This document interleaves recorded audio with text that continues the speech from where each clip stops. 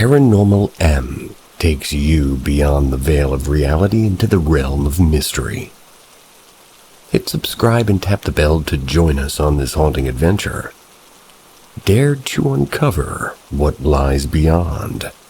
Green ghosts, orange-beaked ghost, and death at night.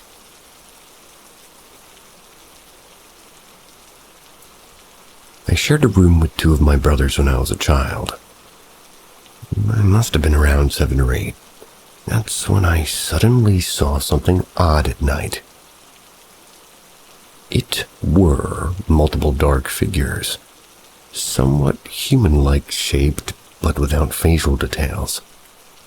They walked in a circle, went through the wall. They never interacted with me or went outside of that circle, but every night they would come back. The pacing different, sometimes fast, sometimes almost to a standstill. On the other side of the wall they were walking through, it was my parents' bedroom. They had a picture of Maria hanging on their wall on that exact spot. Because I kept seeing them, I moved to my parents' bedroom, never seeing them again. My second experience was a few years later. I was 11. We moved to another house, still sharing the room with my brothers. I one night woke up. I could barely move, and across the room I saw this large white figure of a man. It had an orange chicken-like beak and angry orange eyes. It was looking at my brother sleeping. I crawled underneath my blanket and closed my eyes. When I looked back up, it was still there. It turned towards the wall. Every time I looked again, it moved close to the wall furthest away from me, and eventually going through it. Now, I have had sleep paralysis throughout my life, but this felt different. My last experience came 2 years ago. My mother fell ill with cancer, and I took her in. She was having some issues during the chemo, and she was taken to the hospital. During the time she was there, I suddenly felt something during the nights. It was this presence. I didn't see something or hear things, but just felt somebody being in her room. It felt like death, and it felt like it was searching. Every night it was the same. This went on for weeks. Suddenly it was gone. 2 days later, my mother passed away. I always thought it was death looking for her, and it had finally found her. What does worry me is that recently I felt a likewise present again during the night. It doesn't feel like death, but evil.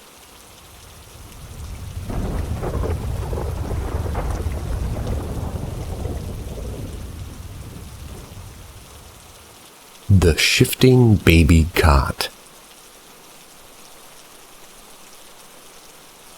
I will start this off by saying that I have never personally experienced anything paranormal, nor do I ever want to. Something about it just bothers me, so I'm thankful that I have no personal stories to relate here. The story I've decided to share is one that I heard from a family friend at a New Year's Eve party. It took place in 2011 on a private beach in Sydney, Australia, as the sun was coming down. She was a middle-aged lady who had begun to discuss this house that her friend lived in, which was supposedly haunted. She described a number of things that her friend and her friend's family members had experienced on a regular basis there, such that it was just a fact of life for them by that point. The details of most of those stories escape my mind now, and because this is third-hand, I'll only share the single story that sticks vividly in my mind that she told that evening. Her friend had an infant child. and that child would always sleep on a cot in the same room. That's where the child would be left alone during the night. The cot was always positioned parallel to one of the walls in the room, but not so that it rested against the wall. It was instead placed a few feet away from it. The mother became concerned when she discovered that each morning when she would come to check on the baby, the cot had moved so that it was touching that wall. The baby was too small to be capable of moving it, and the cot was not on wheels. She would always pull the cot back to where it should have been, a few feet away from it, and each morning she would find it against the wall in the exact same way. Well, just for the sake of it, either out of curiosity or frustration, the mother choked on my own tongue. The mother decided to move the cot much further away from the wall this time, into the very center of the room. Of course, when she came back in the next morning, she found the cot had once again been moved. It was resting against the very same wall. I think a ghost grabbed my tongue.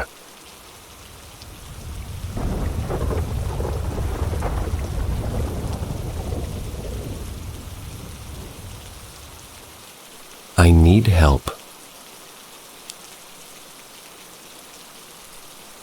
What I do know as of typing this, the activity is ramping up tenfold. I'm wary of sharing any actual names, including my own, as you might see why. And before you go off immediately writing this off as somebody high off crack trying to make a piss-poor ghost story, I assure you I'm not. This is my story, that myself and 3 others know of. I'm not here to convince you of anything, really. I'm only here for 2 reasons. To see if anybody's had the same experience, and or can help me in ridding this thing away from me. So with all of that out of the way, let's start. I will name myself X. I was 21 at the time of this incident, and I'm now 22. I worked many different jobs, mainly the food industry. My father was part of the HQ staff of a security company that still operates today, only 1 year later. I eventually decided to try my hand in something completely different. Security, of course. I worked for the company for about 8 months as a level 2 officer. And after about 1 year, I moved up to level 3 to officer. Level 3 is somebody who's authorized to carry and handcuff. According to the company's policies and the client's policies, I was moved to my first post as a level 3. A hospital located in San Antonio, Texas. I will not give out the name. Anyways, I worked at said hospital for about 3 months until I was there, and there was an abandoned section of this hospital. I was offered a tour, and before I go further, I should explain who was with me upon entering the abandoned section. First up is Agent Y. Agent Y was a former Secret Service agent who retired and eventually ended in the security company I was in. Next up is Marine 1 and 2. As the name suggests, these 2 were former Marines. One was infantry who was in the Battle of Fallujah, and continued to see more action for another 6 years before leaving. Marine 2 was a former drill instructor. I'm saying this as a point of reference to show you that these people were not some wannabe thugs taken off the street to become some lousy security officers. In fact, 70% of the company are military, or sometimes they have law enforcement background. Anyways, Agent Y was my supervisor of site. Each site needed a supervisor. I won't go into detail about that. Agent Y also so happened to be the hospital's main security supervisor. So Agent Y and Marine 1 and 2 all went with me to the abandoned section. We all had our own flashlights. We explored essentially the whole building without any incident, until we reached the ICU. Fucking goddamn it, I'm crying as I type this. This will haunt me until I die. We reached the ICU. We were stopped as there was a three-way fork. Each hall had a miniature hall connecting to the next. All three hallways were parallel to each other. We decided on the far left one and continued down. The narrator wonders how there's a bird at 3 a.m. The plan was to go all the way down the circle and back to take the next hallways. If it weren't for what I was about to experience, it was almost entrancing to see all the equipment and whatnot left there to rot. We reached the end of the first hallway when, before all of us could turn around, Agent Y was first to notice that Marine 2 was fixated on a particular doorway. When we all turned in the direction of Marine 2, I immediately felt sick, like I was going to vomit violently. It started to smell like rotten meat, and this all took within the span of 3 seconds. When we all faced the doorway, we all immediately noticed it. It was fucking peeking at us from the top of the doorway. God, I need to step away for a moment. It stared at us from the top of this doorway, and it was more immediately drawn, or rather I was more immediately drawn to its eyes. I would have expected normal eyes, but was instead met with inky blackness. There were voids where its eyes should have been. Marine 1 was first to run, followed by Marine 2. I then ran next, and my heart was shitting itself. As I was running, I noticed Agent Y outrunning me, and for some god-awful reason I was compelled to turn around to see if it was chasing us. The damned thing was floating toward us. From here, I'm not sure what happened as my brain blacked out, but what I do know is that a few months later, the abandoned building was destroyed. I genuinely wish it would stop here, but it gets worse. Agent Y, 3 weeks after the building's demolition, he committed suicide. A few days later, Marine 1 died under unknown circumstances. I tried to live my life without an acknowledgement of what I saw, but I still see that godforsaken thing in the corner of my eye. I fear I'm next. Any advice would be of genuine help. About 5 days ago, I eventually got a priest who performed an exorcism on the house. The entity was only kept at bay for some time, but eventually decided not only to torment me, but rather Marine 2 as well. They seem to have taken the brunt of this thing's anger. This shit is starting to sound more and more unbelievable, but I genuinely wish it was all just a joke. God, I wish it was.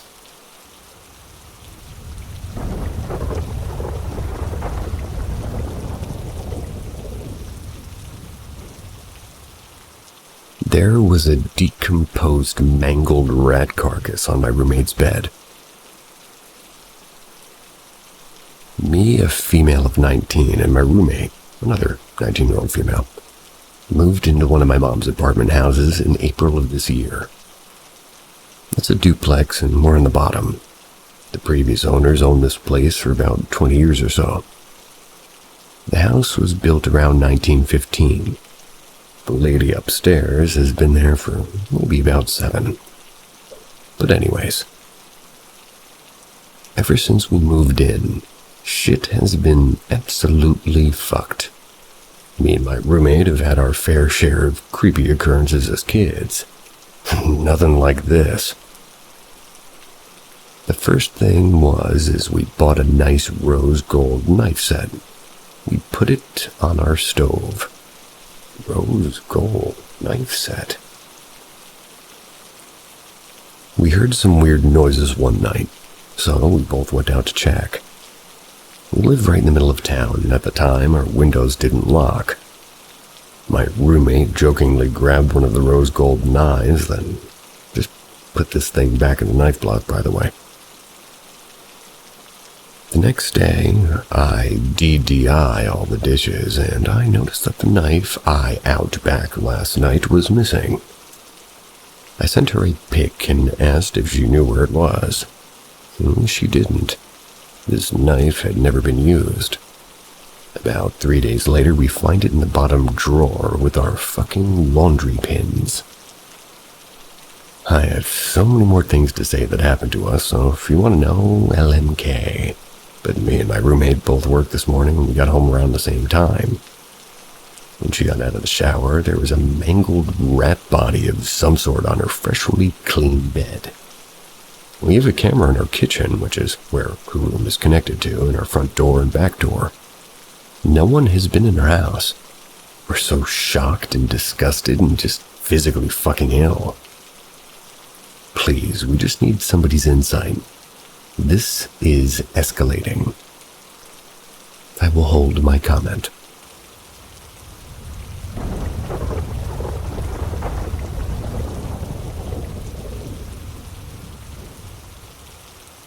A demon calling my name.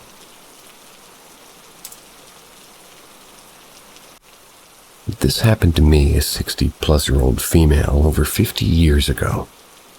It was in Northeast Ohio. My aunt owned a huge 3-story-plus full-suite attic Civil War-era mansion. I would often visit and play with my cousin in this house. As an adult, I realized the house was set up like a house in the movie Clue. It had the secret passages connecting certain rooms on the opposite sides of the building. My aunt used to rent out the rooms and suites to random people, and some of the long, dark halls had the sounds of people. But I wasn't allowed to go past a certain point, and I never saw anybody coming in or out, so I'm not really sure if there really were other people there. I have a bunch of crazy stuff happen there, but this is about my last day. I guess I should also tell you my aunt and her 3 sisters, who all lived in other places in the same city, practiced witchcraft. All these people have since passed away. I did not practice witchcraft. I'm a Christian, but I've seen too much to not believe in evil and the paranormal. Anyway, the layout at the front entrance was, you stepped into a huge room that was off to your left, and there was a huge staircase that went upstairs. If you walked past that on the other side of the wall, there was a small servant staircase that went both upstairs and down into the basement. If you kept going that direction, you entered a room used as a schoolroom.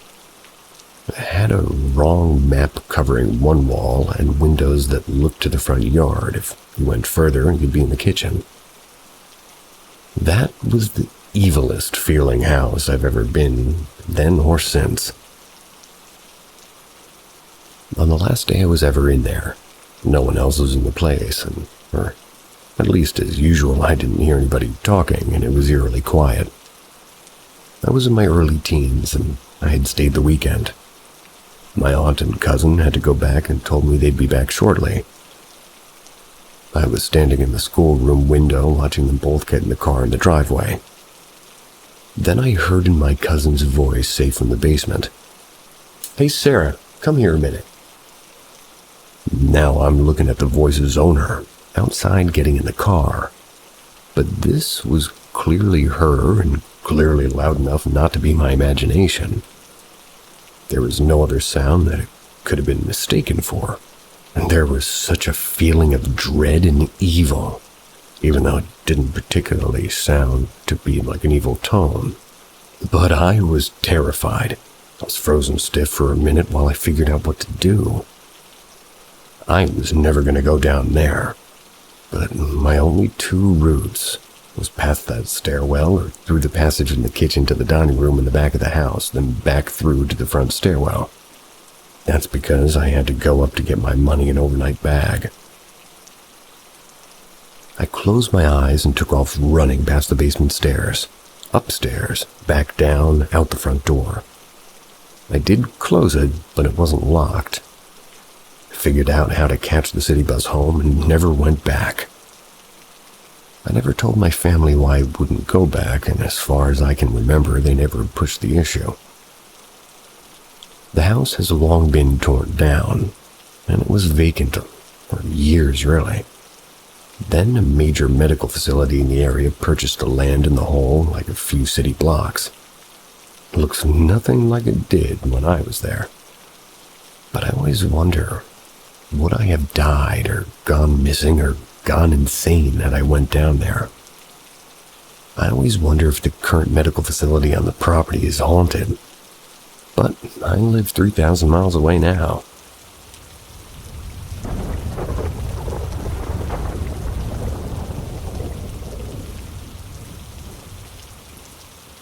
Footsteps in the loft. We moved in there as a family. My parents, my brother, and I. This was maybe when I was 7. It was a semi-detached UK house with 2 bedrooms and a loft. The bedroom my brother and I shared had access to this loft. That was via a standard door and a staircase leading up to the larger loft and suite. My father used to sleep and work there before he moved out, as my parents were separated for a long time before their divorce. While he still lived there, however, I became accustomed to the sounds of him walking in the loft and down the stairs to be in my brother's bedroom. And this will be important for later. Again, I knew inside out what footsteps sounded like when somebody was in the loft or walking down the stairs to the bedroom. But anyway, before my father moved out, a lot of shit happened between him and my mother. So I remember starting to feel a deeply troubling energy whenever I was in the house. After he had left, I still continued to hear these footsteps. Of course, pacing up and down the loft and sometimes down the staircase to the door where my brother and my bedroom was. My mother would often go up there to use the en suite, so there were occasions where I heard the pacing and went up thinking I'd find my mother there, but the loft would always be empty. I heard these footsteps a lot in the evenings, all the way from downstairs in the living room. They were heavy. Sometimes would slow down, sometimes speed up. I dreaded when my mother would send me up there to get some wrapping paper or something or other.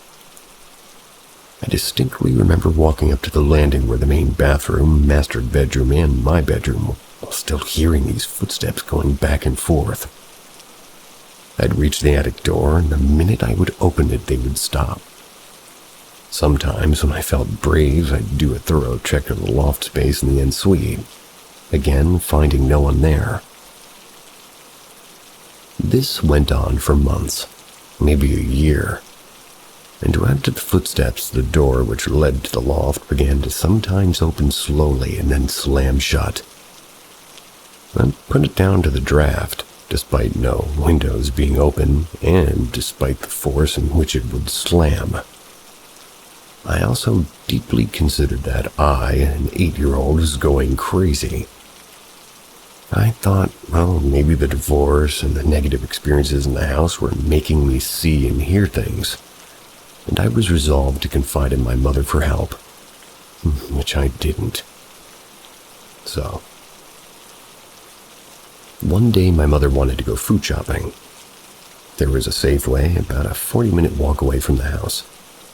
But on that specific day, I was too tired to do the 40-minute walk and threw a tantrum, adamant I was going to stay home by myself.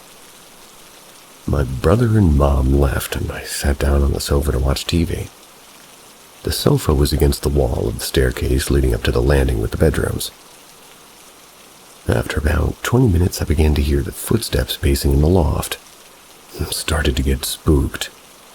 I remember thinking, it's all good, they'll stop soon, or if they don't, nothing bad will happen. There's nothing up there. And then they started coming down the loft stairs, and at this point I turned the TV volume way up. I consoled myself with the idea that this was a usual thing. I remember telling myself, it's okay, they'll stay there. But they didn't. I started hearing them. Heavier. They were walking across my room. That feeling was like absolute horror. Like someone was up there and now knew I was alone. Again, I thought, okay, as long as they stay a floor above me, I'll be good. I calculated in my head that the steps should have reached the top of the staircase leading to the floor by now. I held my breath and I heard nothing. I was about to dismiss it as just stupidity, but then it started walking slowly but loudly down the stairs just behind me. To the right of me was the door entering the living room.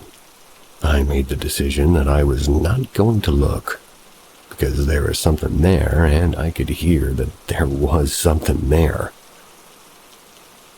Anyway, I started singing to myself. I sang Twinkle, Twinkle Star so loudly over and over again, and to be honest, I don't remember much after that, apart from hearing a knock at the door after what felt like literally only a minute, even though my brother and mother were probably only halfway. And then opening it to see both my mother and brother back with the shopping. The footsteps continued after that like they did before this day, as well as the door slamming. I never told anyone and we moved shortly after. Never brought it up again, till I was maybe 11. By then, I had chalked up these events down to my life at that house having a negative effect on my mental health. So my brother and I had gone to dinner with my dad at Pizza Express. We must have been talking about spooky things. I thought, oh, why not tell them what I experienced in the house? I told the story in a brief way with not much detail. I look up and I see my brother literally go pale. All he said was, I heard him too. And he went on to describe the sound, the speed, and the heaviness of the footsteps. The change of direction, the door slamming, all of it. My father suggested it was the neighbors due to the house being semi-detached, but even as an 8-year-old, I was thorough. I made sure I could differentiate, if you know what I mean. I often heard neighbors running or going up and down the stairs, and that wasn't it.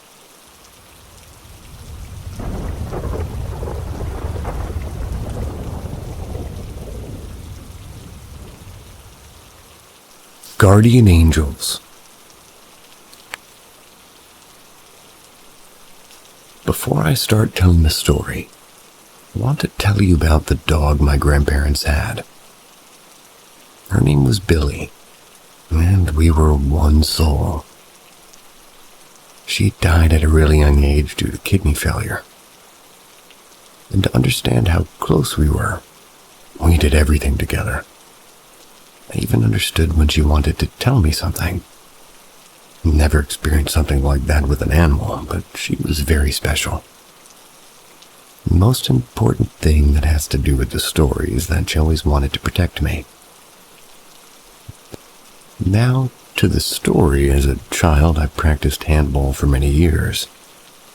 I always walked to my practices to get there, and I had to cross a street. I crossed this street thousands of times before. Sadly, a lot of people don't care about the speed limit and go a lot faster.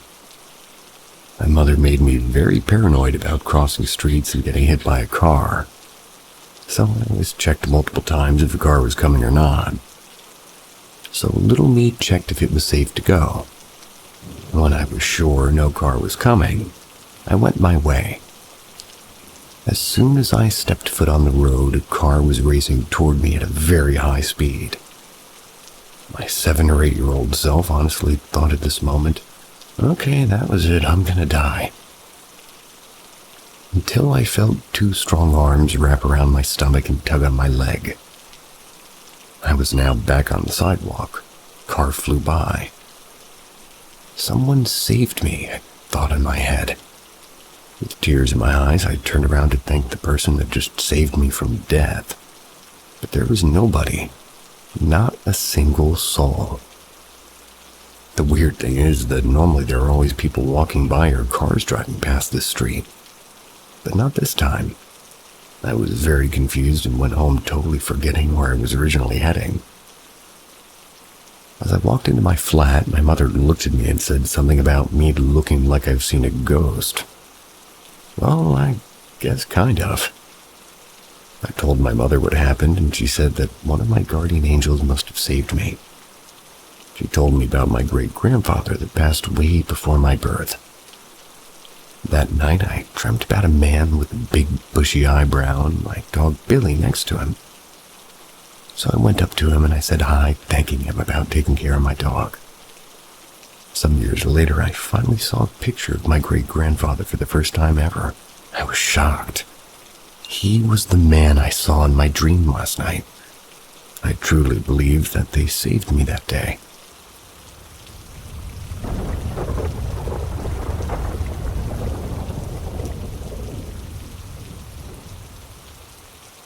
My creepiest encounter. Anyways, my family and I came back. It was late at night from a family gathering. Everybody went to sleep and, it was late. And to be clear, back then I had a room in the basement. It was next to my room, and my sister's room, and next to her room was my parents' bedroom. And to be clear, if you want to go to the parents' bedroom, you gotta go through my sister's room. Then there's a tiny floor which leads to my room as well as a bathroom and a stairway. My room also leads to our main floor. After you open the door, there's a stairway going up. So, just as I'm getting comfy, I've heard strange noises from my parents' bedrooms. Like something slowly approaching, but not steps but like something on wheels. I heard it say something I didn't understand, in a robotic kind of a way. I was already freaked out and I didn't really know if I should turn the light off or on. I let it stay on and was really close, and as every kid, I pulled my blanket over my head and the thing stopped before my bed and said, "So." It stopped before my bed and said, "So." At this point, I was absolutely terrified and I couldn't move because I was deathly scared. I gathered my courage and watched what was standing there, just watching me. I think it was a witch just watching me.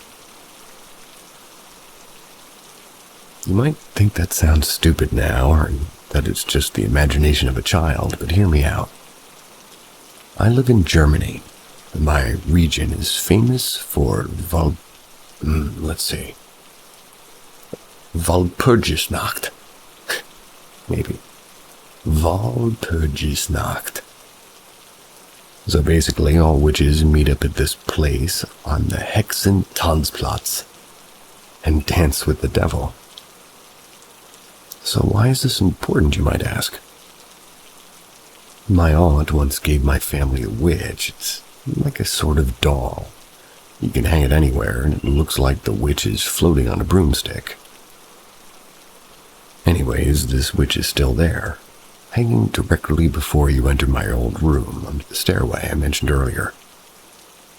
She also looks really scary, so now it's getting crazy. My sister once slept in my bedroom since we had guests, and I slept in my mom and dad. Or probably by them. And after that night, my sister told me that she saw some sort of a witch. To be clear, my sister is 5 years older than me. Could be that she was scared because I've told her about my encounter before and she was scared after that. Maybe she just imagined all of this. Her reaction the next morning was real and she was really scared. Now, about 10 years later after that accident, we still have no clue what we've encountered there. We both aren't skeptics. My memory is blindsided by attempting to speak German.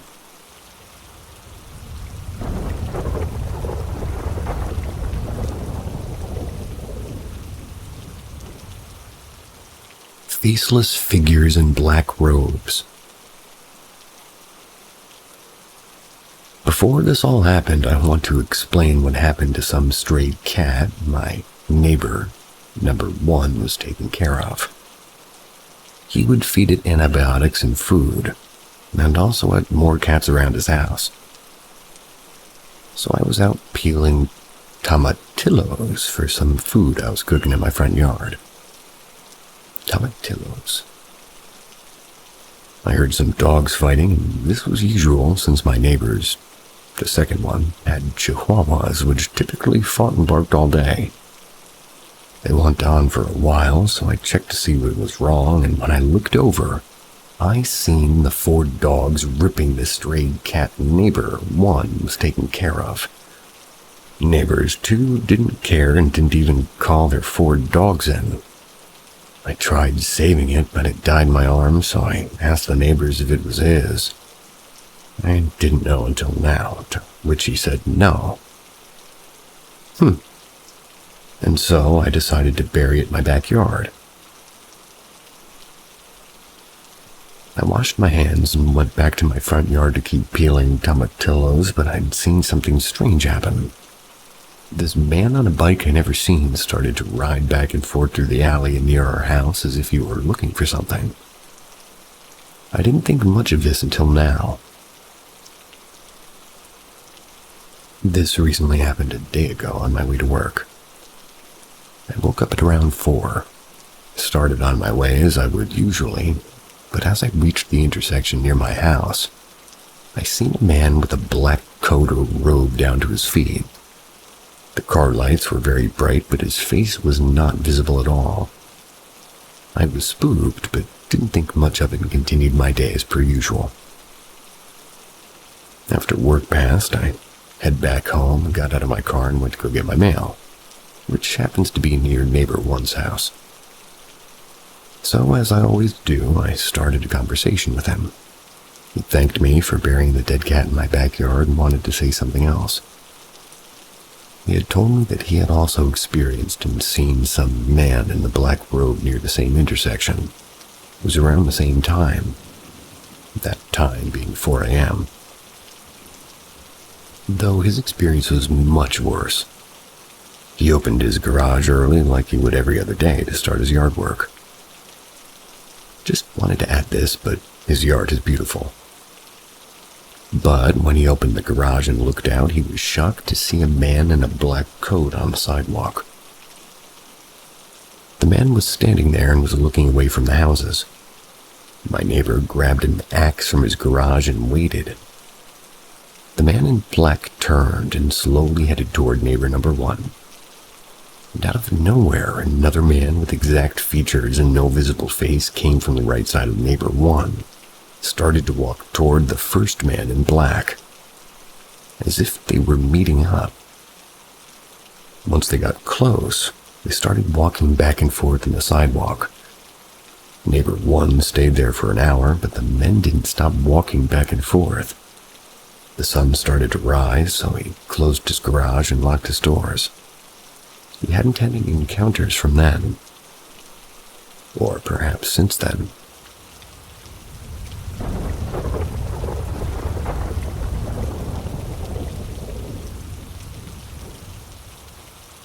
Orb of light creature phased into my room 8 years ago, snarled at me, and I cowered in a blanket.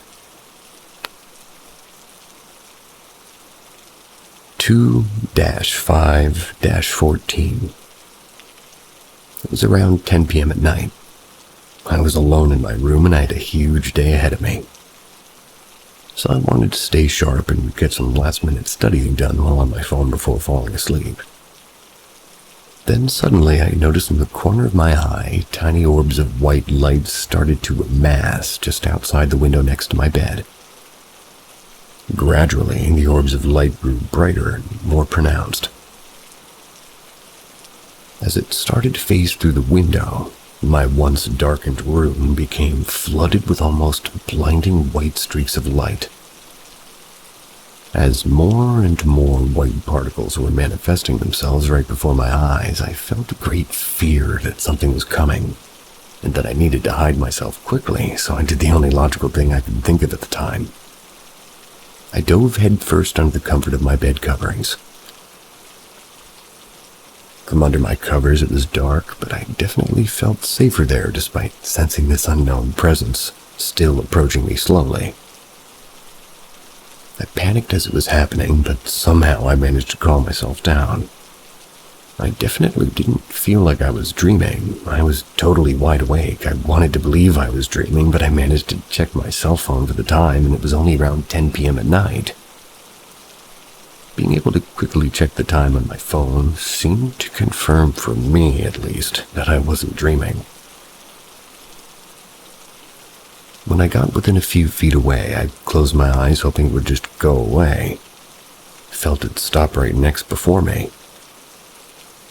I wasn't sure if it was friend or foe, but I knew it was watching me. I felt its grand presence looming over me while I cowered. I also felt it could sense my fear, because as I started to succumb to the fear of possibly dying, I started to hear growling like from a dog. At first, it started off soft, but after some silence, there was a loud snarling sound, like as if from a wolf. Needless to say, I was very afraid at this point. And from there, I kept my eyes closed and I didn't want to move at all, so I stayed still. I felt if I had peeked at that moment that I might not have survived. I just wanted it to leave me alone. After some brief silence, the orb of light seemed to have shifted its focus from me and floated across the other side of the room into my walk-in closet, where it slowly dissipated. No longer feeling its presence, I hopped out of bed and followed after it toward the closet. Nothing. My supernatural encounter had ended. And from time to time, I wonder what would have happened to me if I'd looked at it instead of hiding. I'm not sure what it was, a cryptid and interdimensional being. Something or someone astral projecting even. Whatever it was anything but a dream. Has anyone experienced anything similar? I'm scouring my brain for a dream where I had a phone in it. I guess because I'm of that age where we didn't have smartphones. I think I was alive long enough before they came out that they just don't find their way into my dream. How about you guys? Anybody anybody in the following generation? Can you perhaps tell me if you have dreams with your cell phones in it or not? That's a question I haven't asked very many people, actually.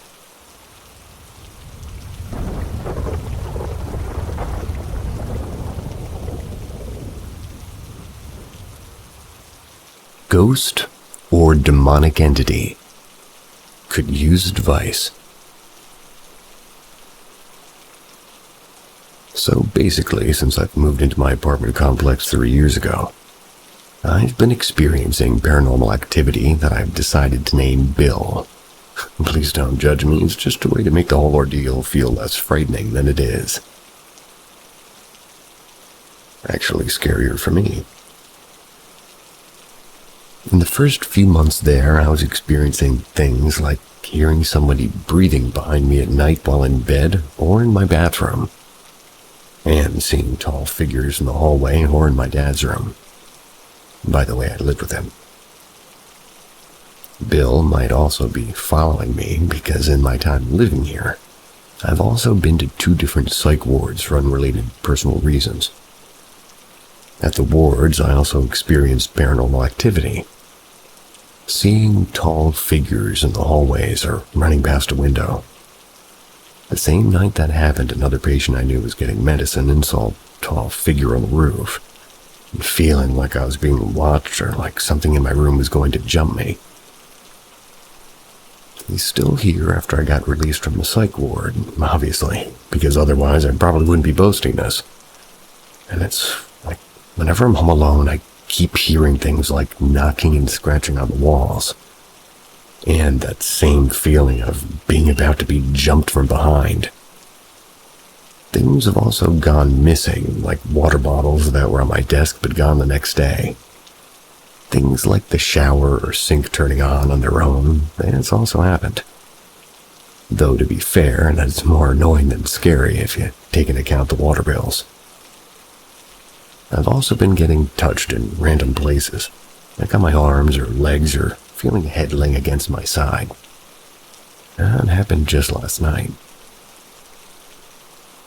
I know this all might seem a bit ridiculous, especially considering I named him, but I could really just use some advice on the matter. I've already talked to a friend who's more experienced with spiritual things, and they're convinced I'm dealing with a nuisance of a demon. But I wanted an outsider's opinion on the matter.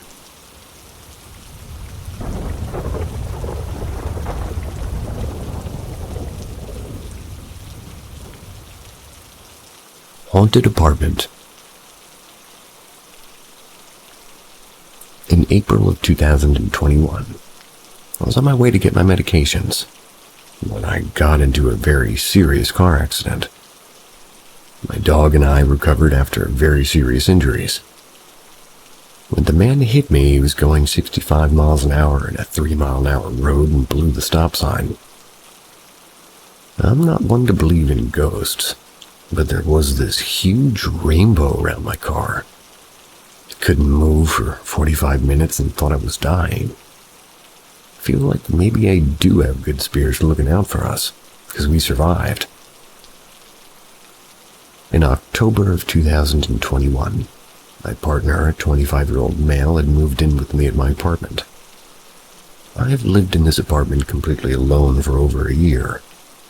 Nothing had really been happening, but it was starting in very small instants. When my partner was in a different room, I was laying on the couch with my dog Kuma and my cat Marley asleep next to me. Cool dog name. Our balcony door was locked because I struggle with paranoia. I used to have curtain lights hanging from our balcony door until I had noticed that one strand was swinging, and it wasn't just subtle. I managed to get a quick video of it, but it stopped as soon as my partner came back. Since 2022 started to now, we've noticed our devices were acting up.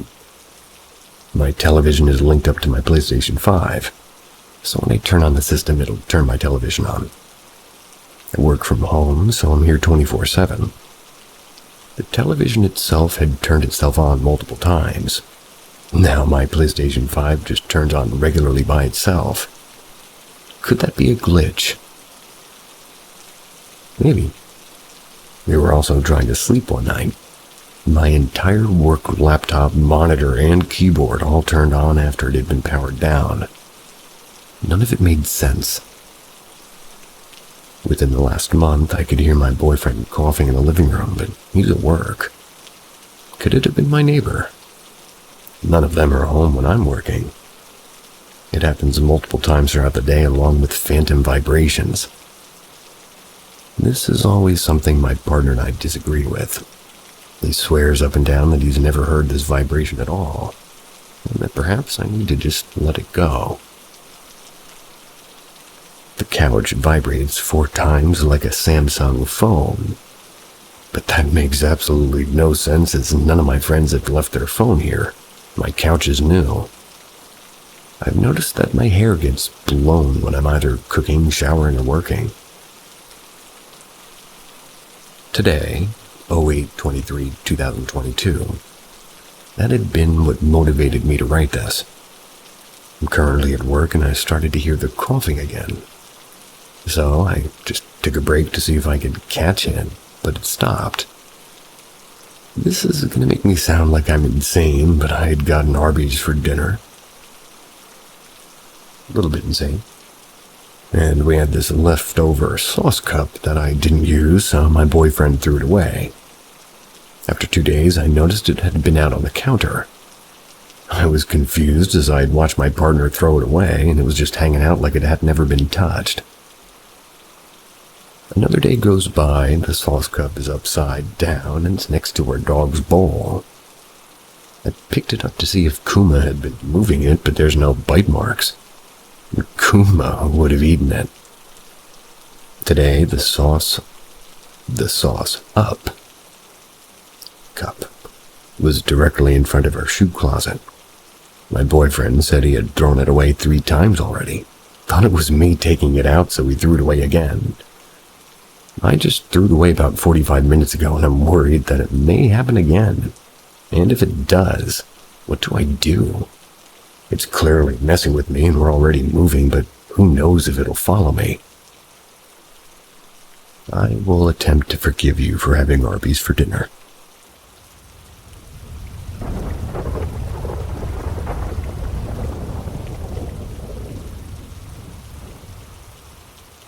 Everyday noises at night. But I'll tell you the whole thing from the beginning. 1 month ago in my apartment building, some weird noises started, like somebody was doing some construction work on their flat. I didn't pay much attention, like somebody should be repairing stuff or something of that sort.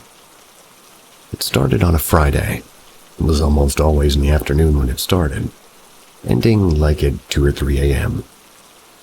The weekend, same thing. Morning, quiet. Rest of the day, busy with the noise, looking like somebody was hammering something. Everyone that was on the right side of the building, being my side, was starting to get annoyed. Mostly because everybody wanted to rest to be able to work in the next day. Of course, we started to try to find the location of the source, to try to pin down this to some particular apartment. There's also another building close to ours where the walls connect, and I've gone to every apartment. I put my ear near the lock and almost no sound, just propagation. The flat mostly affected is my upper neighbor, I think. That's where she lives with her daughter. We thought that it should be the apartment above her making all this noise. Even though the water supply is shut down, same with electricity, so logically nobody should be living there. But we had to be 100% sure, so we called the owner. Asked her kindly to open the apartment so we could check if somebody was using it, or had forced an entrance perhaps. But no one was there, and the noise could be heard. It was coming from the apartment underneath where my neighbor above lives. So we ruled out that maybe the inhabited apartment was the source. Time goes by, and this phenomenon repeats every day. No misses. Bangs on the wall, bangs on every division of the apartment of my neighbor, on the furniture, on things falling in the bathroom and kitchen, and police were even called 3 times. But of course, they couldn't solve anything. They entered this flat. They also heard the noises, but they could not pinpoint where all the sound was coming from. It also travels very fast from the kitchen to the living room. Also on the corridor, and this is on the first floor, we started to bang the wooden walls. Then we would have replies, like more bangs from this unknown source. Even asking questions and saying, knock once for yes, knock twice for no, we would actually get replies. If I knocked 1 time, 2 times, 3 times, 4 times, I would get the same number of knocks answering me. It was very weird. Fast forward to the last days. Both my neighbor and her daughter went away for the weekend. Magically, the sound stopped. I didn't know this until yesterday, and I just thought, finally, the noise went away. They returned yesterday. And guess what did also? Yep, that's right, knocking hell again. So I'm in the corridor with both my upper neighbor and another from the same corridor chatting. Both her and her daughter were outside the flat. Her daughter playing with the other girl, the other neighbor's granddaughter. And by this time, 0 noises. They were all chilling in the corridor. But later on, her daughter went inside to pick a doll to play. We started hearing the knocks again, and every single time her daughter went inside, we would hear, like, after 3 or 5 seconds, the knocks. So I asked my neighbor, "Can I go inside?" She replies, "Yes, of course." I went inside, full silence. I stood there like 30 seconds and nothing. I came out, I asked my neighbor if she can go inside as well. She goes inside and zero knocks. We ask her daughter if she can go inside again, and boom, knocking all over the place. I kid you not, this didn't miss, and like 10 or 12 times she went inside. Every single time. Knocks. Later on, other neighbors arrived in the corridor. Did the same request. We went inside and zero noises. Daughter goes, full-blown knocks.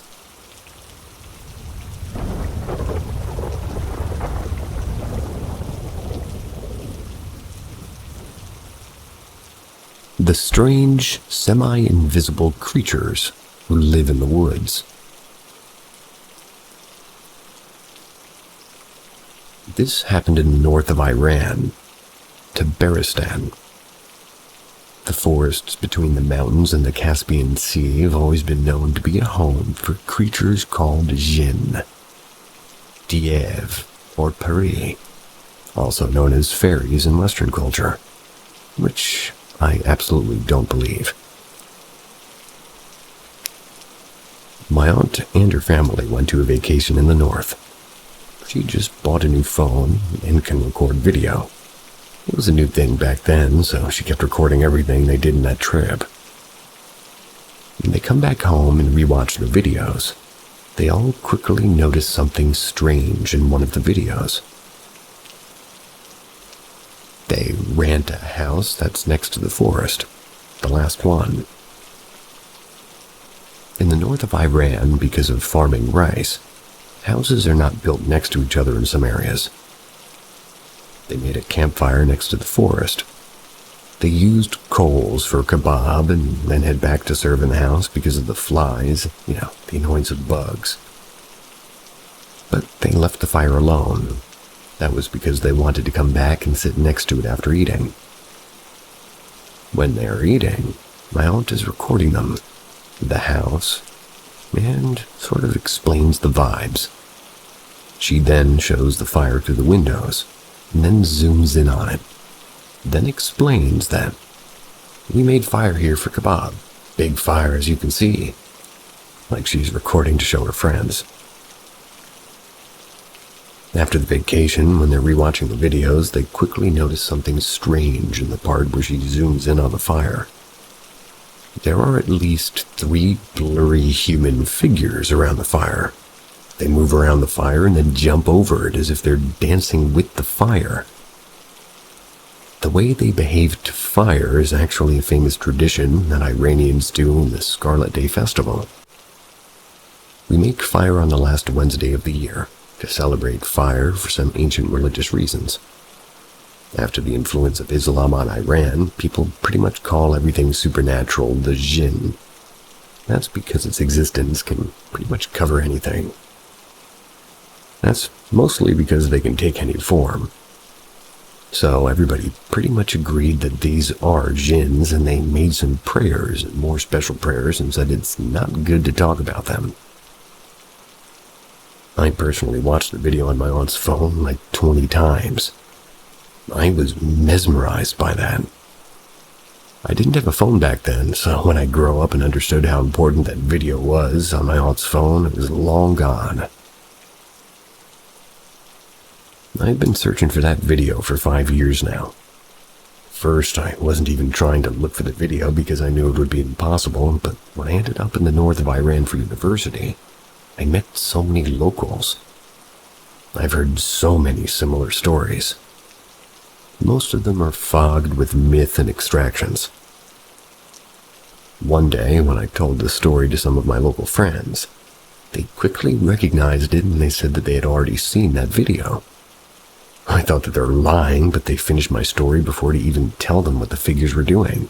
They already knew it. I was blown away. So it turns out my aunt shared that video with some locals because they were excited that they caught jinns on camera. Over the years, that video was shared in the chain of Bluetooth sharings, and many people have seen it back then. So I started asking people if they remember such a clip. I found 3 more non-related individuals who've seen it. I tried searching the internet, deep web, dark web, any web you say. I have not found it. If you do happen to have this video or anything similar to this, DM me an urge. I have two hypotheses, or hypotheses. A, old phones are not good at rendering fire, which is also zoomed in. The heat from the flames appears as a blur, but the display shows it as pixels and colors, and some random interaction of wind and the flames made some optical illusions. Also, my memories are distorted. I can't be sure what I'm remembering is real in the real video. You can't remember videos very vividly, and try remembering a scene from the Titanic movie. How accurate do you think your imagination is? If it's the part with the propeller, pretty accurate. B, there are some semi-invisible creatures who live in the forest. They appear to be smart based on that video. That's because they're mimicking what humans do in that area. If they've developed this much of advanced stealth features through evolution, they're probably very vulnerable.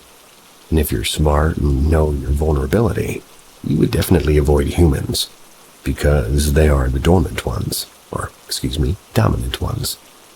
That's why they live in the deep forests. We do not know anything else about them. Seems like they're incapable of making fire, but they do like it, or maybe they're just trying to put it down to save their habitat. Maybe they thought humans have left a fire next to the forest, and they know the danger because it happens almost every year in the north of Iran. Many parts have burned before. If they live in those woods, then the fire is a very stressful thing for them.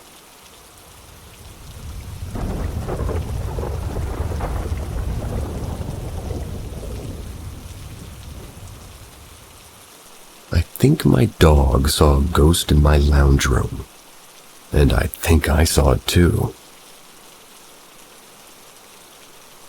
Sometime in 2017, probably around June, July, and August, my dog had seemed to be staring into my lounge room at night for no apparent reason. My house is cluttered, so I couldn't do anything to explore it, but every time I'd see him there, I'd just look into the lounge room as well, trying to see if there was anything there. I couldn't see anything many of the time, so I'd just ask my dog, "What are you looking at?" He's usually very ready to react to any conversation around or project it at him, but all these times he was completely undeterred from staring into the lounge room. So over these months I'd seen him doing this, and something I started to notice is that it was always around 11 or 12. It really started to freak me out, so I kept looking in when he would do this. For the first time, I think, I saw that of a gray figure.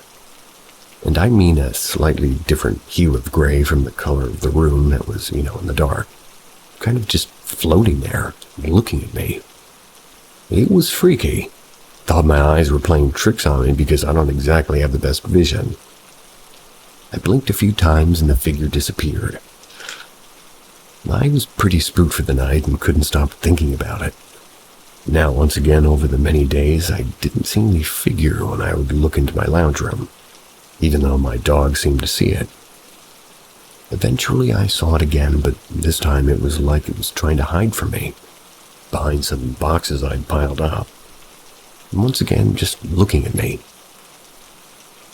I spoke to my dad about the situation, and he said that he believes that when we die, our energy is left behind. So basically, like our soul. And so if I told it to go away, it'll go away. I ended up seeing my dog looking into the lounge room again, so I stood there alongside of him, ready to say the words, but I felt scared. I didn't know whether it would be, properly finding out that, "Oh, my cover's blown," something like that. So I didn't say go away, at least I don't think so. Bug on my foot. My memory is very bad, and this is the only part that I'm pretty clueless on, but if I didn't decide not to, well, I think fearfully whispered go away, maybe.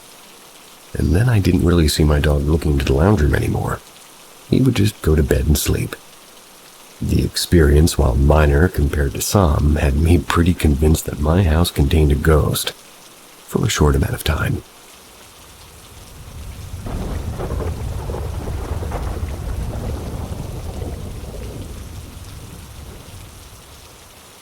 Orbs Explained.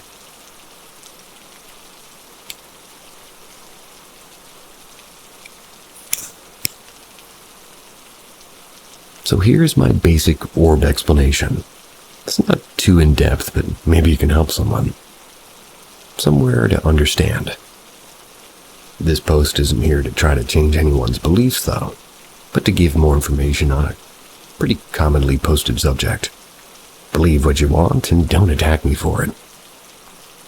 Orbs. Orbs are an extremely common type of paranormal misunderstanding. They've become an extremely common misconception in the paranormal community due to many paranormal reality television shows.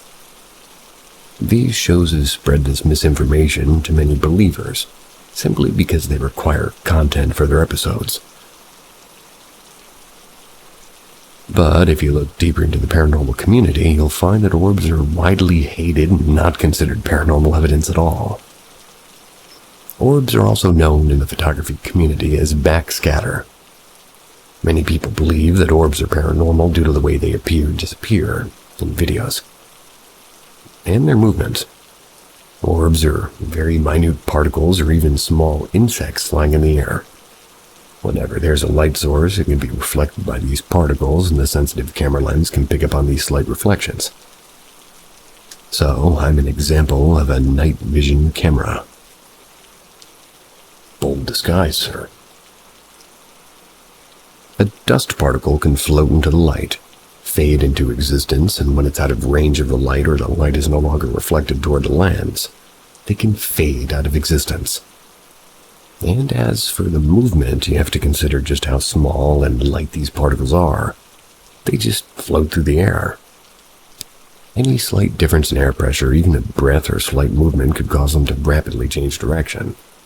These changes in direction are commonly mistaken as an intelligent pattern. My gecko's interrupting you and asking you what about all the orbs people see with their eyeball lenses. Hope I translated that right for you, sir. This is a type of sort of a thing known as agenticity, or an apophenia known as agenticity, which is the tendency to infuse patterns with meanings, intention, and agency. An easy way to tell if it's a backscatter is the environment. Normally people associate old buildings as possibly being haunted, but they're also really dusty. As you walk through an old building, you'll kick up dust. So if you go take photos, you're sure to have orbs. When you're outside, you also have to take into account pollen and insects. You'll also notice that orbs are rarely, if ever, visible in daylight photography. It's always either dark with the use of a flash or it's poorly lit. That's strange ending word, sir. I stand by my gecko's statement on this one, or rather question.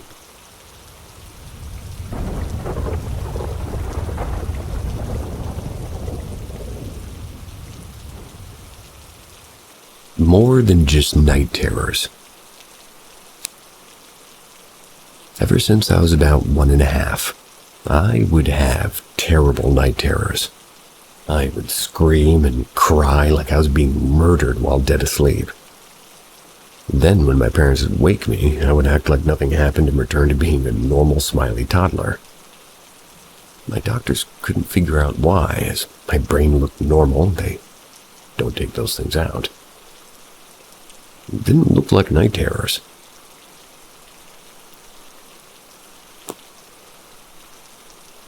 So my mom brushed it off as she was already dealing with so much, and I was born into a house that was built in the early 1800s, and was the only building that survived a fire that burned down the whole town.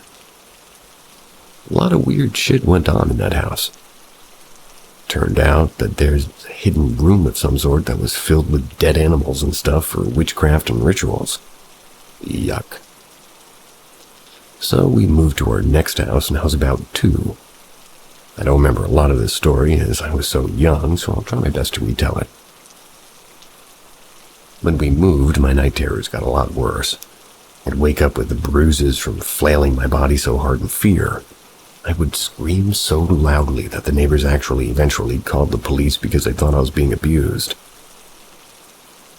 Up until I was about 10, I had a distinct night terror of a man and his dog standing over my bed, blankly staring at me while they burned to death. I suppressed these memories so deeply that I had no clue that I had any of these night terrors. But my family was very aware and got freaked out when I came home one day with my foster sister. Told them about how we played detective and helped solve a mystery where a guy and his dog died in our front yard. Years passed by. I had another night terror that I don't remember much of. They stopped altogether when my family moved into a different house. I was 15. I was a freshman in high school, and something I thought was weird is that I drew a picture of a man burning that seemed moldy familiar. But it didn't bother me until a few years later. That's when I turned 16. My family was eating dinner, and my brother, who moved out a few years before, he casually made a joke about me being a spawn of Satan because of my night terrors. I laughed because I thought he was just making a joke about my night terrors, till my mom got mad at him and told him to shut up. That's when I got confused and a little concerned. Understandably. I asked what they were talking about on my mom's side. She reminded me of my night terrors about the man and his dog, and then told me that there was an electrical fire in our house about 10 years before we lived there. The entire inside was destroyed, and an elderly man and his dog burned to death while asleep in my room. They didn't want to tell me while we were still living there.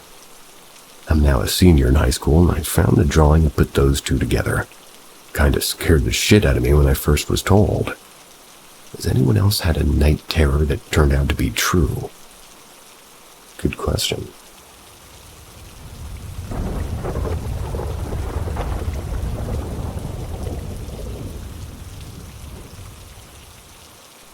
The Bel Air House.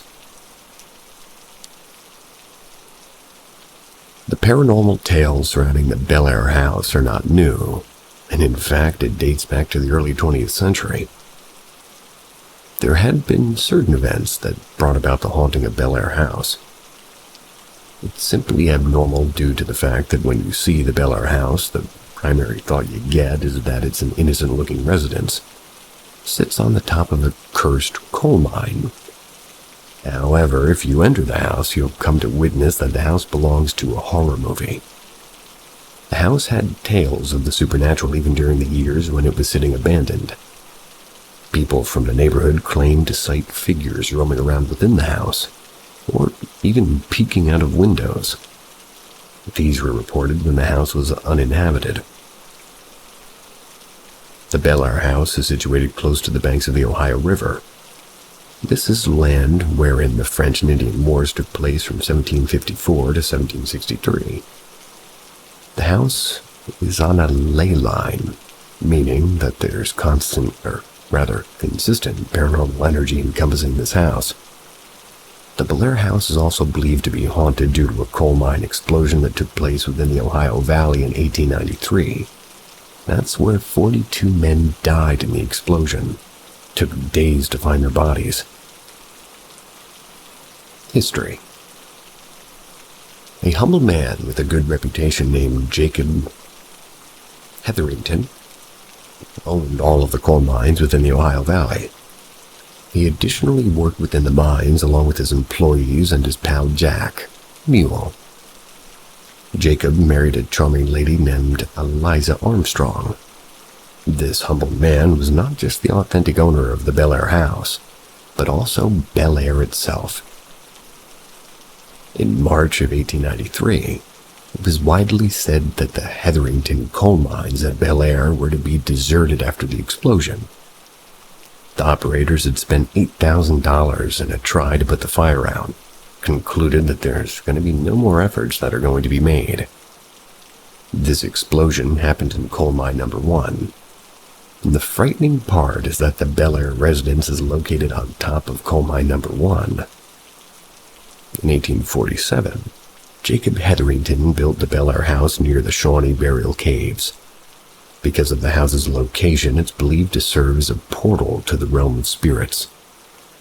Also, in 1754, the French and Indian conflict ran riots throughout Bel Air. The bloodshed still stains Bel Air. Also, it is believed the place that this house is located on was used by Native Americans to perform occult rituals. After Jacob, Alex Hetherington inherited the fortunes, but the business started to fail due to Alex's strange state. He reported seeing demons, claimed that they tried to kill him, and also had sporadic seizures. People believed that he was haunted and cursed by spirits of people who died in the coal mine explosions. Alex was put into a mental asylum and the property moved into the hands of his daughter, Lyde, Liddy? I'm gonna go with Liddy. After a few years, even she died inside the house itself. After her death, Edwin tried all he could to commune with the spirit of his sister, with the help of multiple occult rituals. It is believed that these rituals made this house a portal to the realm of the dead. Paranormal occurrences. It is said that the kid of one of Edwin's servants was pushed out of the window in the attic. She had a powerful bloodline that would lure a specific demon inside the house. He is strongly believed that this demon would help him commune with his sister's spirit. But after this incident, 3 other people died in a similar fashion by jumping out of the window in the attic. After the house's abandonment, neighbors started to report seeing apparitions on the windows of the house. The house then went into Ghost again. The house then went into the possession of Christine Lee, or Kristen Lee, and she moved into the house with her family. Kristen reported making contact with multiple malicious spirits and documented the terrific experiences that she had. Because of multiple terrible experiences, she eventually had to move out of the house. The house is said to be haunted by multiple spirits, with Emily Davis being the most prominent one. Some say she's a little girl, while others say she's a disconcerting demon who hides inside of the identity of a little girl. This entity is often spotted inside the attic. Paranormal activity is never ensured inside the house, with visitors reporting hearing voices and footsteps, and seeing phantoms and shadow figures. Poltergeist activity has also been reported inside the house, with the visitors being physically attacked and scratched by the unknown.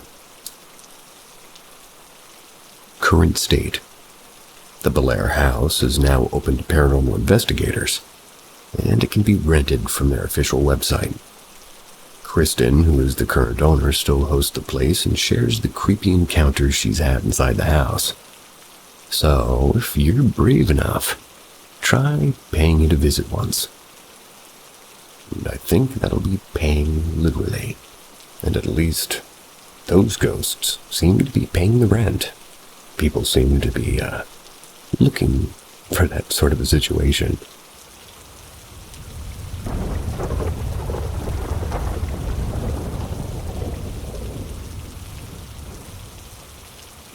The Saley House. In a quiet and scenic town named Atchison in Kansas sits a house whose characteristics are completely different from its locality. A phantom named Saley has reportedly made this house its home, and this has given the house its well-known name, the Saley House. It is claimed that even the bravest of hearts break emotionally inside the house because of the eerie atmosphere that it offers. History. Built during the mid-1800s by the Finneys, it was used by Dr. Charles Finney as his clinic. He was a local physician and used the house to practice medicine. He used the bottom floor to perform surgery and examinations, and used one of the bedrooms as his office. The family initially lived inside the building, but eventually moved out because of the limited space inside the house. One dreadful night, a panicking mother brought her 6-year-old daughter named Sally to the house for treatment. The kid was going through extreme pain and suffering, and the mother begged Charles Finney to treat her. After performing a thorough examination, he confirmed that she had appendicitis and decided to operate on her before her appendix would burst.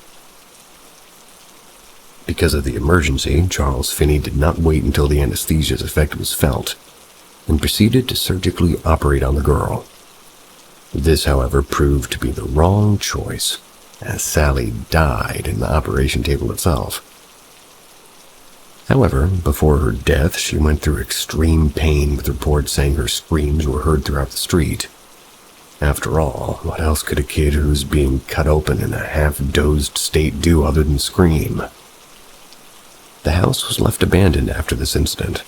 The locals say that occult rituals were performed in the house's basement after its abandonment. The house was later bought by a young couple, Tony and Deborah Pickman, who moved into it in 1993 with their newborn.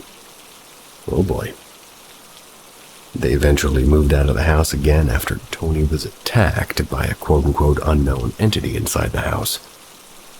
This led to the house being featured on a television show named Sightings, which increased its popularity among the paranormal investigators community. The Sally house was listed on Zillow for $1 million USD in February of 2016, and then its price greatly dropped to almost $500K in 2016 of August. In November 2017, it ended up being taken off the real estate market. Paranormal occurrences. Some claim that the house is haunted by the spirit of Sally, while others claim that a demon that was called by the cultic rituals. The house hosted haunts the house and apparently hides under the identity of Sally's apparition. Also, after investigations, the Kansas Paranormal Group claimed that the phantom of a middle-aged woman also haunts this house. The house's former resident, Tony, reports seeing his dog growl at the empty spaces, mainly near the upstairs nursery. He also reported that he eventually started feeling scratches on his chest and abdomen while he stayed in the house. He says that the operating area grew cold all of a sudden and objects moved all on their own. He says that the event where he was lifted and pushed off the stairs by something that can't be explained proved to be the last straw. One of Atchison Chamber of Commerce's members, Andrea Clements, reports getting a headache and scratchy feeling in the back of her throat every time she enters the house. A paranormal investigator named Elijah had investigated the house multiple times, and every time we've come it's gotten progressively more intense, but we feel it's more than dangerous, is what he had to say. He firmly believes that the house is haunted just by Sally, but by something more sinister as well. During his investigations, he reports seeing balls and toys moving on their own in the upstairs rooms, and also reports hearing footsteps inside the house during the night. Visitors of the house say that their gadgets abruptly stop working inside the house, only to begin working again after they leave the place. They also say that the batteries drain extremely fast inside the house. Some have seen objects move on their own, and some even say that things were aggressively thrown at them, usually by something invisible. Many visitors reported seeing mysterious scratches and bruising on their bodies during and after the visit. And it should be noted that most who report being hurt by the entities inside the house are men. Visitors have also reported being touched and feeling cold spots on their bodies. Some have also experienced sporadic mysterious drops in the temperature. The house not just scares people, but also animals as trained guide dogs consistently refuse to enter the nursery and growl and bark at the empty spaces. Many psychics who have tried to commune with the entities inside the house have also claimed the house to be haunted, and the house has also made many skeptics who enter it leave it as believers of the paranormal. current state. The house is now open for public visits and overnight stays, which can be booked on their official website. My lizard doesn't like when people advertise. Which can be booked on their official website and continues to stay a hotspot for paranormal fanatics. And I, of course, wish you all sweet dreams. See ya.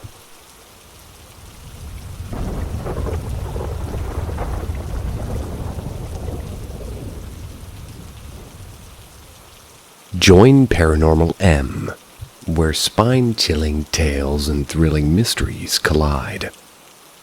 Subscribe and stay connected to weekly stories that'll leave you in awe. The unknown is calling. Will you answer? The Duplex Diaries. Becoming a Believer. In my hometown, there are loads of restored Victorian houses. The city is very strict with them. Any renovation, or certain parts of town at least, they have to be approved by a historical preservation committee. So it raised questions when I saw that this house was a duplex. We lived in the lower unit. It was frickin' gorgeous. The house was over 100 years old with hand-carved wood molding and mostly original floors. You could tell what was part of the original structure and what was added on to make the duplex. Josh's room, the full bathroom, and my room were the addition. My room would have been built onto the closet underneath the stairs. The living room and dining room had all original wood floors. They restored them the best that they could, but there was a 5-foot dark stain in the living room, and a similar mark in a large corner of the dining room. The landlord told us, "There's only so much you can do with these old houses." And we did understand. We were lucky to get such a lovely place, with a modest rent in a cool part of town. I was the first one to notice the weird vibe in the house. When friends would come over, I would ask them. They would feel it too. Most of them agreed. Whenever I was in the kitchen, I felt like I was being watched from behind. Watched hard, like stared down even. Every time I turned to look, my eye would get drawn to the same spot in the doorway, directly above the big dark stain in the dining room. I tried to tell myself that it was probably not real, but it felt like my brain was picking up on the stimuli that couldn't be detected by my eyes. The only knowledge of dealing with the paranormal is to not let them push you around. Take strict dominance. You have to establish boundaries, since you truly don't know what you're dealing with, and the fear gives them the upper hand. I said out loud that I acknowledged their presence and I'm allowing them to exist in the same space as I do. But that could always be revoked. I paid rent, so I had seniority. That feeling of being watched started showing up at random times when I would just be in the room soon after. It wasn't just that anymore either. You know how sometimes you can tell a person is nearby before they make any indication that they're even there? It was kind of like that. I stared at the spot where it originated from, but there was nothing there. It felt like someone was peeking their head around the corner, just like in the kitchen. This would happen for short periods before fading away behind the wall. It would happen like that every so often throughout the night. Pretty much every night. And every time it happened, I was reflexively skeptical and told myself, "Nah, that's not real." I repeated that mantra more and more often in the coming months. In October, it finally got cold enough for us to turn the central heating on. My roommate mentioned to make sure our vents were open. I looked at my room and I saw mine were shut. Once I realized this, I guess you could say a pit opened up at the bottom of my stomach. This meant all the times I saw my Christmas lights hanging up around my room, and I know I was in my early 20s and admittedly awful, was gently swaying. It wasn't caused by the air moving through the vents. Also, we had no air conditioner. Well, none that could have been moving them, at least. It was caused by something else.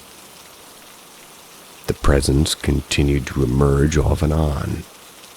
I chalked it up to my active imagination, since it didn't seem like my other roommates were affected by it. At some point, I even talked to the neighbors upstairs, who told me that they also felt a weirdness about this place. One night, when I had a friend over in my room, I was walking through the living room, turning off all the lights. I turned around the final one, turned that off, and started back toward my room in the dark. As I was passed over the stain in the living room, I heard a voice behind me. It was gentle and almost subtle, with an upward inflection like it was asking a question. I whipped around, and I was just met with nothing. But I heard firm footsteps approaching me from the corner. I noped into my room where my friend was sitting. He asked what my problem was, and I told him the house might be haunted. He laughed at me and told me to get real. Not 2 minutes later, he goes, "Did you see that?" I asked, "See what, buddy?" He said my hula hoop jumped off the wall where it was hanging. He stared at it intensely, trying to formulate a rational explanation for what he saw. Don't think he ever found one. And this was one of the most witnessed events in that house. We had a crew of people over watching something engaging when we heard glass shatter in the kitchen. Heard something engaging? A handful of us stood up and went into the kitchen, where the light fixture above the sink was shattered in the sink basin. Out of seemingly nowhere, it had detached itself from the ceiling and exploded. We'd passed it off as a freak accident. One of us got in touch with the landlord, and we carried on with the night. I kept feeling the presence studying me, so I tried to figure out what kind of entity I was dealing with. Granted, I had no experience or even understanding of the paranormal, only what I'd seen in the media. When I opened my mind and tried to be receptive, I got some tentative information. And once again, this all could just be a figment of my imagination. I'm perfectly okay with being wrong. It was a girl, a younger girl, possibly a preteen. The number 14 was something that was coming to mind. She was blonde with curly hair, wearing an old-school sailor outfit. She may have lived in the house before it became 2 units. The personality I got was a timid, curious child who suffered greatly and died in fear. I was dying to learn the history of that place, but I had no idea where to even start. In my casual research on it, I was disappointed that my state has no laws stating you have to disclose somebody dying in a house. Strange occurrences started to become routine. I thought that we reached the peak of activity, and I didn't have really my guard up at all. And so one night, I'm just on my laptop, Christmas lights hanging right next to my bed. Then they get lifted drastically off the wall for like a split second. It looked like an invisible force playfully tossed it upward. At that moment, I decided to revoke her access to my space. I said out loud that she was no longer welcome to my room. Thinking in haste, I scrolled through my minimal mental archive of the subject to remember what can be used against ghosts on TV. Salt. I needed salt. As quickly as possible, I retrieved the salt from the kitchen. I poured it in the door frame above the threshold. I felt more comfortable that I had a defensive barrier, but also wasn't sure if it would work. It was difficult to sleep that night. After I placed the salt, I stopped experiencing unexplainable things in my room. I still felt like I was being watched, but only in the kitchen. Things were mild now, and I thought I had nothing to worry about.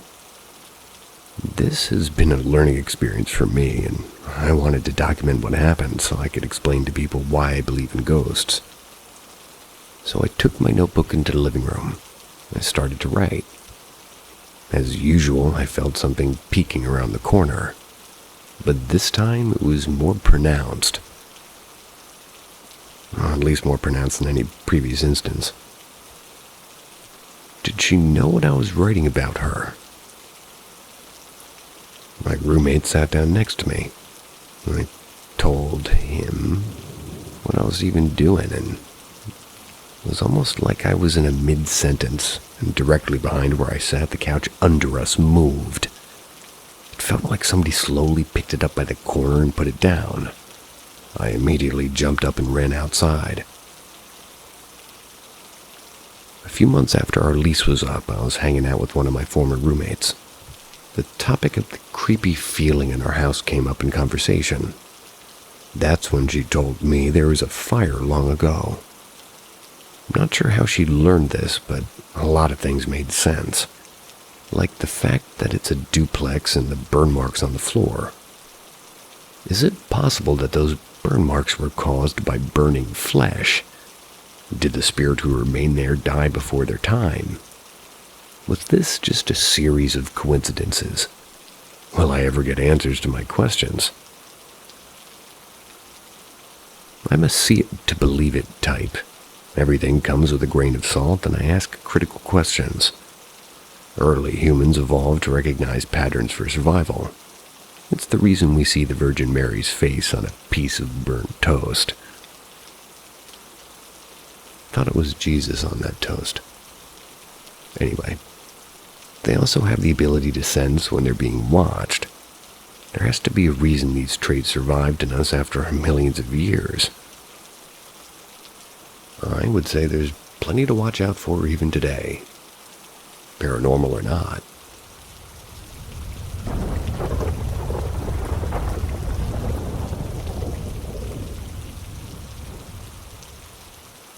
Caution: shadow people crossing.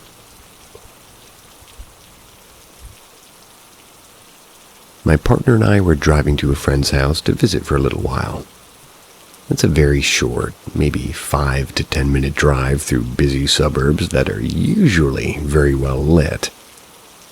However, as we came upon what we call the halfway point between our houses, we stopped at a red light. I noticed that the street lights seemed to be dimmed on the other side of the intersection. Not all of them, but a series of maybe 3 or 4 lights on either side of the street. It was creating a very shadowy stretch of road about 40 feet long. I'm not insinuating that the lights being dimmed was in itself paranormal. I know nothing of how such public utilities work, and, well, sure it's some sort of power-saving procedure or some such. But in this instance it was strange, as we've gone the same route many times, and specifically at the same time of night. Never noticed them being dimmed. Whatever the case, the lights were dimmed, and though it was dark, I could make out a figure of a person shuffling across the street. I believe I could even see the outlines of clothing on this person. They were wearing very baggy pants and a large coat like a trench coat or a cowboy's duster. This person shuffled across the street from right to left about 75 feet ahead of us, seemed to turn to walk towards us. Then they reached the other side. I said to my partner, "It's so dark, I can barely see him up there." To which my partner replied, "See who?" Which is normal for her, as she doesn't really have the best night vision. And I was actually kind of expecting this response.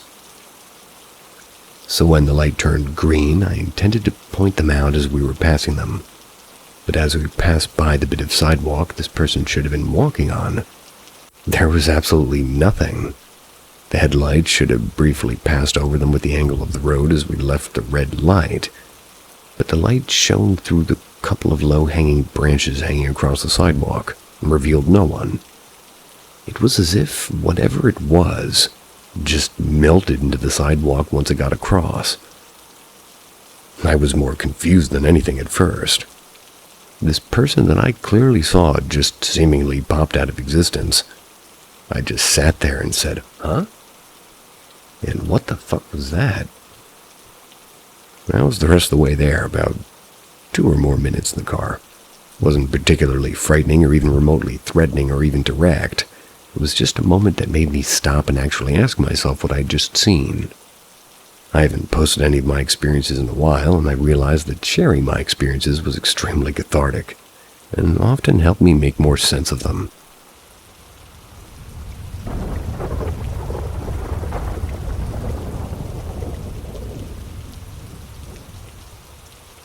The Strange Woods of Maine. As a child growing up in the backwoods of Maine, I've heard my fair share of strange things in the night. Typically, it'll be coyotes hunting or the prowl of another nocturnal creature. As a child, I was never particularly afraid of the dark, but I knew dangers lurked in the absence of light, so at night I played indoors. During the daytime, however, there were never any restrictions. On one summer afternoon, I was riding my bike down the street. Had branched off my dead-end road, our only neighbors being a relative and a couple of decent folk just down the way. Otherwise, quiet, just woods. I would make this ride quite often. There was no town, but this stretch was fun to ride because I could pedal my heart out without having to slow down in order to veer. And on this day, I made my normal round up the road only to turn around and head back. I had an uneasy feeling on the ride up, which was the only abnormality. I felt like I was being watched. Something told me to look toward the woods on my right, and I did so reluctantly. Deep in the woods amongst the pines, I saw a black, almost liquid thing peer out from behind a tree. My heart dropped. I took off pedaling as fast as my feet would take me, keeping a steady eye on the woods to my right. This thing kept pace effortlessly, was darting from tree to tree like a primordial ooze. It was either playing or stalking prey, and I wasn't about to stop and find out. Pedaling so hard, I was just basically thought my chain would snap, and I knew my uncle's house was approaching on the left. I spun out in the dirt, ditched the bike, and ran to his door, frantically knocking. I turned around to see if whatever it was would be making its way toward me.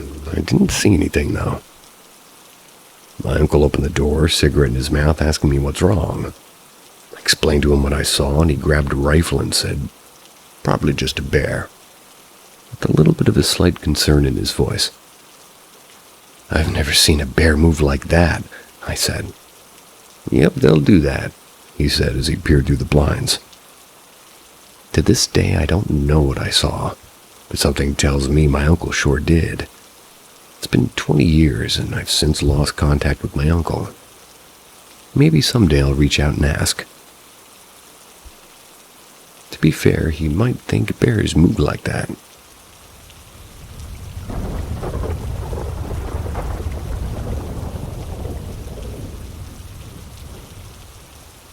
The long hallway on Macedonia Road. As a child, you're more susceptible to the supernatural, and there's always the adults that don't listen. I get it, kids have wild imaginations, and this house was no imagination, though. This house was dated with what felt like the longest hallway. Also, to make matters worse, there was an old family cemetery in the woods behind the house, but of course I was never told that until we had already moved out of the house. That's because my mom didn't want to scare me.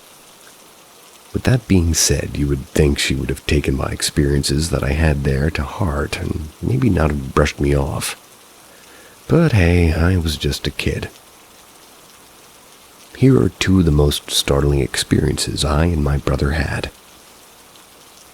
1. I turned off my Walkman and removed my headphones, gathered my towel, and headed to the bathroom. The shower was warm, the steam was rolling, the bathroom was painted white, and all the appliances in the bathroom were white also, down to the white shower curtain. It made me feel safe because it was so bright. I was humming BSB while thinking about what song I wanted to listen to when I was done showering. Suds all over my hair and face, my eyes closed. I turned toward the shower head and rinsed my head and then turned away from the shower head, and just as I was turning, I saw a hand imprint scrape the shower curtain on the outside. An adult-sized hand. Called out to my mom and told her that I'm almost done because I was kind of used to get all fussed at for taking long showers. She didn't answer me, but I knew I better hurry my butt up. Finished rinsing off, turned off the shower, opened the shower curtain, and the bathroom was still so steamy, and the door was shut. I thought that was odd, considering my mom had just come in there and didn't hear the door close back. Also, the steam would have escaped, so I got a little bit panicked and hurried up and wrapped my towel around me. Sprinted out of the bathroom and into my room, it was right across the hall, and quickly shut my bedroom door. I got dressed real fast, and just as I was about to go out of my bedroom door, I heard footsteps outside of my bedroom. I backed up, and then I heard my brother say my name. So I opened my door, and he was at my door. He saw the panicked look on my face and just told him what had happened. And as a big brother normally would, he told me that I was just imagining things. That line he told me soon changed courses for the next experience. Story number 2. One night I'm listening to my Walkman. My brother busts into the room, panicked, and looks at me and says, "That's very funny. You must have ran fast to get back in here." With the most confused look on my face, I said, "What are you even talking about? I haven't been out of my room since we ate dinner." He told me that he was sitting in his room and he heard footsteps approach his door. And then somebody knocked on his door very loudly. So I reminded him that Mom and Dad were home, and it might have just been them, just maybe trying to see what he was up to. But he said that as soon as the knock happened, he just jumped out of his bed and ran toward the door and opened it because it startled him. Apparently no one was there. His room and my parents' room were at a dead end of the hallway. My bedroom and the bathroom were at the front of the hallway. And this hallway was long. So I told him there was no way I could have ran that far to my room, shut my door, throw on my headphones, and be that settled into my bed. So we both walked out of my room and walked to the front of the house. And there we found both of our parents sleeping in the living room. Dad in his chair, Mom on the couch with a blanket on top of her. We didn't go back to our rooms until we woke both of them up and they walked back with us to the hallway. What scared me the most about this house was the mirror at the very end of the hallway. I asked my mom to take that down, but she just giggled every time. I saw a woman in that mirror behind me one night. My brother was never fond of that mirror either. But after the night he experienced, it was a creepy house, I'll just put it that way. And I've lived in a few haunted houses in North Carolina.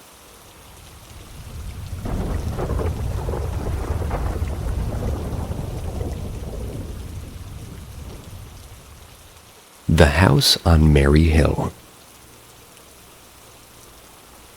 The house has 2 stories. Honestly, a beautiful house. Had a big yard and even clotheslines in the backyard. Downstairs was shaped really cool. It was like a big circle, basically. The kitchen was massive, and the area where the bedrooms downstairs were open with the access point upstairs. Excuse me. Upstairs was where our parents' room was, and a guest bedroom. My parents chose the room to the left, leaving the room to the right unoccupied. The house felt safe up until one night. I was sitting in my bedroom with my bedroom door open. I could see into my brother's room across the way.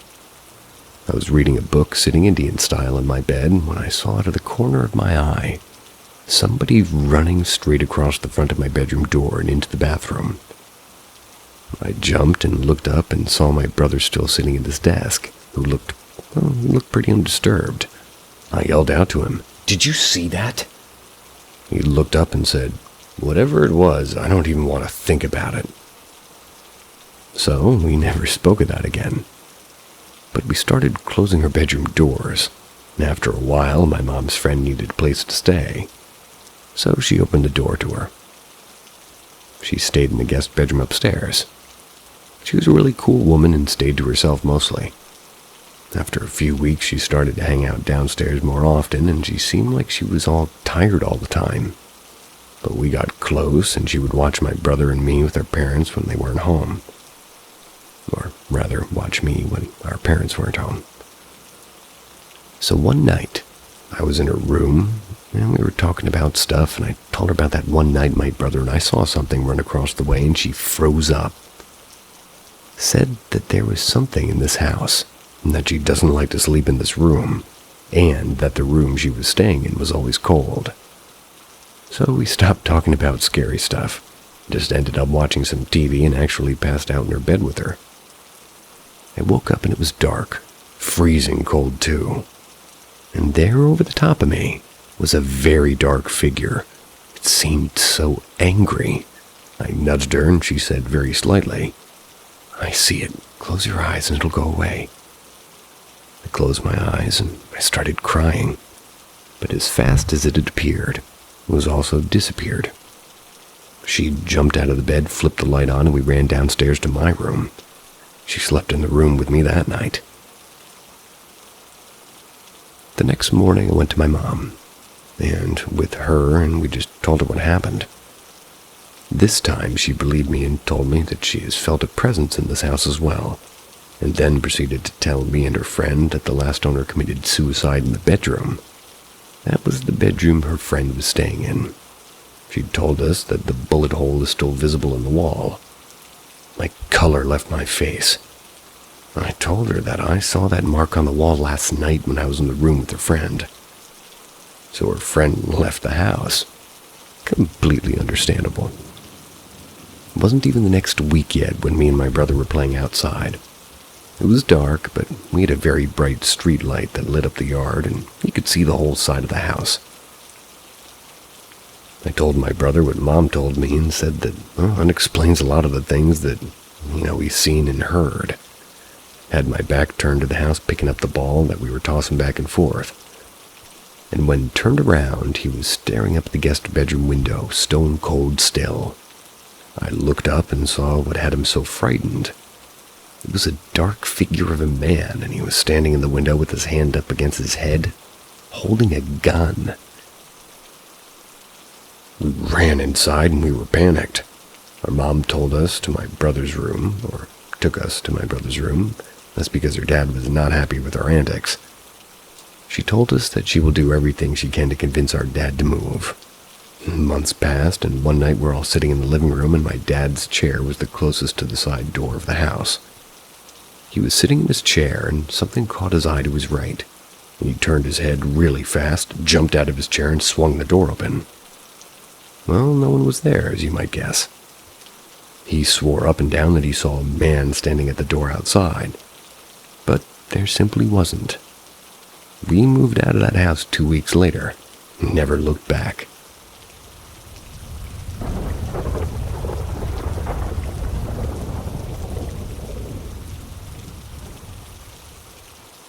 A Tale from the Skeptic. Here's a little backstory for you.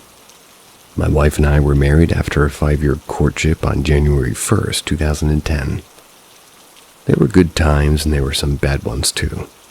I won't go into many details, but during the course of our relationship, she suffered a major back injury.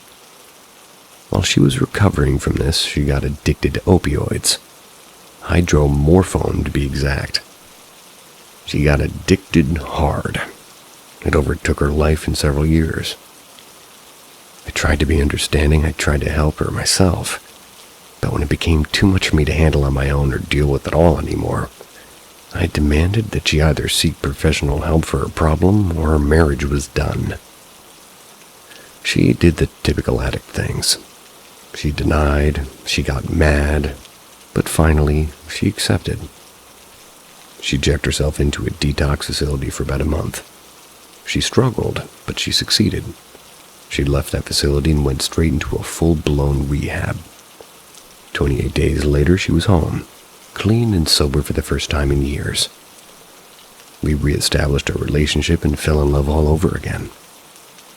Things were great for the next several months. We got to know each other all over again, too. It was great. That was until it wasn't. On May 2nd, 2018, she relapsed. I learned the following from reading her personal journals after she passed away. She'd been having some back pains again, and had been fighting the urge to start using drugs for the pain again. She had been fighting silently for a couple of weeks. When she broke down and relapsed, the drug she relapsed with was fentanyl. Bastards. She died within moments of her relapse. That was the only thing that was found in her system at the time of her passing. I was devastated. I spent the next months running on autopilot, and no need to get into that here. One thing I failed to mention was that my wife was an incredible cook and baker. I've been keeping in close contact with her family ever since her passing. One of the common themes during the holidays was how much they missed her baking and knowing that they would never get her treats during the holidays again. So this year I decided to try my hand at it. I'm not a kitchen adept at all, not even close. But I had her recipes and figured, what the fuck, let's try it. So off to the store I go. I load up on all the ingredients as per her recipes and fire up the stove. I spent 2 days making treats and dropping them off with her parents and brother and 2 sisters. Everyone was happy with the treats. There were some good conversations and a couple of tears. After everything, I went home and started cleaning up the mess. As I was standing in front of the sink doing the last of the dishes, I felt a hand. Not an object, a hand, like a palm and 5 separate distinct fingers on my lower back. It startled me so much I screamed and took a jump back and looked around. There was nobody there, but I was suddenly overtaken with a sense of calm. I just felt right. I've never had something like that happen to me before. A few days later, I'm laying in bed just dozing off almost asleep. That's when I felt something crawl into bed with me. I felt it crawl right beside me.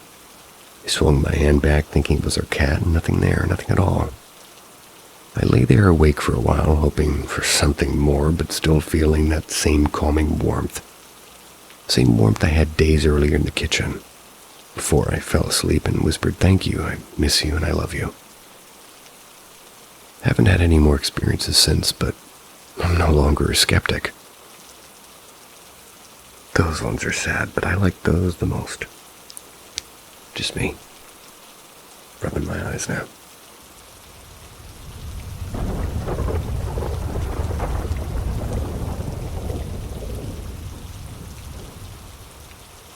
My mother stayed with me, even after she died. For a little while, my 8-year-old life seemed pretty happy. Normal. That is until my mother fell very ill with breast cancer. My stubborn 8-year-old mind hadn't realized the danger my mother was in. I wish I had. Maybe then I could have understood what was happening a little bit better. Mom was too weak to walk up the 2nd floor of our house and get to her bedroom. So naturally, my dad moved their bed downstairs into the family room. As my mom lay bedridden, unconscious and ill, strange things would happen as I lay with her. I would feel a presence, almost like I was being watched. Even as a little kid, I'd always be petrified of anything to do with ghosts. I was always afraid of being anywhere alone in the house. So when I felt that strange feeling, I began to cry. I cried quietly, and I remember. I don't want to wake Mom up as she was resting, but strangely, a wave of warmth overtook my body and I suddenly felt very tired. I'd stopped crying. It was almost as if something were there comforting me. Now that I'm older, I have a strong feeling that the warm presence was my late grandmother, who, by the way, I was close to. My mom eventually went to hospice care, and she passed away there. There was a thick heaviness on our last visit. "Do you know who Jesus is?" my aunt would ask. That day in the waiting room with all my family, when my aunt asked me that question, I knew what was next. Ever since my mom had passed, I've always felt a weird, different kind of presence in my house. As I lay in the empty, cold bed, I think of her as I fall asleep. Not long after I've fallen asleep, I awoke to the feeling of my hair being tucked behind my ear. In my drowsiness, I'd forgotten all about Mom's passing. It was her. I saw her face and I felt her warmth and I went back to sleep. It wasn't until I was fully awake and aware later that day that I realized what had happened. I knew she was still with me. Fast forward a few years later, I'm 12 and I'm living in that same house. I'm asleep in my room when something wakes me up. The tapping sound at my door. I jolted out of bed and opened my door as fast as I could. Nothing but a cold draft met me. You see, that tapping was how my mom knocked on my door and get my attention. I'd shut myself in my room when I'd get upset. It was her gentle way of telling me that she was there if I needed to talk, which I never really did, especially when I was upset and when she was still alive. I wish I had. I've moved out of that house since, and I haven't had any more paranormal experiences. I'm almost sad that it's over. That's because I know that presence was my mom. I know she was telling me she was still there. I know she's still in that house with Grandma.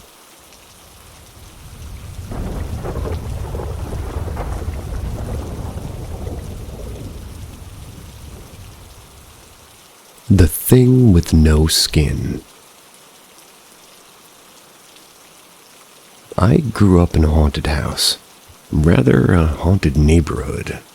It's an old Air Force base that has since been recommissioned for college students and families that go to school on the outskirts of town. Growing up there, I had experienced many strange things, many of which I cannot explain besides it being paranormal. Even though I know a good bit about the paranormal or the occult, some of these entities proved to be out of my main knowledge base. I've seen my little sister's double, seen multiple shadow people in the house with a friend present, who quickly left after they all moved away at once, and had things move around, knocks on doors when no one else was home or asleep, footsteps up and down the hallway, conversations that would mute when you got close to them, and many other things. However, one of the creepiest ones always happened in the main bathroom. I had a small hallway branching from the main hallway. It wasn't very long, but I never felt safe there. During the night, even as a growing adult, I would just run as best as I could at night because I feared what was behind me. I slowly stopped doing so because I knew that whatever it was, I got some kind of pleasure from it, I think. Slowly started to not feel its presence near as much. I still think it was still there. One evening as I'm as I'm taking a shower, rather than talking to it, and I'm just getting ready for bed. I hear a knock, but not from the door. It came from the medicine cabinet. So, being the curious fucker I am, I peeled back the shower curtain to see some of the fog having been wiped off the mirror. I started to take a closer look when I saw a black slanted eye with no skin around it start to peek its way into my line of sight. I quickly hopped back in the shower and sat back against the wall, not knowing what to do. Eventually turned the shower off and hauled ass out of there dripping wet. The next time I saw this thing, I was walking down the hall after getting home from school.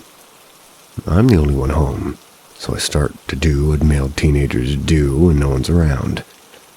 Yucky.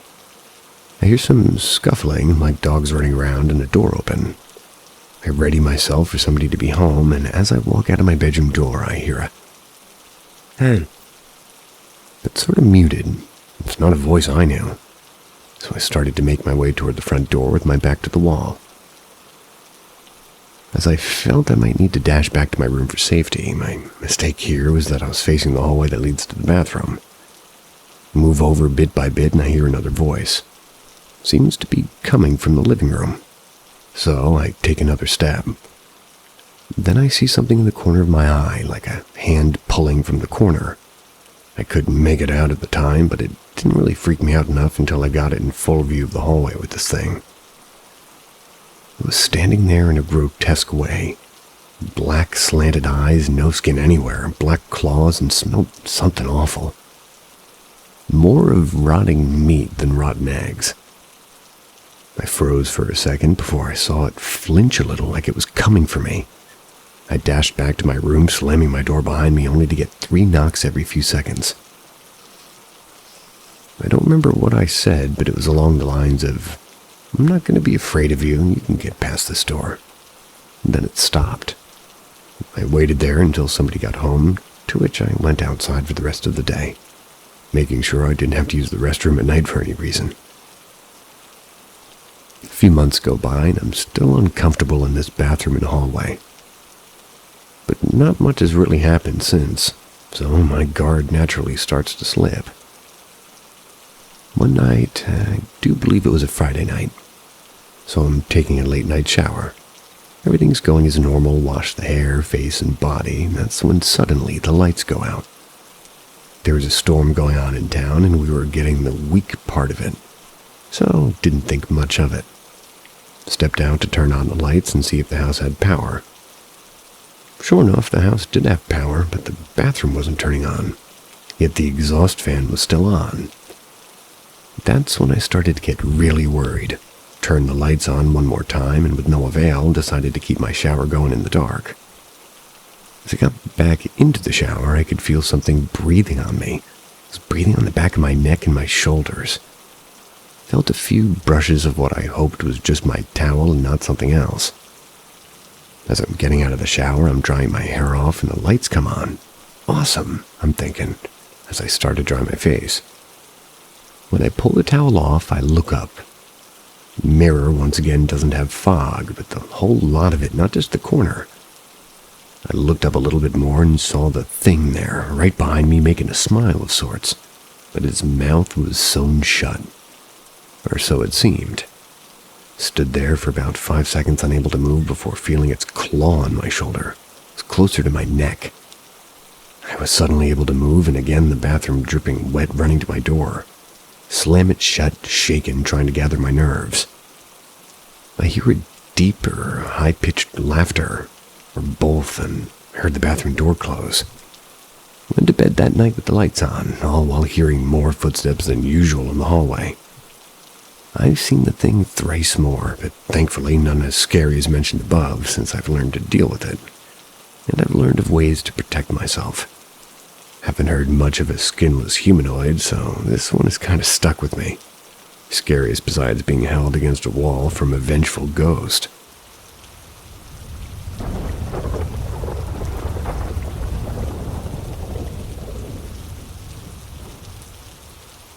The dark spot in the alley.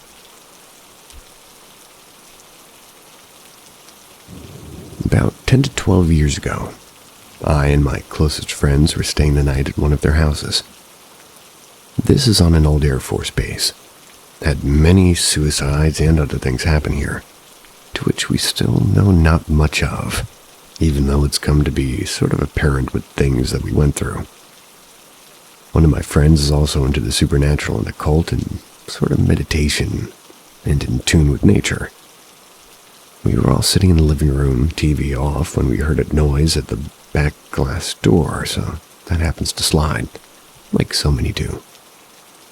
We all move cautiously over to check it out since, robbers and whatnot.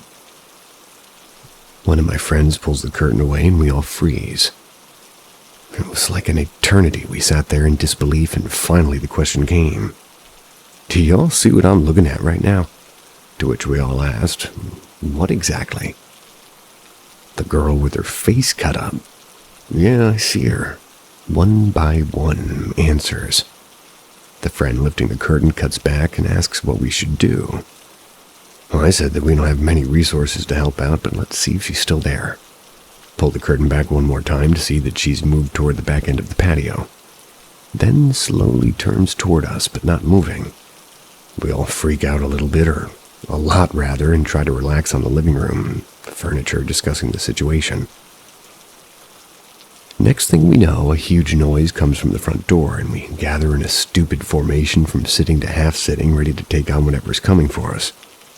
The friend's house we were staying at comes through the front door with a giant dog. Comes to lick our faces while his mother looks at us like we're crazy. After this dog met us, he stood still, just like we had sooner, and jumped toward the back door. We knew what he was going at. He didn't bark, but only growled and moved from side to side of the door, like he was ready to pounce on something. The mother scowled at him a little while putting him on a leash, and once again grabbing a few of her things. Once she left, everything felt, a little more normal. It was always a little weird, especially at night growing up at this place. It was a full moon, so I and my other intuitive friend decided to kind of meditate in the patio and see if we could feel or find what was going on. No one felt or saw the girl since the dog showed up, so we felt it was a good time for it. As we're doing our thing, I hear scurrying behind this back fence and sounds like a bunny. Makes sense since we live outside the city and have much wildlife around. Then I hear it again, but this time I see the shadow of it moving through the fence. I don't say anything since my friend seems to have been all right and not heard anything. I hear and see it move a few more times, and then my friend asks me suddenly, "Did you hear that?" "Yeah, I have for a while now, just didn't think you did. I didn't want to distract you either. I was doing the same thing. See that dark spot on the other side of the fence?" Sure enough, there was a dark spot that had just zipped away once we got up to investigate. So we both noticed something was around, but didn't want to tell each other for some reason. Yet when we both came to the conclusion that there was definitely something, we both looked over the fence into the alley. Again, this was a night of a full moon, so you could see a good bit, especially being outside for the last 20 or 30 minutes. In the middle of the alley, we saw nothing, as in we saw a big blacker-than-black spot at a center of more than black and had a quote-unquote shadow of sorts that radiated off of it, sort of. Frozen for a second, we turned to each other and were just seeing the same thing, and sure enough, that spot is there, surrounded by moonlight and other things, with nothing to really give that kind of a shadow. My friend asks me to keep an eye on it. He grabs a garden trowel. It moves a little, and I see sort of a little shape to it. Still a black mass at this point. When my friend returns, he makes the note of it moving a little and asks if it changed shape. I tell him it had moved, but there was a funky shape but returned to a black mass. And suddenly, my friend throws the garden trowel at it, and it darts away. I've never seen something move so fast in my life, and it zigzagged along all the way from where I could tell. Next thing we know, all the dogs in the alley are going absolutely crazy. And that's when we knew that we weren't the only ones to see or feel this. We quickly ran inside after about 10 seconds of listening to angry dogs and the scurrying of whatever it was. We returned to retrieve the trowel to find it sticking headfirst in the ground, but nothing was on it. Then we presumed that whatever it was not of the normal world that we know. It, fleeing as it did, sort of threw us. It made us believe it was something paranormal and that we should find it again. Never have I seen that again, though. I'd like to, just so I could find out what it was. However, I've never seen such a dark mass in the midst of a full moon, especially with nothing to give it any shadow. It's a black mass I've seen before, though, but this time it was out in the open. I don't think it was related to what I saw before. We didn't sleep that night, though. Next morning when we went exploring, we kept hearing voices following us. We all went to our own places, but still sort of struck with some kind of awe, and for me, that was one friend, a sort of kind of inspiration. An inspiration to find out what it was that we saw that night. We hope to find out, but it may remain a mystery for a while. Until then, we shall discover other things, explore other places. Gotta have a buddy system.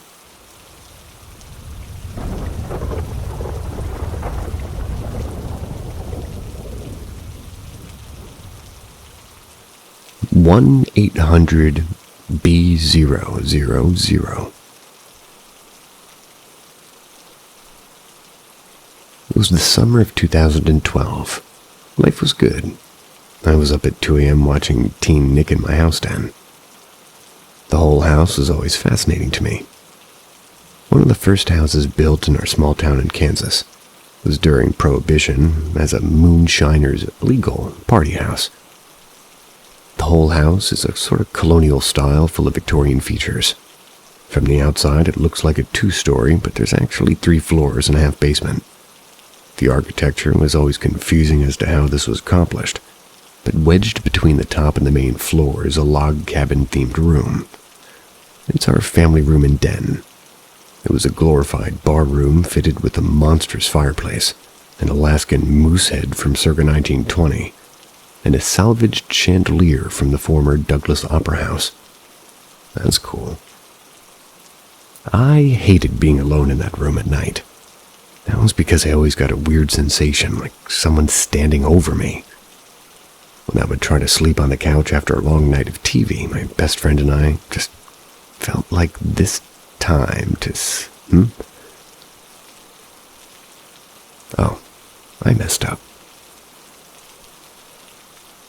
My best friend and I also felt like this time to time sleeping in my own bed, which used to be the master suite. Never could get the cat or dog to hang out in the den, though. Its door was an inch thick of solid wood and had a very complex lock that remained tucked inside its latch. At no previous points had the owners had the key. We never bothered to close it, and it would get stuck in the frame because it was so heavy. Designed to keep the police out if someone sort of tipped off a booze party. There was a nursery on the top floor that shared a wall with this room, and it was sold to us with no doorknob to a small 4x10 room. This room became our home office. There was a brand new computer, an all-in-one printer and fax that remained unplugged and rarely used. My bedroom was right next to it, and I always slept with my door open. In the middle of the night, I could often see the computer light up and paper would cycle through the printer. Could never get myself to check it in the morning. When we looked at the sheets, there was nothing on them, and we'd load them back inside. It was my sister and I's favorite place to pirate scary movies. We would close the door so as not to disturb Mom and Dad because it didn't latch, but one night she left me in the room to go get a snack. When she came back, she couldn't open the door. I was trapped inside. My mom had to use a butter knife to force the handle, and I was shook given the timing. But back then, I'm sort of minding my Teen Nick business when out of the blue I get a call from my friend. She tells me she's doing a Ouija board, which I've always done my part to stay far from. She says that her presence told her to call me. She informed me that I was wearing a black shirt, which I was, and I only own one. I hung up the call and immediately went to my bedroom to wait out for the next few hours to daylight. The same summer, my mom, grandma, sister, and I went on one late-night drive where we'd blast oldies, cruising the back roads. As we're driving, an unidentifiable creature ran in front of our car and across the road. None of us agreed on what it was that we saw, though. We thought it was a very large white rabbit, cat, or small dog. It was moving unthinkably fast for any of those animals.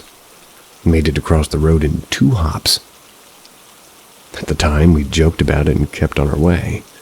When we got home and stepped into the foyer, heavy work boots start down the upstairs hall and down the stairs. They stop at the den level, and from the foyer, you can see the part of the staircase that leads to the den. No one's there. We're all looking at each other, waiting for my father to continue his trip down the stairs, and he then comes up from the basement, followed by our dog. Cat's chilling in the window on the main floor. We sent him upstairs to investigate. He checked everywhere, even the attic. There's nothing. Could all be coincidence when we moved into an apartment that fall, and nothing else strange seemed to happen. I'm tempted to ask the family who lives there now if they've ever experienced anything. The original owners are buried in the morgue just down the street.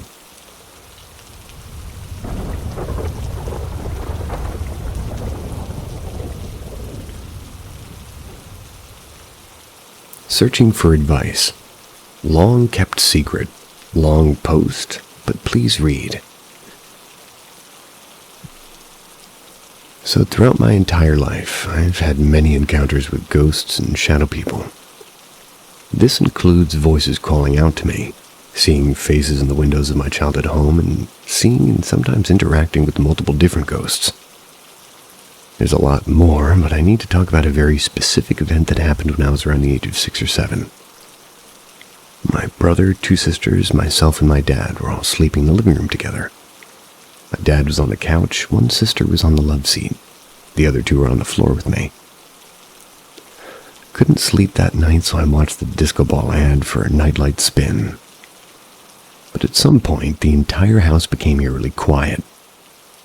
Couldn't hear any noises from outside or anyone breathing around me, but all of a sudden I heard the deepest voice I've ever heard speak to me.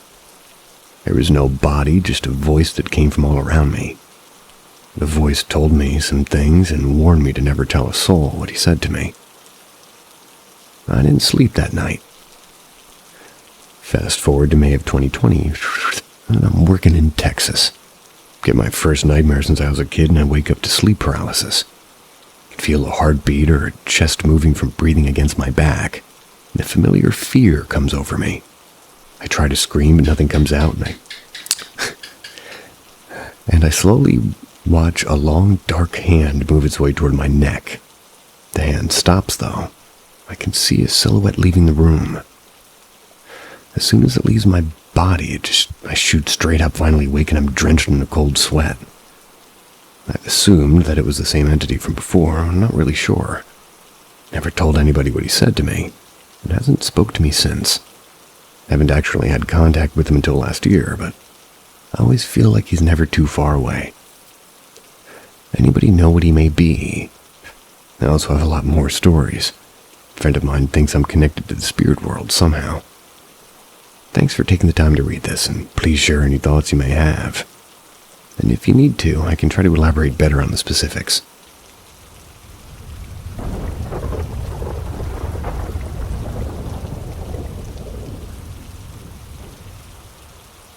I saw my relative in a dream shortly before they passed.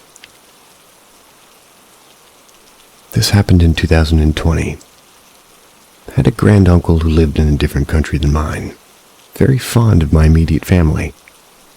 I had, however, never had the opportunity to meet him in person. I'd only ever interacted with him through emails and Facebook.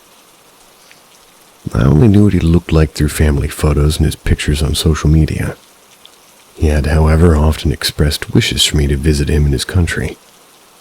That way we could go out to some of his favorite restaurants, so he could cook for me, etc.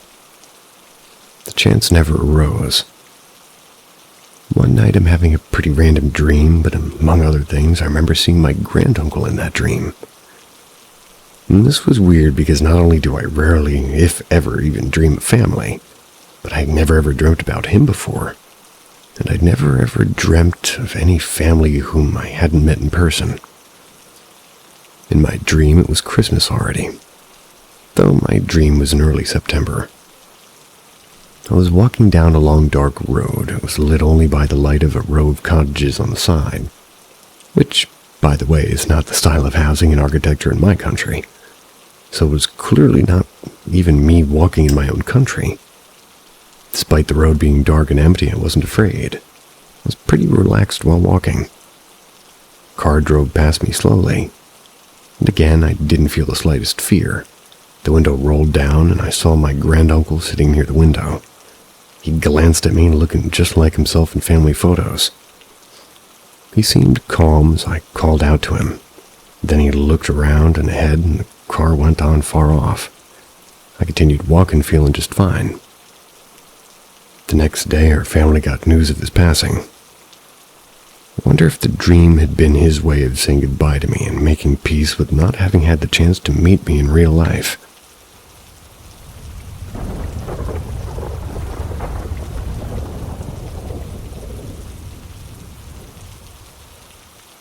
I didn't believe in ghosts until my family bought a house. My family and I had moved to a different state and bought a house. I no longer live there, but I definitely remember a few odd things that happened while living there. Our house was built in the 70s and was a fixer-upper. Husband and wife had lived there, and a few years prior to us moving in, the wife had died of cancer. Didn't know this until after I had my first paranormal experience at that house. That's because my parents thought my sister and I would be scared if we knew somebody had died at the house. My friend found out online that the lady had died in her home by Googling her name. My first experience is when I was in the basement doing my makeup. We were renovating the upstairs bathroom, so I had to use the one downstairs. When I was putting on mascara and close to the mirror, I saw a black figure in the corner of my eye. It was like a person was standing right behind me, and it felt like there was a dark presence. Turned around, and there was literally nothing behind me. Does anyone know the significance of this dark figure? Still not sure what it was to this day. The second experience I had was when I was sleeping in the basement because we had family visiting and my grandma was sleeping in my bed. It was past midnight, and I swear I could hear running back and forth in the hallway upstairs. I have 2 cats, but both of them were sleeping downstairs with me. Went upstairs to check and everyone was dead asleep. I continued to hear the stomping for about an hour. I remember it being really hard to fall asleep that night. The last experience I had was the scariest. My sister and I had a friend over and we were chatting about how we thought our house was haunted. My sister always complained to me about how she would hear footsteps in her room, which was weird to me because I had never heard anything, specifically in my room. We all decided to lay in my bed and see if we could hear anything. We're all about 8th grade or so of course we're doing dumb stuff like this. And we were silent maybe for minutes on end, and then we heard a huge sound like something was throwing something off my nightstand. It was the craziest thing. None of us had moved a muscle. We heard that huge sound out of the blue.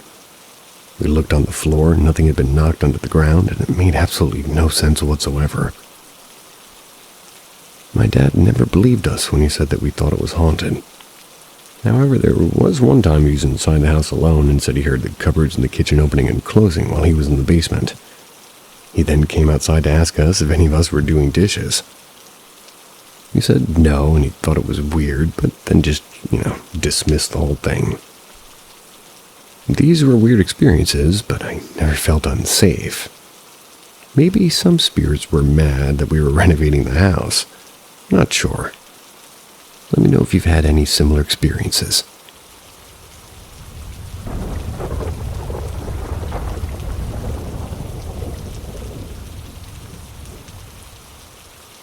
My first paranormal experience. I'd tried living with each of my parents, but things didn't really work out. So I started looking for a place to live. The only place that was available at the time was a room in a guest house on the outskirts of town. I got a bike to cycle to work, but kind of got help to move my things in and I settled in. I felt independent, all grown up and pleased as a punch. I'd been living there for a couple of weeks, maybe months. Nothing out of the ordinary happened, but one night things changed. I was tired. I went to bed early. Had no problems falling asleep, but woke up at some point in the night unexpectedly. I assumed nature had called, so I went to the bathroom. Got back in bed and drifted off again. I was having a perfectly normal dream when suddenly I heard a noise in the real world that woke me up. Found myself lying flat on my back, and with the duvet folded neatly half down the bed. I can't see properly without my glasses, but I thought I could see someone standing by my bed. Put on my glasses, and to my horror, I realized that there was someone in my room. Standing over my bedside, it was right there looking down at me and making this terrible noise. That's the noise that had woken me up. Then I realized that I could see the light from the outside through this thing. Slipped off the end of my bed to run to the door, only to realize that it was locked. The keys were on the bedside cabinet. I looked back to find the thing looking back at me. It was a dark shape, and although I could barely make out the features, I could see its mouth gaping open. The noise was like a long and loud gasping sound. It's as if the thing was trying to draw breath to speak, but it was incessant. I turned on the main light on the wall beside the door out of my room. The shape was still there, but it began to fade and the noise began to drop. Eventually the shape was gone. The noise continued after, but stopped, and the room, which was icy cold despite me being against the radiator, started to warm up. I stood there maybe an hour or more, trying to explain away what I'd just seen and heard, but I couldn't. I did get back into bed at some stage, but I left all the lights on and didn't sleep. The next night the landlord complained to me for leaving all the lights on, but I didn't tell him why, and I swore I'd never tell anyone. It must have looked terrible as everybody in work asked me if I was okay. And when I saw my dad later that day, he even said, "You look like you've seen a ghost." But that's when I broke down. I told him what had happened and expected him to laugh or get angry, but instead he told me about things that he and other family members have seen in their lives. Well, then of course he asked if I was okay. So the next experience is what turned out to be sort of a haunted guest house. I was living in it, and the story goes as follows. A night or two after the first experience with what I believe was an adult male, but possibly something far more malevolent, I awoke to hear noise in my room. I put on my glasses to investigate. As I sat up in bed with them on, I could see a small figure about the size of a child, standing at the end of my bed facing the wardrobe and looking up at a poster I had on the wardrobe door. I could make out a kind of fringe, a nose and a chin as the light from outside was coming through the window behind him. I sat upright with my glasses on and just watched him quietly. I didn't feel threatened like I had with the other ghost or entity, and it just seemed curious of the poster. I turned on the bedside lamp to see if I'd still be able to see him, but he was gone, and that was that. The poster, by the way, good, I was going to ask, was for a Japanese manga-style video game called Oni, which oddly is Japanese for ghost or demon. As I later learned, I still have the poster in the original cardboard tube it was posted in from the UK, but I've never had it up on any wall in my room since, and I don't think I ever will.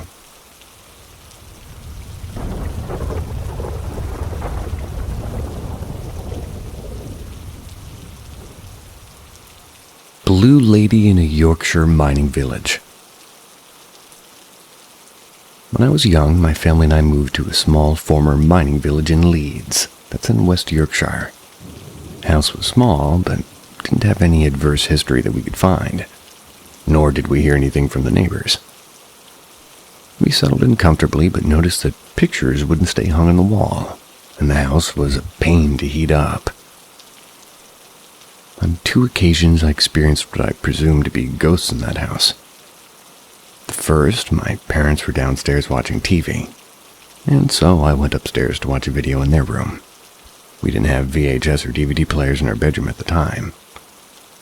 And as I got to the top of the stairs, I saw 3 sort of dresses, and they were dancing on their own without hangers. Stepped into the room, and it felt really cold. And then the dresses fell to the floor. That was terrifying. I was only about 8 or 9, too. The second event, I was in my bedroom falling asleep, and I think I was ill at the time, and a woman came to my bedroom door looking in on me to make sure I was okay. She was wearing glasses and had a kind face. I was so out of it I didn't pay attention much at first to her, until she walked into the room properly, and I saw she was in an Edwardian dress and looked very transparent and blue. The house was built around the same, or I guess that's called the turn of the century. It was one of a row of mine managers' cottages, so this fits. She smiled at me and walked back to the doorway and then through the wardrobe opposite into the house next door. It was a long terrace row. I asked my neighbors if anybody in the street knew who she was, and they all knew was other children had seen her before. So I guess other children had seen this woman before. And she checked in on them one night and saw them walking through the walls into the next house.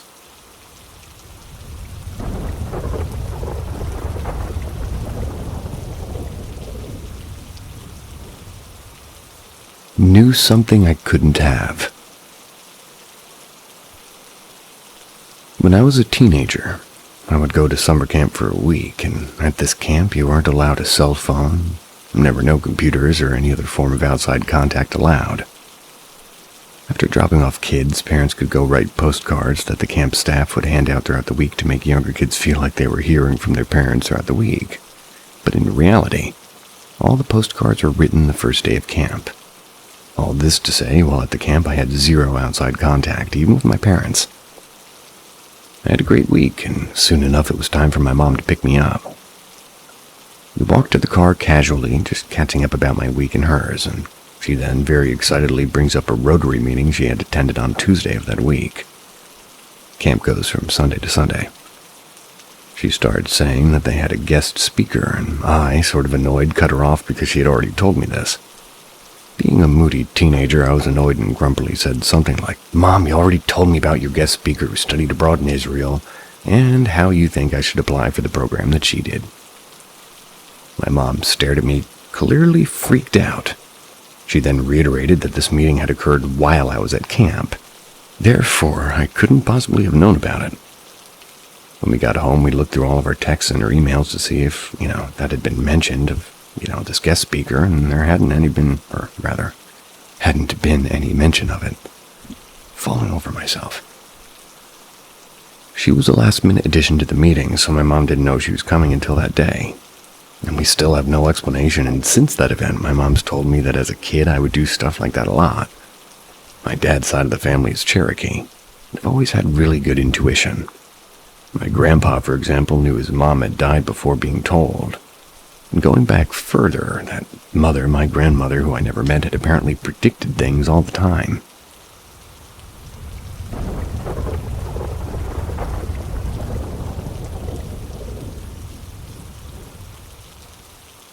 True supernatural encounters. When I was about 5, that was the first time I remember. My parents had claimed that toys would play without batteries, and my mom was paralyzed in bed with a skeleton leaning over her. But that was after they changed rooms with me, because I still remember clearly a giant white face coming out of my wall and speaking garbled language. Couldn't understand, so I asked my mom, and of course she was freaking out. Next is a more recent one. A year or two ago, I was in the bathroom at about 3:46. There's a gecko screaming above me. And then there was a banging on the bathroom door, and being the scaredy cat I was, I left open just a crack. So I peered through and I saw frickin' tentacles slithering away. Next morning I called my grandma, and she said the night before my 5-year-old cousin said that he saw a big statue. And the statue had tentacles coming out of the ceiling above his bed. When I went to Colorado, they had us use dowsing rods on a ghost tour, and I asked if Slender Man was real. I don't want anybody to freak out, because this is real. But so is Slender Man, fellas. Not really. Another that is 1 or 2 years is my baby sister would start screaming when we tried to go in the hallway because of the black dogs in there. Nah, fam, not too much for me. Final story, my mom said, is an ancient Indian demon. I know this has all happened because my great-great-great-grandma got cursed by a witch. The demon that I'd like to think is a Wendigo would always call my name. Malaki.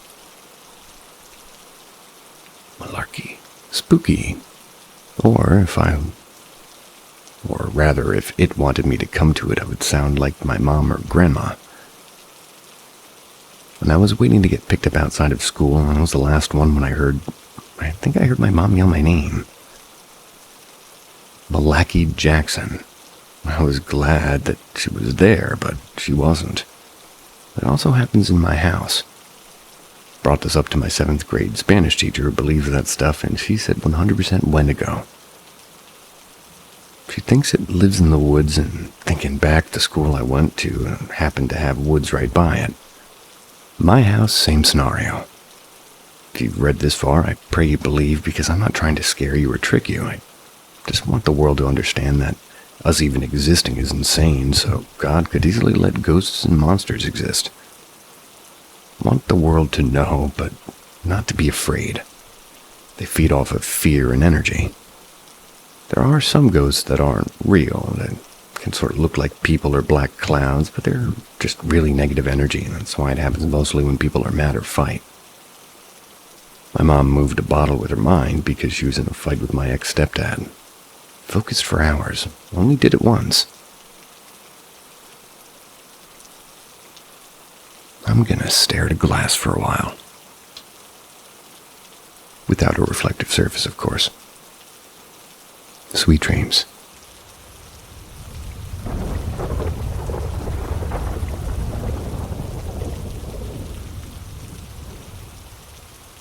Welcome to the haunting world of Paranormal M, where mysteries are revealed and fears come alive. Subscribe now and turn on notifications to stay connected to our stories. The next chilling tale is waiting for you. Strange paranormal activity going on at my partner's granddad's flat. Recently, me and my partner had been hearing random banging noises throughout the whole flat, to the point that we checked to make sure the front door is locked and search every room just to see whether or not anything has changed position. Or maybe you might notice something odd. We left the lounge door open the other night, and once we woke up it was closed. And that was the first time I've ever been like the little spoon. The thing that has brought me to share my experience with you on Reddit was to ask whether people believe in paranormal activity during hours of light. That's because this afternoon, around 12:30 p.m., I was lying in my bed with my heavily pregnant partner just watching some TV. We're both trying to recover from an illness. Not COVID, just a sort of shitty cold and flu. But all of a sudden our ears felt like they had a buzzing sensation. So my partner suggested turning down the TV. I responded, I'd rather just turn the TV off. And as soon as I said off, it suddenly switched off by itself, and the free view box was still lit green. So that was on. Next thing, our dog Mimi is staring at something right next to my right side of the bed, and I felt a surreal, cold tingling, a shivering, a weird sensation all throughout my body. Pretty much freaked out now. Other things seemed to happen, such as the kitchen light flickering, taking longer to turn on at night. Unexplained knocks and bangs. Mostly sound like the front door, which we keep locked, or in the kitchen. The dog sometimes looks around the room as if she's following something, and also barks and growls towards whatever it is. My partner's heard someone come in through the front door. Heard them making a cup of tea, thinking her granddad had come home, but turned out no one was there. The dog's brush, which we keep on the top shelf in the lounge, it had ended up on the floor the next morning. When we record around the room with the flash on the camera, you can see light orbs often around rooms in the flat. We're staying at her granddad's vacant flat whilst he stays elsewhere, due to coronavirus going on. Does anyone else believe in spirits or ghosts? And do you believe they're harmless to us humans living here in the physical world?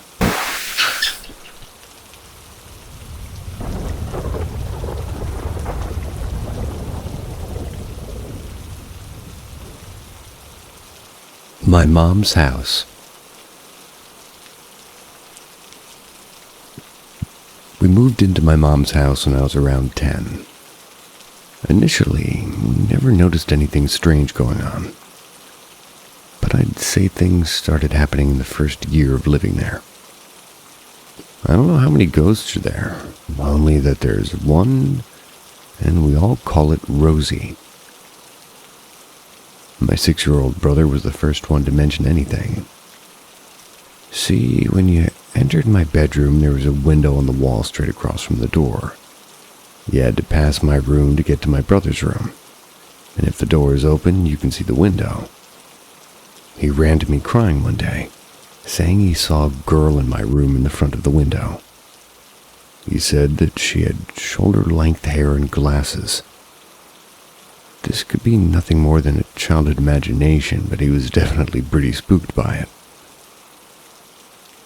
The second thing I remember was a while later, and probably the thing that scared me most. My older sister convinced me to switch bedrooms with her. That's because I had the master, and it was bigger than hers. Our house was one of those houses that's halfway underground. So even though it was, all the same floor, some of the windows were ground level and some weren't. The room I moved into is the creepiest room in the house. I had my bed positioned under a window, which was not quite ground level.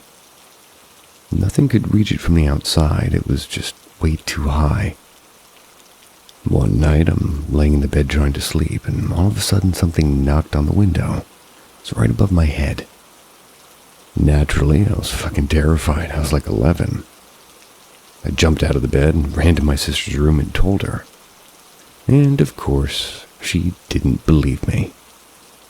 A couple of days later, it happened again. Only this time, she was in the room with me. She definitely heard it.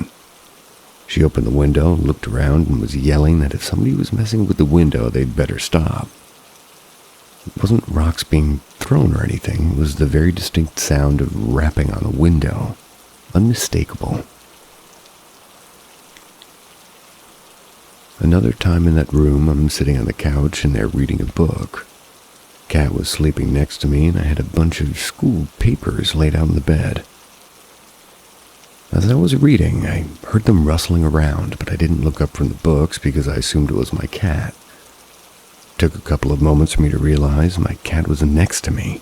There were no drafts that could possibly make them move. I immediately left the room.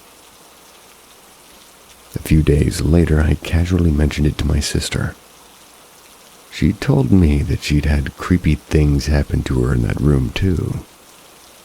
She said that she had a couple of pencils on her shelf, and that one day it just flew off. Not across the room or anything, it wasn't far. She just said it fell in front of the shelf. But there had been just a tiny bit of momentum behind it. I can't really say whether that's 100% true or not, given I wasn't there. But the things I've experienced in the house, I believe it. Over the years, we've had all kinds of little things happen in the house. There's been times the kitchen cabinets have opened. Not in a scary, dramatic way, like in scary movies when you walk into the kitchen and every single cabinet is wide open. It wasn't like that at all. I'd be sitting on the couch and hear the tiniest squeak of the cabinets. Walk into the kitchen and one would be like halfway open. We've had doors open and close and the TV go on and off, things like that. Sometimes I'll sit watching TV and the entire cable box will go off. Once I rolled my eyes and said out loud, "Turn it back on, Rosie." And I shit you not, started to boot up. That one couldn't be a coincidence, but it's cooler to believe that the ghost listened to me. Now for my personal favorite. This happened 2 or 3 years ago, and my current boyfriend lived there with me before we moved out.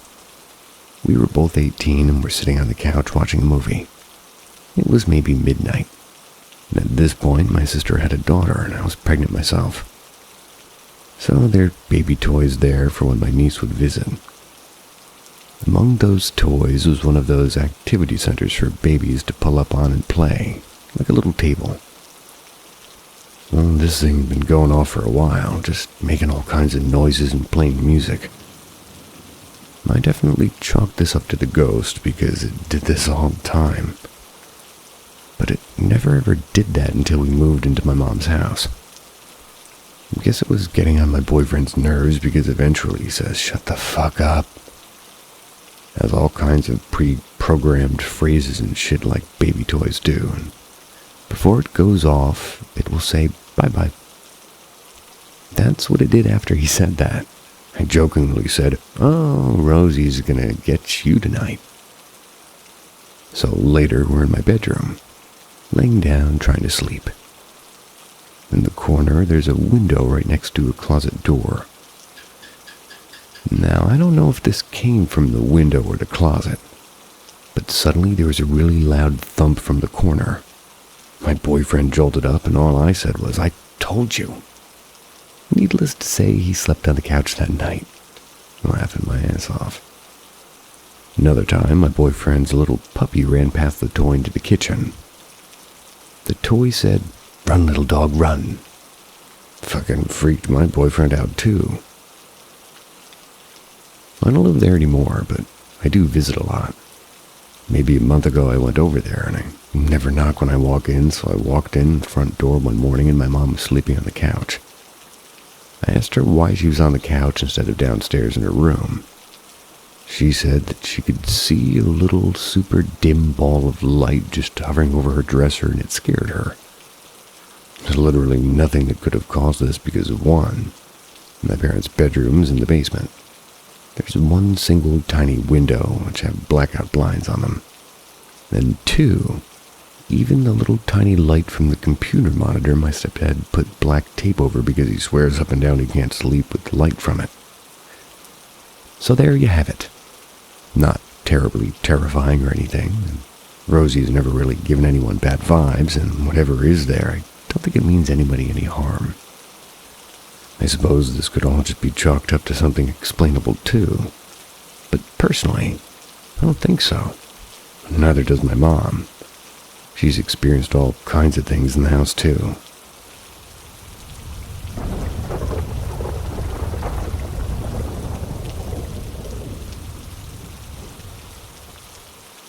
Ghost of my friend. A little backstory of my friends. I met my now best friend at the end of middle school. We hung out almost every weekend. We'd chilled at his mom's house most of the time, and she would work third shift. So when we hung out, we were usually alone. He has a brother who's only a year younger than us, so I became very close with him as well. We always presumed his house to be haunted as we would hear noises and stuff, and all those were literally across the street from a cemetery. Little bumps, footsteps coming up the stairs, etc. Nothing ever happened, and it never seemed threatening. So we actually still react, but we'd be less and less freaked out by it. Time goes by, and we continue to hang out regularly every weekend at their mom's place. Same situation. Their mom works third shift. We're alone most of the time, and small paranormal-ish things happen every so often. We're probably freshmen or sophomores at this time. We would attempt to play online on Call of Duty, but their Wi-Fi wasn't the greatest, so we'd often play zombies, which we also enjoyed a lot. My friend's brother had to get up early the following day, so on this particular night, he went to bed a little bit earlier than me. We continued to play video games for about another hour or two, and we decided to hit the hay. We would sleep in his living room, where they had a large L-shaped couch.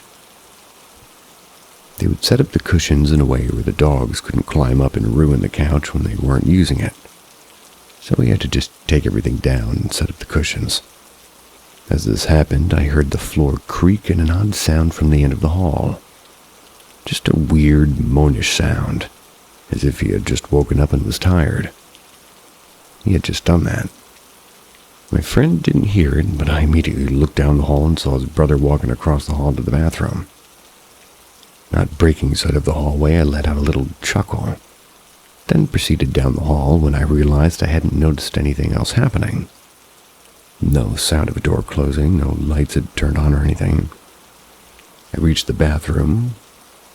The door slightly cracked, so I quietly called his name to check on him. No answer. I say it again, a little louder. No answer, but I hear shuffling in his room. I go over and I see him turning over, and he's in bed, and my eyes widen and freeze. I realize I hadn't looked away from the hallway and never saw him return to his room, but it was him walking to the bathroom. I was freaked out and explained to my friend what I saw. He was, well, equally freaked out. And that was a first for us. And not only that, it was a first for the house. For about a week following that, for that matter. Still gives me the chills when I think back.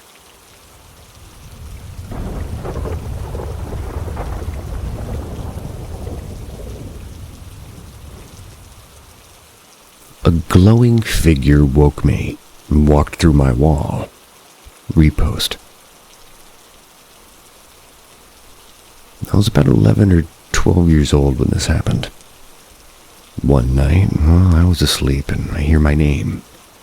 Then somebody grabbing my shoulder. I was sleeping on my side facing the wall, so I roll over and turn around and I see this tall person standing right beside me.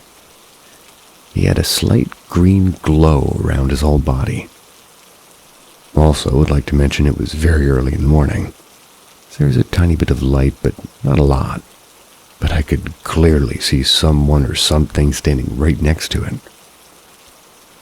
As my eyes adjust to that, sort of light, with no response, the person didn't have any features, at least any that I could see, but I could tell he was looking right at me. After that, and realized it wasn't my dad, I laid there frozen, unable to move for about 5 seconds of him just staring at me. Turns around and I see with my own eyes it just walks through the wall. Even though it was dark, I could see it clearly because of the green glow around him. Also would like to mention I always slept with my door closed, and after he left through the wall, I'd go to run out of the room and the door was still shut. I immediately ran to the bathroom, locked the door, threw up. I felt super sick. I was drenched in sweat. Stayed in the bathroom till it was light out before I went back to my room. I also asked everyone in my family if they went to my room that night. No one had.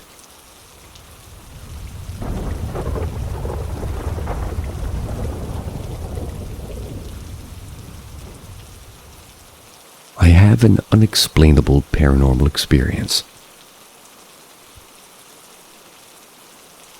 This occurred when I was in 4th grade. My school had 2 floors, and my classroom was located in the 2nd floor. Most of the classroom is made up of windows. Almost 2 walls worth of them, too. It was in the afternoon, and we were doing independent working time. As a kid, it was difficult for me to stay on task with my work, so I caught myself staring out the window. And out of nowhere, I spot a weird-looking aircraft. I was still a kid, so I assumed it was an airplane. But the more I noticed, the more I believed it wasn't an airplane, but maybe an aircraft. An aircraft not from here. The aircraft was a dark shade of gray. It looked like the classic circle UFO, as if it had been squished and then extended. It also had some long, fin-like wings. One on each side, and one on the top. It also had very dark tinted windows. I kept staring at it with confusion. It made no noise, and it was passing right by my classroom window. I was in shock. I then just looked around my class to see if I wasn't the only one noticing it. But they all had their heads down. It wasn't the type as in they were doing their work, not at all. It was as if they were shut down like a robot. They had their heads sort of down and hanging. They looked lifeless. Reminds me of me at school. I kept looking back and forth. I would look at the aircraft and around the classroom, and it felt so strange. I remember feeling so nauseous. I looked back at the window, and it vanished. In front of the window was a clear view, so I had to see it fly off or pass completely through. But it was gone. Not even a split second passed, then the bell rang for recess. That was when all the kids perked up and began heading out. They got up as if nothing happened. During recess, I began to tell my friends what's happened. All they said was, "What are you talking about?" They all just brushed it off. I kept trying to tell others what happened, and they just didn't believe me. I'm currently in my junior year of high school, and to this day I believe it was a UFO or something paranormal.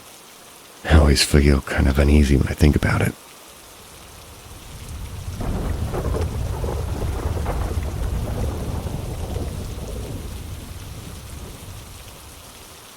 Haunted apartment. This is a story my family told me. I was too young to remember this apartment, but when I was a little kid, my grandparents lived in company housing. My grandfather worked in an oil refinery in Louisiana. He lived in the previous manager's apartment on the top floor of one of the refinery's administration buildings. The previous manager, Jack, was a very, eccentric man. People knew him to be very private. He had secretly knocked out a wall panel in the apartment off the laundry room and expanded the apartment into the attic. He added an extra bedroom, and that's where he spent a lot of his time. Anyway, one day Jack didn't show up for work. People were pretty concerned, but they looked in his apartment and he wasn't there, so they assumed that he had left. A few days later, people below reported a bad smell in their office. The fire department and police came, and they found Jack's body in the secret room that he had built. No one had seen it before because the room was behind a hidden door. He had been dead for almost 5 days. My grandfather was the man they brought in to replace Jack. My mother was out of college at the time and went to Louisiana to visit her parents. My grandma made Jack's room into a guest bedroom. That's because the apartment was small and, they needed the space. My mother was aware of what happened, but my grandmother told her that the room was all right. That's where my mother stayed. The first night she told my grandmother that she wanted the bedroom door left open so she could get to the bathroom easier. And in the middle of the night, she woke up to the jiggle of the doorknob. She turned around to look and the door was shut. She panicked but laid there to see if it would stop. When it didn't stop, she decided to face her fears. She ran to the door and opened it. Nothing was there, so she went and slept on the couch. Another night, my mother was sleeping in Jack's room. She had a dream that a dead man was on the ceiling watching her. His eyes were bulging, staring at her. The next day, she described the man and what he was wearing. I think she said it was a flannel shirt and overalls and a certain brand of work boot. Multiple people told her that's what Jack wore almost every day. The description matched. Ghosts or no ghosts, that room was a creepy place to be. Supposedly, it never quite smelled right. And a small shout out to a couple of people a while ago that cared enough to mention that I should stop smoking. Random, but thank you. I appreciate it.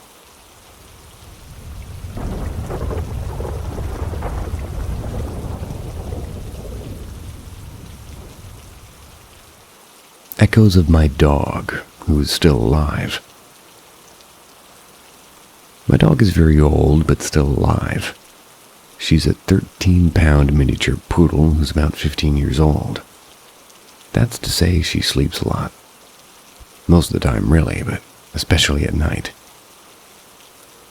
Last night I'm in bed reading in the dark when I thought I felt my dog walking around my bed to try to jump onto it. Felt the vibrations of her movement and heard the pitter-patter of her feet. Getting into my bed at that time would have been unusual for her because she'd already laid down to sleep. What caught my attention was when I thought she'd actually jumped into the bed, but then there was no dog. I froze for a moment, then turned the lights on. My dog was sleeping in her bed on the floor and probably hadn't moved for hours. Something didn't feel right, so I sat up and looked around for a minute. Then I looked over at my rat cage, which is high off the ground. I saw that one of my rats was outside the cage, sitting on top of it as if she'd been placed there. It's a metal cage, and no one escaped before or since. That gives me a crazy memory. Couldn't have been a rat trying to get on my bed, because once she'd reached the floor, there would have been no way for her to get back into the cage. I don't know what was going on, but I thought of a few possibilities. One, I've been sick and dehydrated, could have been a hallucination. Can't explain the rat, though. 2, some entity was messing with me and my animals. 3, a residual haunting of my dog getting in my bed, and an escaped rat. And I can't hold my mouth shut, and I have to tell you a funny story. So when I was a little kid, my brother had rats. They had a particular smell and a particularly large, unavoidable appendage. That was my thought on the rats when I was a kid. But, long story short, there's about 8 of them. And one rat, for whatever reason, he had named Jeffrey Dahmer. Don't know if you can tell where the story's going to go. Short story even shorter. One day there's only one rat left in the cage. And instead of possibly them escaping, I hope some of them escaped, but there was half of a rat sticking out of Jeffrey Dahmer's mouth. Yuck. Ugh.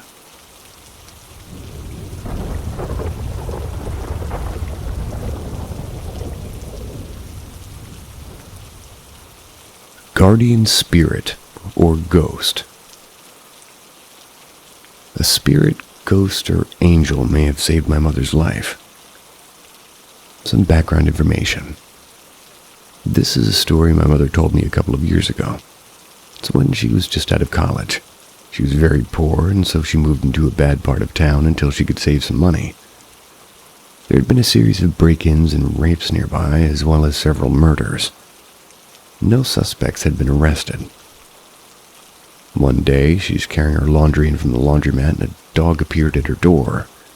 She said it looked like a white German shepherd with no collar, but healthy, so it was likely someone's pet. The dog made eye contact but showed no other signs of aggression. She let it sniff her hand, and it wagged its tail once. Seemed friendly enough, and thinking it was lost, she put it in and just gave it some food and water. The only food that she had at the time were some hot dogs. Pun. So she put a bowl of water on the floor and grabbed a hot dog to feed to the dog. The dog watched her the whole time, and it didn't seem really that interested in the hot dog, but did gently sort of take it in its mouth, turn around, and calmly walk out of the apartment. Later that night, my mother heard a noise from the bushes outside my bedroom window. She was afraid somebody was trying to break in. She then heard barking and yelling coming from that same area. She knew that she would have had to immediately call the police, but was too scared to move. She waited until the noise stopped, and then she called. When the police arrived, they found her window screen had been cut open with a knife. There was blood and white dog fur all over the bushes and fur covering her nearby front porch. My mother realized that the dog had slept out front of her apartment all night until the man tried to break in. She believes that the dog was a guardian angel sent to protect her. And since then, she's been kind to every dog she meets. I'm not sure what really happened there, but whatever that dog was, my mother was very fortunate to have it on her side. And I like the idea of guardian angels enjoying a hot dog. That's wholesome. Unless you're vegan, then it was a vegan hot dog. Imagine what you wish.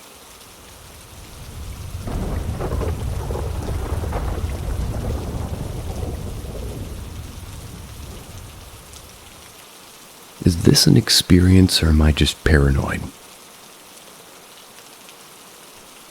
So for background, I live with my family, and we all find paranormal stuff ridiculous and illogical. Right. I was never really too firm in my refusal of anything else being out there, but I am skeptical. But, benefit of the doubt, right? Nothing's impossible, and yada yada. But I thought more likely than not, people are just making things up when they talk about paranormal experiences. I had never experienced anything paranormal, but one of my friends swears that this shit is real, and that they've experienced unexplainable things. I should probably go to her about this if I'm being honest, but she's out of the country. She isn't online. So I thought, being the lurker that I am, there must be somewhere on here that talk about this stuff, and here I am, so.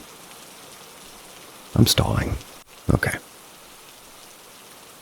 So myself and another friend who also doesn't believe in this stuff, we went round her house and started playing some games. Not like Ouija board or anything, because what's the point in buying something for stuff we don't believe in, right? We were playing these stupid fucking games and making fun of them and all this crap.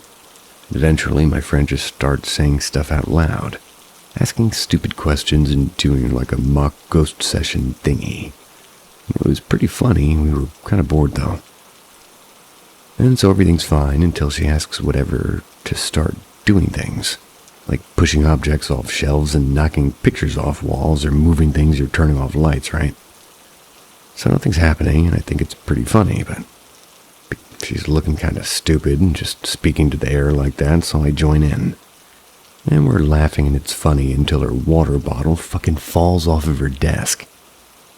Weird coincidence, kind of scary, but it was probably the wind or gravity. There's so many explanations there.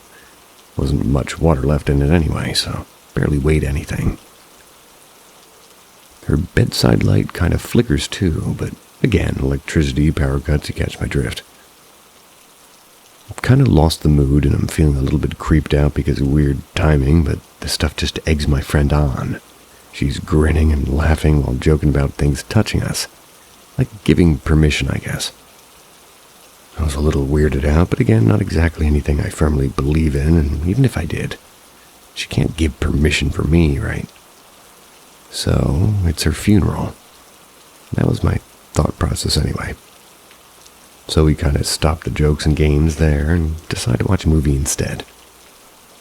Whole thing just kind of left my mind, to be honest. I went home, showered, went to sleep, everything was fine. Nothing out of the ordinary at all. I had no dreams, I wasn't scared, and I'm genuinely just so confused right now. So anyway, I wake up and like my forearm kind of aches and hurts a bit. But it could just be a morning pain or whatever it would be, and it would go away, so I go to the kitchen, make myself some breakfast, get dressed and everything. And then when I'm changing my shirt, I see fucking like scratches or something, and like bruises and stuff on my arm, and I just can't, right? So I'm confused, and I think that they were there yesterday, and I didn't do anything yesterday to get these, so what the fuck? Texted my friend who I was with yesterday, and she's confused as fuck as well. You've got a potty mouth, ma'am. And it's totally weirded out. You can't hear it, but my gecko also just yelled. He agrees. So her friend's also totally weirded out, and she shrugs it off and then jokes about it being like a ghost or like something from yesterday. Kind of just went, haha, yeah, and we both went offline. So I kind of just sat there for a bit, and no thoughts, just this building feeling of panic. And just, well, no. So I just went outside, and here I am still. I texted my ghost-obsessed friend, but they didn't reply, so this is my last resort. No breathing.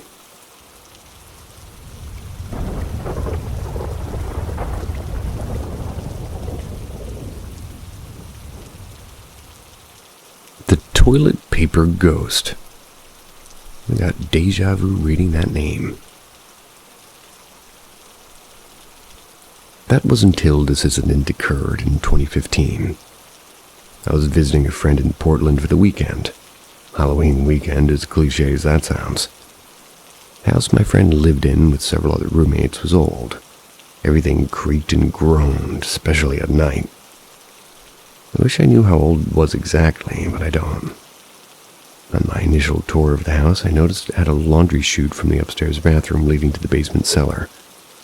That's where their laundry machines and a bunch of old spooky furniture from residents past moldered. Furniture from residents past moldered. Is that a word?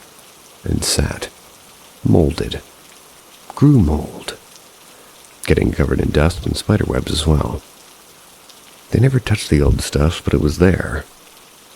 I was in my 20s then and was getting ready to go with my buddy to a basketball game. The Trailblazers versus the Suns.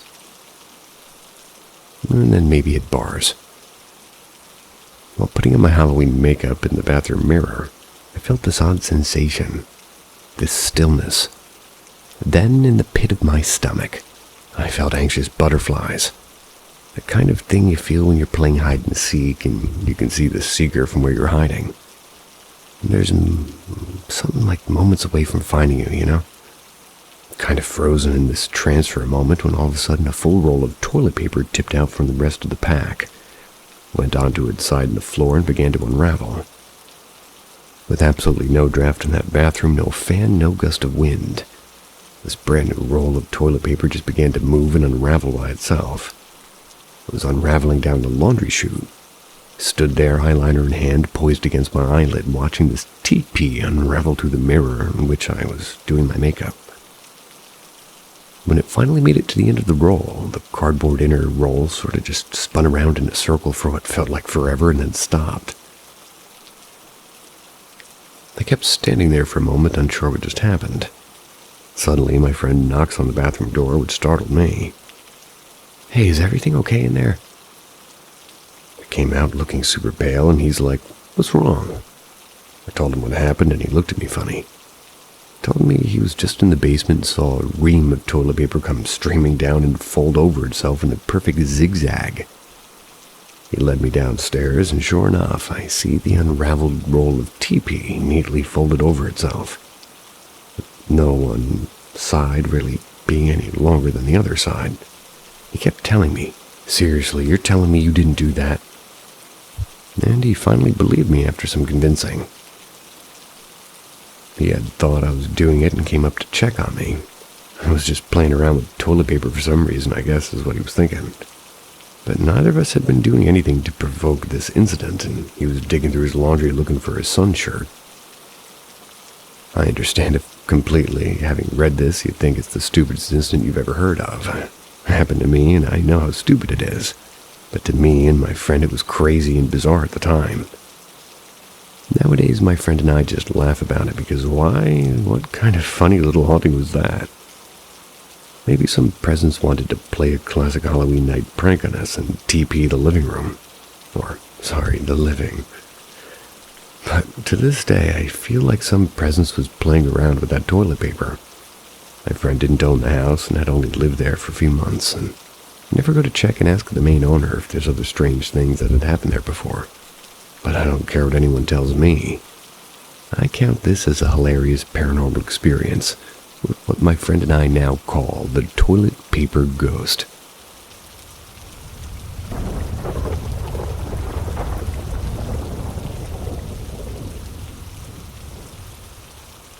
Sleep paralysis involving vibrational entity. This started off with me relaxing and watching one of my favorite shows, King of the Hill. You have good taste, sir or ma'am. During this, I fell asleep unintentionally. I entered a dream state.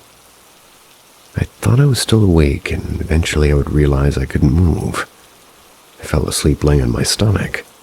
Couldn't move anything but my eyes. It felt like something was pushing me down. I moved my eyes toward the TV, and I could still see and hear everything going on in the snow. In the show I was watching.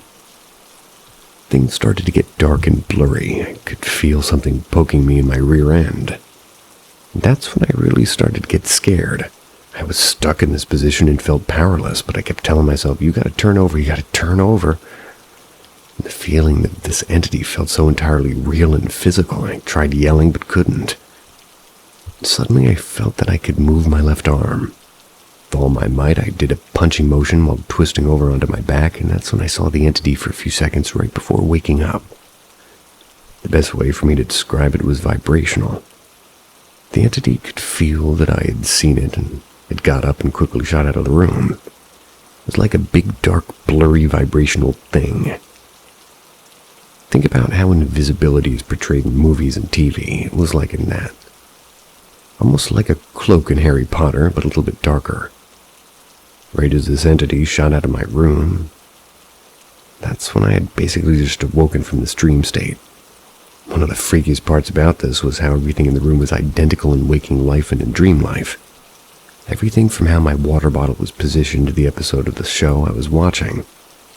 While I was in this dream state, I could make out details of every little thing in the room. It was vivid. I was really shaken up from this, and now afraid to fall asleep in this room. Luckily, I haven't had any sleep paralysis since then. Something I can never forget.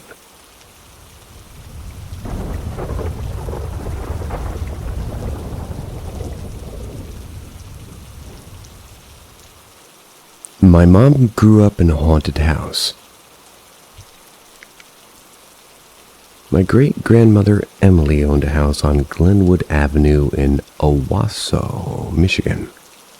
Owasso. She was fairly well off, so she let my mom's mother move into the house when she was falling on hard times with her husband and their kids. And my great-grandma Emily moved out. Assuming that's what Gigi means. I'm going to try to make this as easy to understand as possible to who is who, and try to lay out who moved into the house first. My grandma Pat, which is my mom's mom, has 3 kids. Charlotte, who's my mom, Chris, and James. She was married to a man named Butch who also has 3 kids. Sandy, Lee, and Greg. These are all events that my mom and Grandma Pat both separately told me about throughout my whole life. I'm now 22, and I've told my friends about them throughout the years, and I've been reading these Reddit posts. And I've decided to share the experiences that I've learned about. They're 100% true. So before I start speaking about what happened before my mom, I want to share a bit about what happened to my Gigi Emily when she lived there. She told my grandma that some strange things had been happening in the house. When she was in bed, it felt like a cat walked over her and she had no animals. Also, she told my grandma that something would tug her blanket at the end of her bed, and she would have to clutch onto it or it would be pulled off. Water would also run in the bathroom constantly, and she would have to get up and turn it off throughout the night. My mom moved into the house, and she made some friends around the neighborhood. They would tease her about how a witch lived there before and did witchcraft in the basement. Said that the house in general was haunted. My mom brushed it off, thinking that they were just trying to scare her.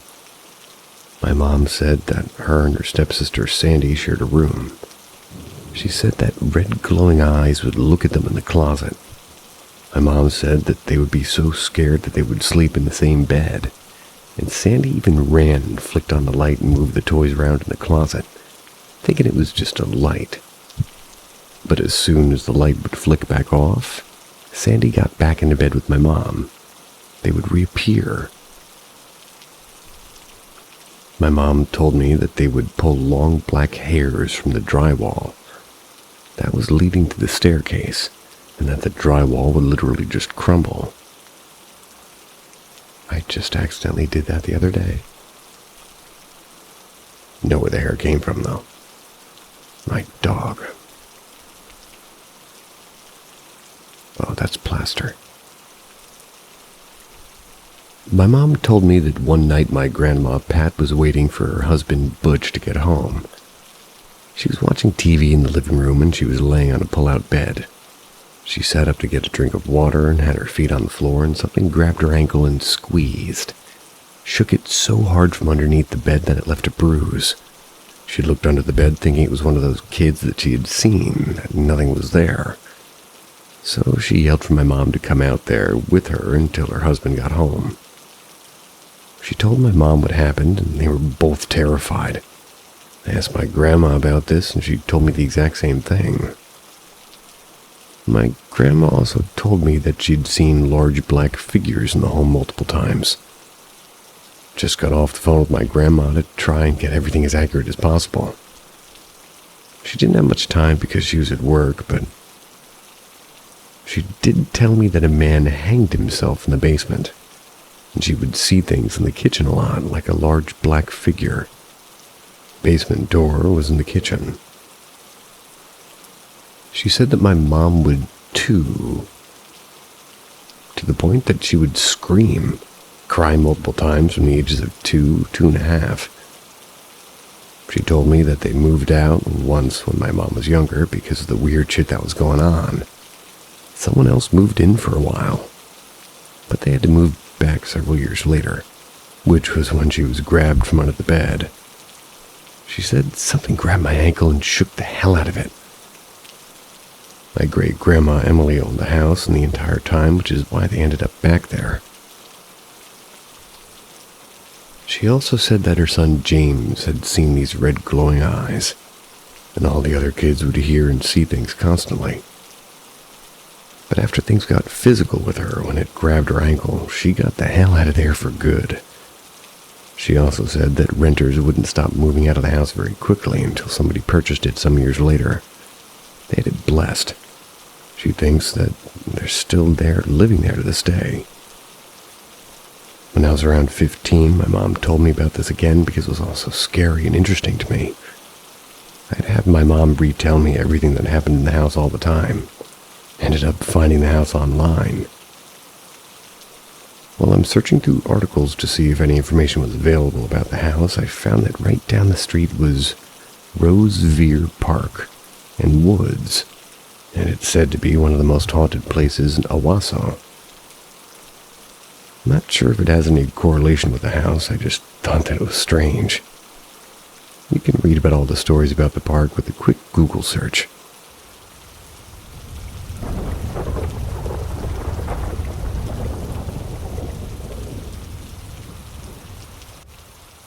A Marilyn Monroe painting. When I was around 16, my stepdad worked as a mover. Someone who moved gave him this colorful hand-painted canvas of Marilyn Monroe.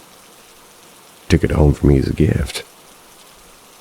My stepdad spent a lot of time down in the workshop in our basement, at least when he wasn't at work. One day when my mom and him were down there, came down to ask my mom a question. I saw the canvas sitting against the wall and I asked where it had come from. My stepdad explained to me that he was going to give it to me as a gift, but for some reason my mom didn't like it at all. She had no reason.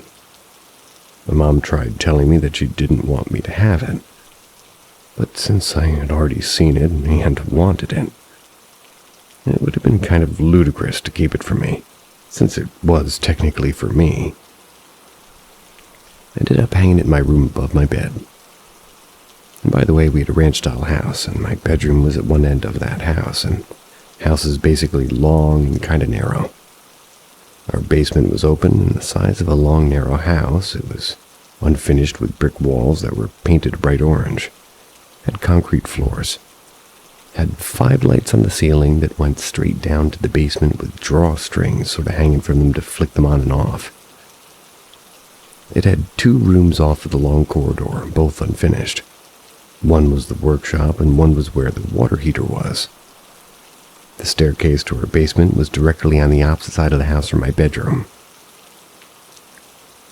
That night I had 3 horrible, stressful nightmares, like the ones that make you wake up trying to catch your breath. This continued for the next 3 days. In one of my dreams, my bed sank through the floor into the very back of the basement directly below my bedroom. The basement was pitch black. I knew something was in there with me. Felt like I couldn't breathe because of sheer panic. Got up from my bed and instantly started rushing to try to get up from the stairs in the opposite side of the basement with something that felt so sinister chasing right behind me. I knew the creature was small and black because I had seen it when I reached the bottom step. That's because of the light that came through the crack of the basement door. I woke up before it could touch me, sweating, trying to catch my breath. And for whatever reason, I connected my dreams to the painting by the 3rd day. It was in my head by the 2nd day, but I ignored it because I liked the painting.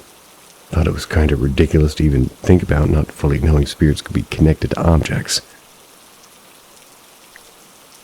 I've always been super intuitive. Several of my aunts and great-aunts on my dad's side who passed away from cancer when I was 11. So I didn't really see his family much. They were self-proclaimed witches, and I think it's been something that runs in the family to this day. As crazy as that sounds, it's pretty true. My mom was a Christian woman, and we would attend a Baptist church basically my whole life at that point. I told my mom and laughed and said that it was probably just in my head and that everybody had nightmares once in a while. I knew it was connected to the painting, so I asked her to put it into a room. She thought it was silly, but ultimately agreed with, "All right, we'll see." Placed the painting in a room against the wall nearest the side of the bed she slept in. And shockingly, she too had 3 horrible, stressful dreams. I remember her saying that one was about some kittens that were very sick with crusted shut eyes and flies all over them. She said it made her have an overwhelming feeling of complete and utter dread. She told me that she knew it was the painting too. Understood exactly what I was talking about. She immediately got it out of our house and the dream stopped. I asked her several years later what she did with it, because I'm 22 now. She told me she ended up putting a painting in the trunk of her car and kind of got sketched out within a few days of having it in there and ended up stopping on the side of the road while driving, putting it at the end of somebody's driveway for the garbage man to pick up.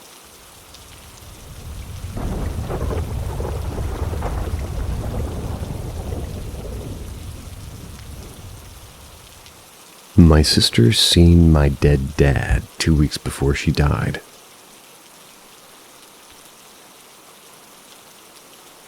My family moved into a house in Schwartz Creek. That's in 2004. It was my dad Ronald, my mom Charlotte, my sisters Shira and Chelsea, my brothers Ronnie and Dylan, and I. My name is Sabrina. I'm now 22, and this all happened between the ages of 9 and 11. And everything was fine until I think like 2007. My dad started getting super sick and jaundiced, and basically his skin and the whites of his eyes were turning yellow. His mom came over and they were searching online trying to figure out what could be wrong with him. The only thing that would come up was articles on cancer. He got checked at his doctor's, and lo and behold, he had an aggressive form of pancreatic liver cancer. My dad was super healthy before all this, so it was a huge shock. A few months later, my sister Shira, my username is named after her, started to get sick as well. She was diagnosed with Hodgkin's lymphoma. It's a form of cancer. Really long story short, and if you want to know more, you can Google the city and our names and read some news pretty fucked up. My dad ended up passing away 2 years later on March 27th, 2009. But it was only after my sister went into remission because he told her that he wasn't going to die if she was sick. After his passing, my other older sister, Chelsea, moved out of state to live with my Uncle James in Washington. So fast forward a bit, and at this point, my dad had been passed away for nearly 6 months. Shira, the sister that had cancer, was home alone.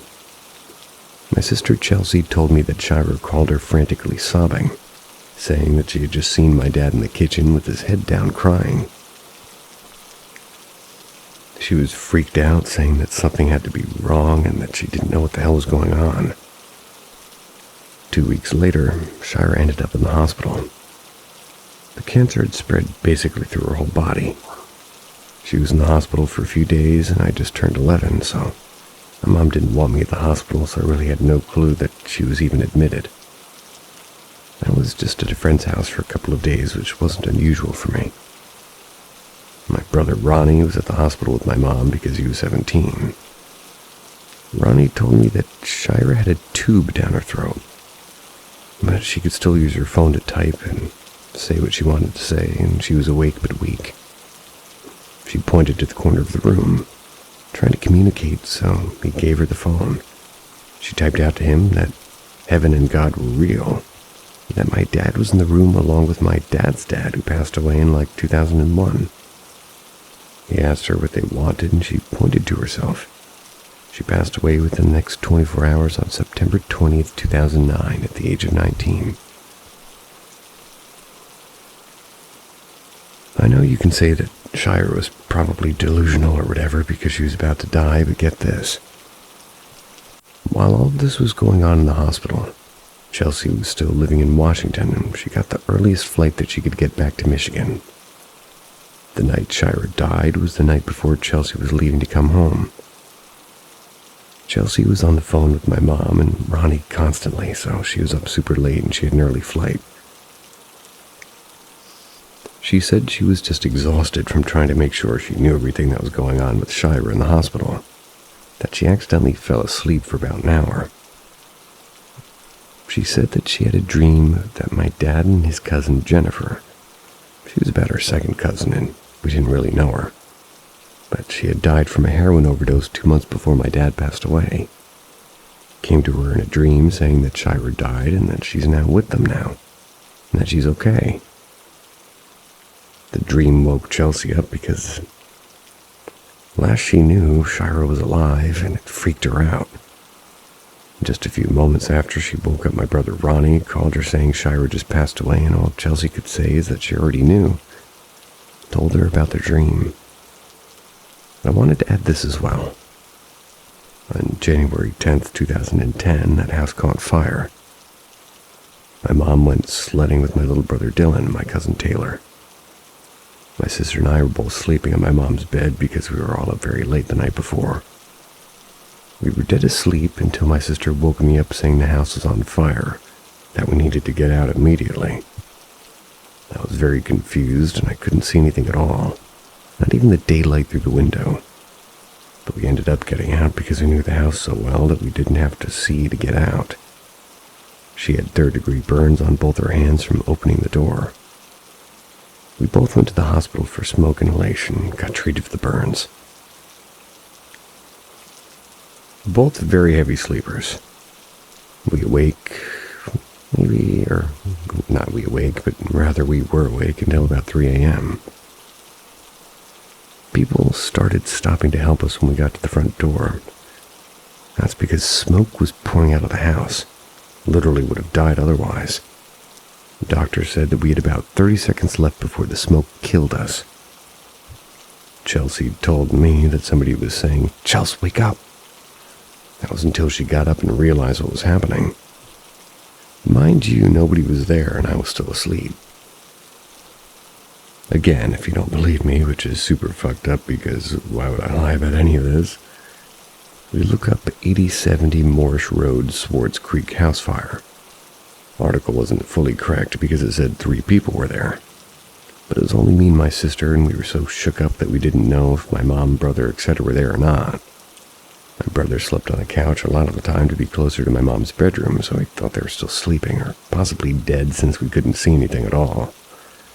That was until we noticed my mom's truck was gone from the driveway. We broke the window to try to wake them up because the smoke that was pouring out of the door was too thick to even go near it.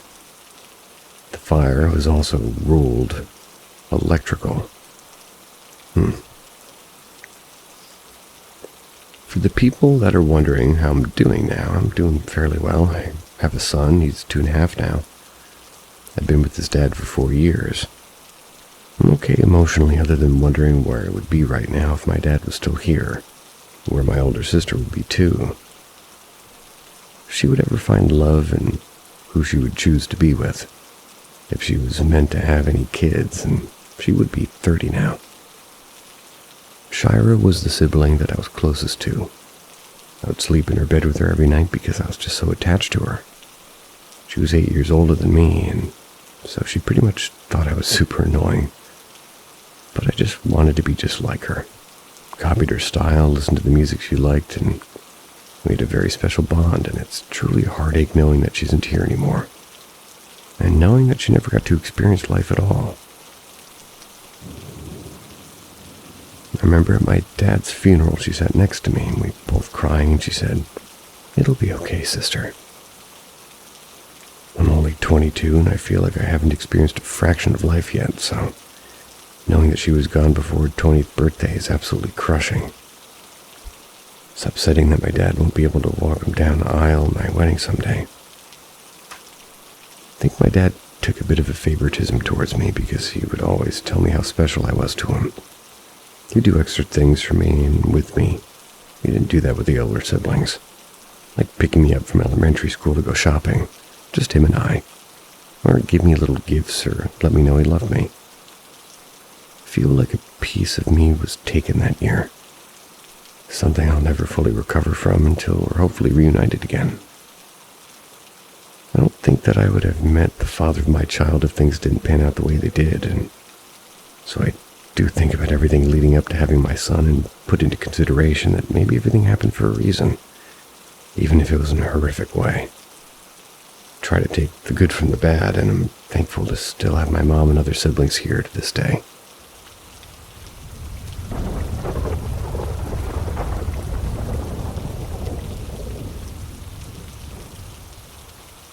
A woman that attended our church was possessed.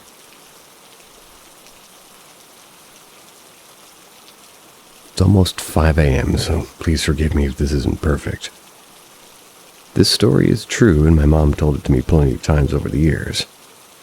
I also know this sounds super far-fetched because we only hear about this type of shit on TV, but it actually happened. When I was a baby, my mom attended a small, close-knit Baptist church in Flint, Michigan. The church had only about 15 or 20 people that would come regularly. So, everybody knew each other. The pastor was close to her family in particular because my dad was in and out of the jail constantly. My dad didn't attend church, but my mom was a dedicated Christian. All of this information came directly to my mom from our pastor and Valerie herself. I was born in August of 1997, so I'm assuming this took place circa 1998 because my mom said that I was a baby at the time. She was still breastfeeding me. My mom befriended a thin, middle-aged woman named Valerie. They were newer to her church. She would come now and again because her husband started to come regularly. Before I got into all of this, just know that I understand all witchcraft is believed to be good at, etc. and all that. Everybody has their own beliefs, so don't come for me in the comments. Or me. WTBS.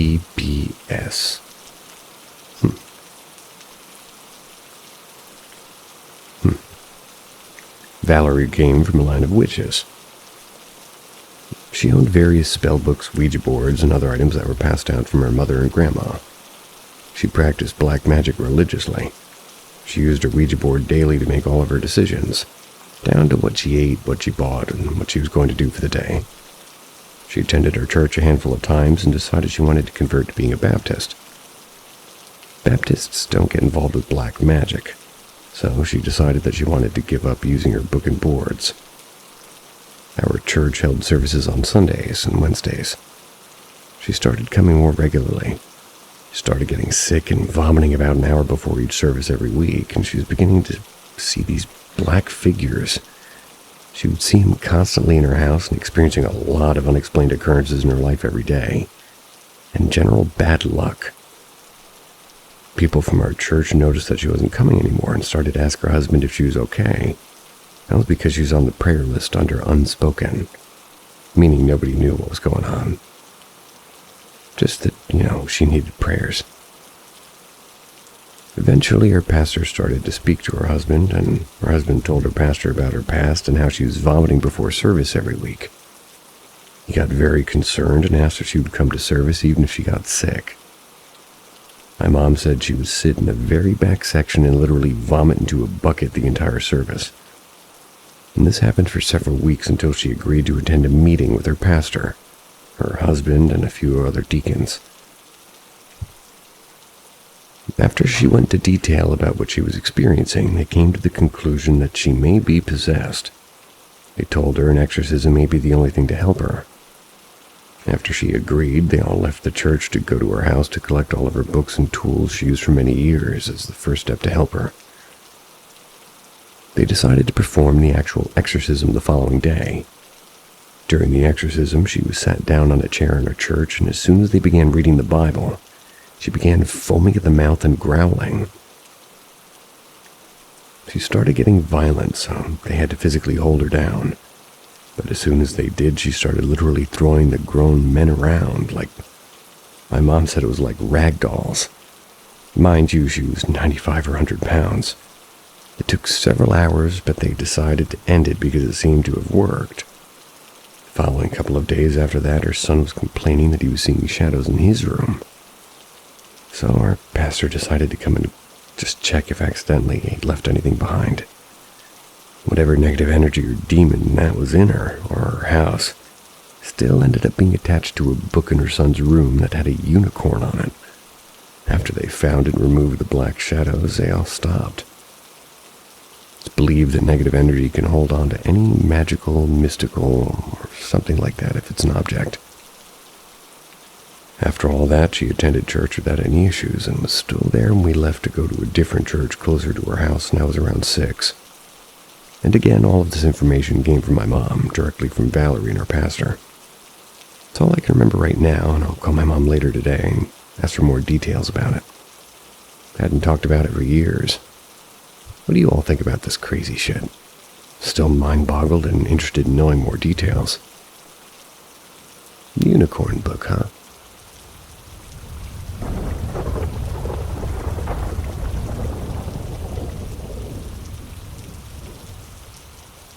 My cat had a negative attachment. My fiancé and I, for the past year, approximately have thought something was in our apartment besides just us. Started out with once in a while just hearing different noises and thought it was our cat just knocking something over or maybe a plate just sliding. But any time we would check it out, the cat wasn't in the room. Nothing was moved or fallen over. So over the next months, my fiancé got pregnant. Go into more detail, but all of a sudden my cat was scared to go through the hallway. Started to go through the hallway that divides all the rooms like a bat out of hell to get from the kitchen and living room. And once in a while we would see shadow figures around the same spot. We wouldn't like to be near this spot in particular. We just told each other it's nothing mean to us or doing anything negative towards us, so we just went on with life as always. Got along so good and started getting ready for the baby to be born, but as time went on we started to see more shadows and we just started arguing and we're always on edge. We're always just at odds with each other and just really like hatred towards each other. Act like people we didn't even know anymore. Trying to move this along and still let you know about some things that were happening. And the baby was born, and the cat just started acting very standoffish. Kind of just be very annoying and do anything that would upset us, and we thought it was just maybe because the baby was here now, but that wasn't the case. One night I was playing with the baby, and I was doing bicycles with him, and a bassinet and a melody playing. I would say, "Run, run, run," to my son. And when I heard something else say what I was saying, freaked me out really bad because the cat was acting so bad I actually was trying to find him a new home. And I had had him for 5 years. Turned into a cat that I didn't know, and me and my fiancé were still being very negative towards each other to the point where it was almost finished. But I finally did find my cat at home, and when he left the house, it seemed so much quieter and almost seemed like the house was a new house. Me and my fiancé both thought the same thing about the difference in the house. Stopped arguing, and it's just very pleasant. We both are thinking that something either was attached to the cat or followed him to the new home. We always thought people were just lying on TV when they would say the house felt lighter. But whatever was going on stopped 100% when the cat left. So I'm not exactly sure what was going on, but I'm so happy things worked out, and I almost think my cat did everything on purpose to make me have to get rid of him, or to get whatever is in my home out. Anybody else ever hear anything like this? Let me know. I'm pretty sure that we're not crazy, I think. It's actually a first for me hearing that.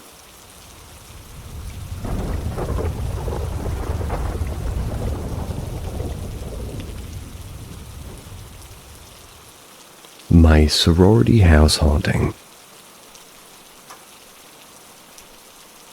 I attend college in a small town that has had a sort of colorful history. Student houses are very old and unkept due to the lack of care from landlords. My sorority house lies within the old student houses and looks like a southern plantation home, white with tall pillars and a wraparound porch. This house is 8 bedrooms, 2 kitchens, and 2 bathrooms, so it was a fairly large home. I've never resided in the sorority house personally, but I've spent a great deal of time in that house and have heard countless stories of what I believe are paranormal happenings.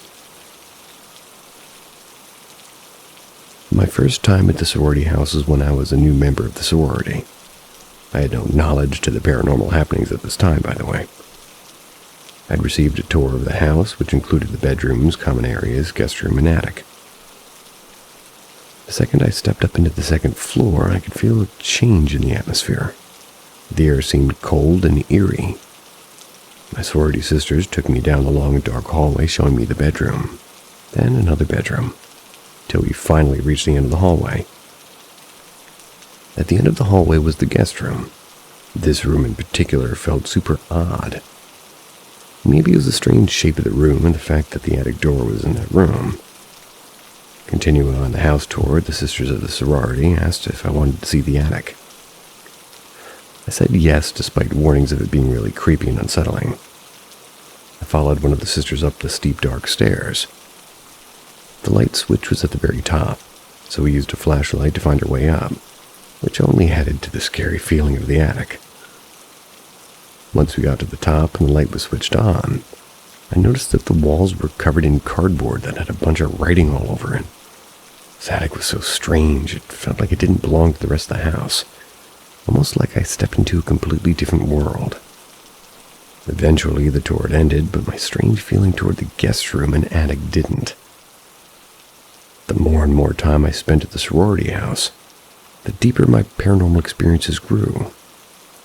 There was one night I was alone in the house with the other sister. Everybody had left for summer vacation. My sorority sister and I happened to be visiting the college town, so we decided to meet up for a wine night at the sorority house.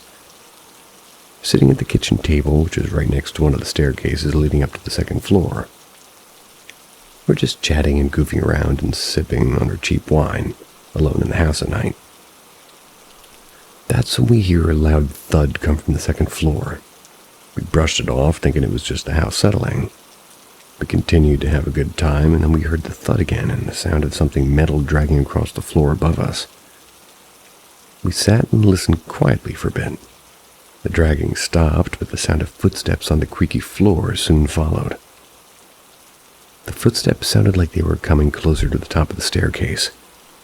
I looked at my sorority sister dead in the eyes, and we both knew that we needed to get out of the kitchen, away from the stairs. So we ran into the living room and sat on the couch, staring into the kitchen.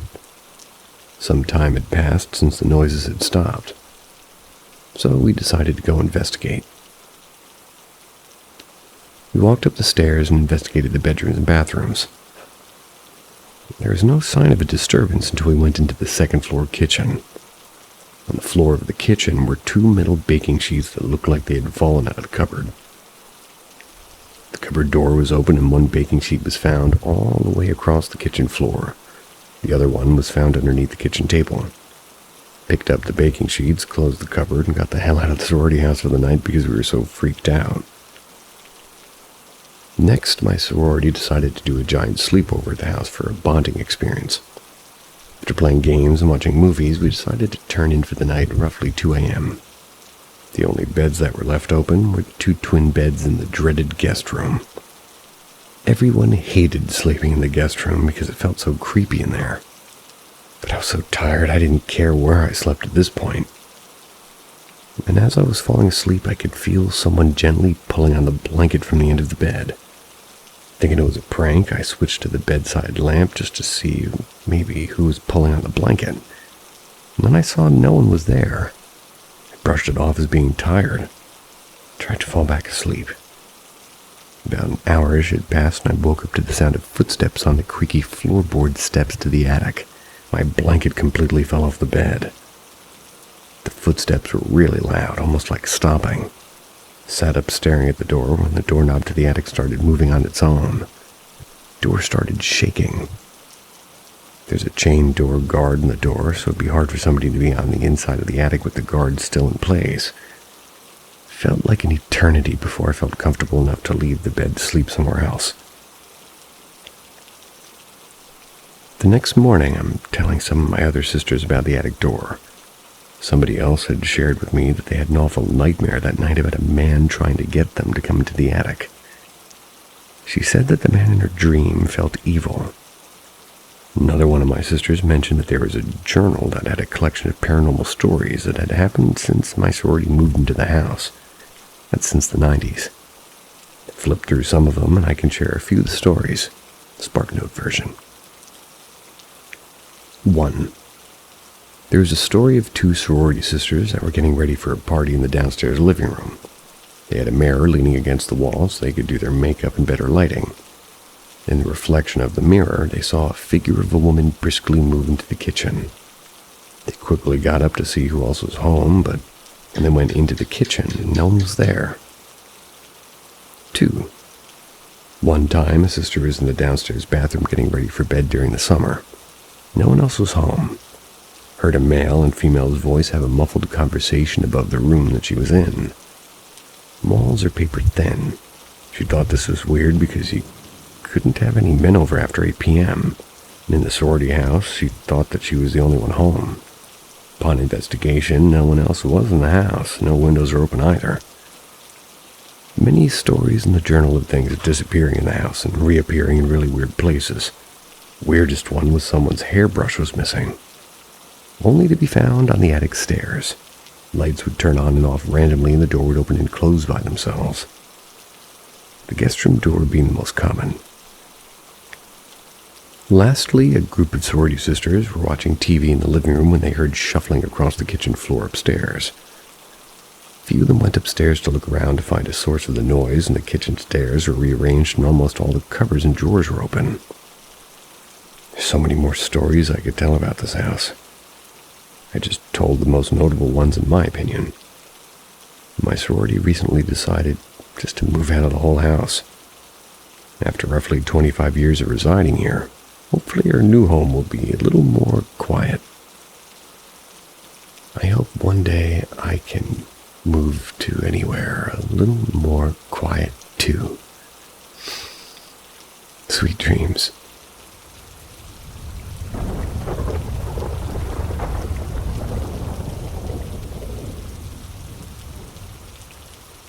Paranormal M invites you to dive into the mysterious and unexplained. Hit subscribe and stay tuned for captivating episodes that will leave you wanting more. The adventure begins now. Horror in Oregon. I've been living in Idaho for just over 4 years now. I moved from the Dallas-Fort Worth area in 2015 with my parents. I'm 24 now. Moved out of my parents' house into my own apartment with my beautiful fiancée. Couldn't be happier. Since I was already out of high school and I keep to myself more than most, my group of friends is rather small. I'm fairly outgoing and have never had a lot of difficulty making friends. Still, the only place I ever really have a chance to talk to people is at work. And I work as a correctional officer. A prison guard, in simple terms. Being surrounded by inmates isn't exactly how I would prefer to spend my day, but it pays a good deal more than most other jobs at entry level. Worked there almost 3 years now, and anybody that I could call my friend also works there. It's not the best setting to make new friends in, but it works. There's 3 people that I hang out with most of the time. Bowers, Reed, and Taylor are the people closest to me. Sure, I hang out with plenty of others that work there, but more in a everyone was coming, so I came too kind of way. Bowers, Reed, and Taylor are the last names. Working where we do, that's how you know each other. So from here on out, that's how I'll identify them. I spend most of the time with Taylor. He and I usually go ride our bikes around town, grab a bite to eat, maybe drive around and talk. Nothing too glamorous. I see Reed most any day at work, but He has quite a busy life. With his wife, their new baby, his schedule is mostly dedicated to being a family man, which is fair. I still see him whenever he has the opportunity, though. Bowers, on the other hand, is who I have most in common with. I'm a big horror fan. I love scary movies, scary stories, scary places. Anything to chill your bones and make your skin crawl. Bowers is much the same. He's always talking about writing a screenplay for an amateur horror movie he wants to make. I always thought it was a good idea, so we'll sit at work and brainstorm together. Sometimes we try to come up with a story that we deem scary and unique. Not exactly easy in our primary setting. Prison is a scary place, but for a different reason. A lot of the time when we hang out with each other, we like to go adventuring to the more eerie places that Idaho has to offer. Given that there aren't too many places to go that'll make the hair on your neck rise, we have to get a little bit creative. There's some mountain roads, a couple of abandoned properties, just your run-of-the-mill haunted places. These places serve more of sort of an inspirational purpose than anything else. Gets us into the proper on-edge mood to come up with the scary elements to a story. When it comes to horror, Bowers also shares the majority of my views on what's properly scary. We both agree that jump scares are cheap. It doesn't take really much to make somebody jump, and it generally doesn't matter what object, noise, or figure jumps out. It'll still make you jump. For me to fully enjoy a horror movie, I like the feeling of being creeped out instead of loud noises. I prefer more a sense of, hey, did you guys hear that? Instead of a scary face jumping from off screen. I'd rather have something sitting off in the background waiting for my view to fall upon it. Bowers is exactly the same, so when it comes to individual preferences, they're almost identical. One day at work, Bowers comes up to me and mentions the place he saw a video on YouTube about. It was an abandoned factory, and I gotta admit, factory sounded awesome. I'd been to abandoned orphanages before, sure, but never a factory. So I asked him, just how abandoned is it? He explained. Well, from what I understand, it was abandoned sometime in the 70s. It's a factory for making concrete. But when they built a new one, they just left the old one to rot. Sounded pretty promising. Where is it? I asked. A city called Lime in Oregon, he said. Checked a map on my phone, and it showed that Lime was just across the border of Idaho and Oregon. Not a far drive at all. The factory was sitting just off the side of the main freeway. Pictures I could find on Google just ensured that it would be a fantastic place to explore. My work week was coming to an end, so I texted Bowers just to set up a time for us both to go. My Friday was actually his Thursday, so I figured the best time to go would be on my Saturday after he got off of work.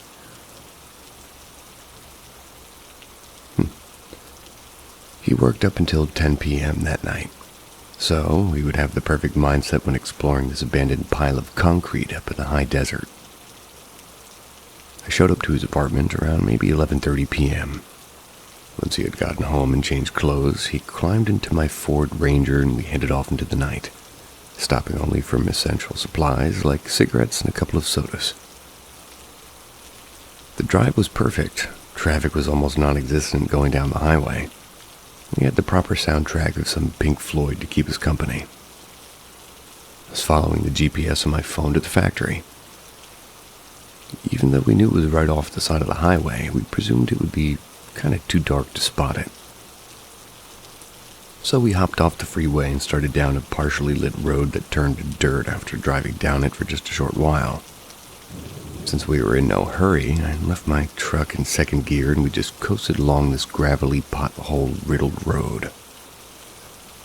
Eventually, it led to concrete again. We had taken an exit that led down the town of Huntington, just to take a bit longer. Let it build up in our minds a little bit more. After another 15 minutes or so of driving, my headlights watched over the old concrete factory in Lime, Oregon. The main part of the factory was on the right-hand side of the road. There were some old drum silos on the left. We pulled off the left, parked in the dirt. As soon as I turned my headlights off, we were both bathed in darkness, with only the stale green glow from the time displayed at my truck's radio. That was the only thing providing any source of illumination. I could instantly feel the sense of uneasiness fill me up. I wasn't exactly regretting the decision to come all the way out here, but it was the fact that we were all the way out here that made me nervous. I checked my phone. I had no reception. Barris had no signal as well. I had 2 small flashlights that we could carry and a full pack of cigarettes to calm my nerves. We also both were carrying our handguns, just kind of in a just-in-case measure. Got out of the truck, took a look around. As we stood there in the dirt, I looked up at the sky. I noticed how brilliantly dark the surrounding area was. I could quite clearly see the Milky Way. Millions and millions of stars twinkled down on us. But instead of peace, I was feeling terror. Keep in mind, I did ask for this. This feeling that I'm experiencing is exactly why I love to be scared. My adrenaline was going a little haywire, so I lit a cigarette to relax myself a bit. The dry, billowy smoke is just what I needed to calm down. Bowers followed suit and lit one for himself as well. The red glow from the cherry embers on the end of my Marlboro provided much more light than I'd taken note of in the past, sending out a radiating red and orange light, almost to where it created a scarlet orb on the dirt around my shell toes. My shell toes. As we stood there in silence, we listened for sounds. There were no other cars around except for the ones passing on the highway every couple of minutes. But none parked near this factory. There was also a slight breeze wafted through the property, creating the illusion that something was moving objects around in the factory. There was a big hole in the ground, maybe 5 feet by 5 feet. When the breeze would hit it just right, it would cause a whistle to emanate out into the warm, dry summer air. Walked over to the hole to look inside. Grabbed my flashlight, stood about a foot away from the edge. Clicked the power button, shined the light down inside. And at the bottom, maybe 9 or 10 feet, lay piles of rubble, rock, and wood. It was too far to jump down, so I aimed my focus elsewhere until such time that I could find another potential entrance. Looked back at Bowers, still standing in front of my truck, just kind of staring off at the factory. Walked up next to him and said, "Hey, this is pretty cool, man. Definitely a good choice." And he uttered a simple, "Uh-huh." I suggested that we go explore the rest of the factory, which he agreed. And to get to the main collection of buildings, we had to walk up a slight hill. Once at the top, we could both turn on our flashlights and aim them around at whatever caught our focus. I was focusing more on the graffiti and was basically plastered all over the walls. Some of it was actually quite impressive. Not just the simple tags or names and dates, but actual murals. And some murals got so complex they actually utilized an entire building.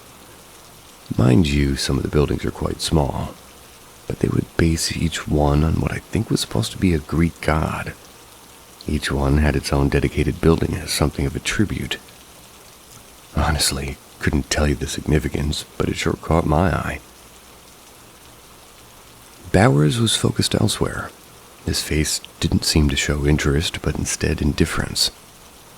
He would walk slowly from one window of a building to the next, turn to face it, shine his light in, stare for a few seconds with a blank expression before moving on to the next one. It didn't quite make sense to me. He usually loves this kind of stuff. But as of right now, he seemed uninterested in anything. I walked over to join him at the 2 tallest smokestacks on the property. We poked our heads into some holes that looked like they were created after the place had been abandoned and looked up through the top of the stack. Looked even taller from the inside than they did from the outside. We explored pretty much every building that had an entry point that we could see. A lot of the roofs had collapsed, leaving some buildings inaccessible. Among more graffiti, the factory was now home to various wildlife from the area, some bats and birds being the most mentionable. Screaming lizards. Other than that, the factory was pretty much dead. Other than a few noises that could be written off as animals or wind, maybe a couple of eye tricks. Wasn't much else. Still enough to be frightening nonetheless. After exploring for about an hour, I'd gotten my fill of terror for the night. I had plenty of ideas for Bauer's screenplay, and still a sense of eeriness I was sure would last until morning. I looked at Bowers and said, "Well, I think I'm satisfied. Want to head back?" Still sticking with simple, inert answers, he replied, "Yeah." And I've worked with Bowers for about 2 years now. He got hired after I did. And after knowing him for that long, his responses were troubling. He usually had a lot more energy and enthusiasm than I did. Never seen him like this. Didn't expect him to be terrified to the point of paralysis, but he'll normally speculate on some scary stuff that might be happening there with me. We could sit there, scare each other by humoring the other on a noise that they heard, and not tonight. And if I'm being honest, Bowers was scaring a lot more than the factory was. On the walk back to the truck, I decided to mention some ideas I'd had for a screenplay to see if I could drag him out of whatever funk he was in. Maybe you could write about this group of teenagers that find this old abandoned factory, and they decide to go and to explore. Only while they're exploring, people just keep disappearing from the group, I suggest. "Yeah, that sounds cool," he replied. "Okay then, more than one word, I'm getting somewhere." "Or maybe instead of teenagers, you could have some kind of supernatural or poltergeist investigator," I said, "who's going on this trip to the factory because the inhabitants of the town think the factory's haunted." "Yeah, that may work. Kind of like the idea of the teenagers because I think I'd be a lot more scared of someone in my group disappearing than a ghost," he explained. "All right, this sounds more like him now, and kind of getting the old Bowers back." We made it down to my truck, still discussing other ideas about the screenplay. As we're getting to the truck, Bowers said, "Hey, wait, look, there's a tunnel over there that we didn't check out yet." I turned around, and under the line of silos, there was a tunnel leading straight underneath them. "Yeah, okay," I said. "Let's go check them out." I closed my truck door, and we made our way over to the silos. As we peered into the tunnel, it was pitch black. I could barely see moonlight on the other side, and still I needed my flashlight to be able to navigate through it. The tunnel was probably around 7 feet tall. I would stand up straight in it, but because of some pipes that were occasionally protruding from the walls or ceiling, I'd have to duck every now and then. While we walked down the tunnel, the sounds of our shoes and breathing was amplified. It felt like I was walking through a horror movie. The sound was so enhanced it almost sounded fake and fabricated. Bowers was walking in front of me, so I was using my light to focus on the ground in front of us. His was aimed down at the end of the tunnel. I could see the end of the tunnel, and it appeared to lead to a small concrete room with the ceiling partially collapsed. We were about a third of the way through the tunnel and still had maybe 150 feet to go. And out of nowhere, Bowers stops walking. I almost ran into him because my view was focused on the ground, and I asked him, "You good man?" He replied, "I'm not sure." "Okay, what the fuck does that mean?" "I don't know," he whispered. "Dude, you're freaking me out. What's the matter with you?"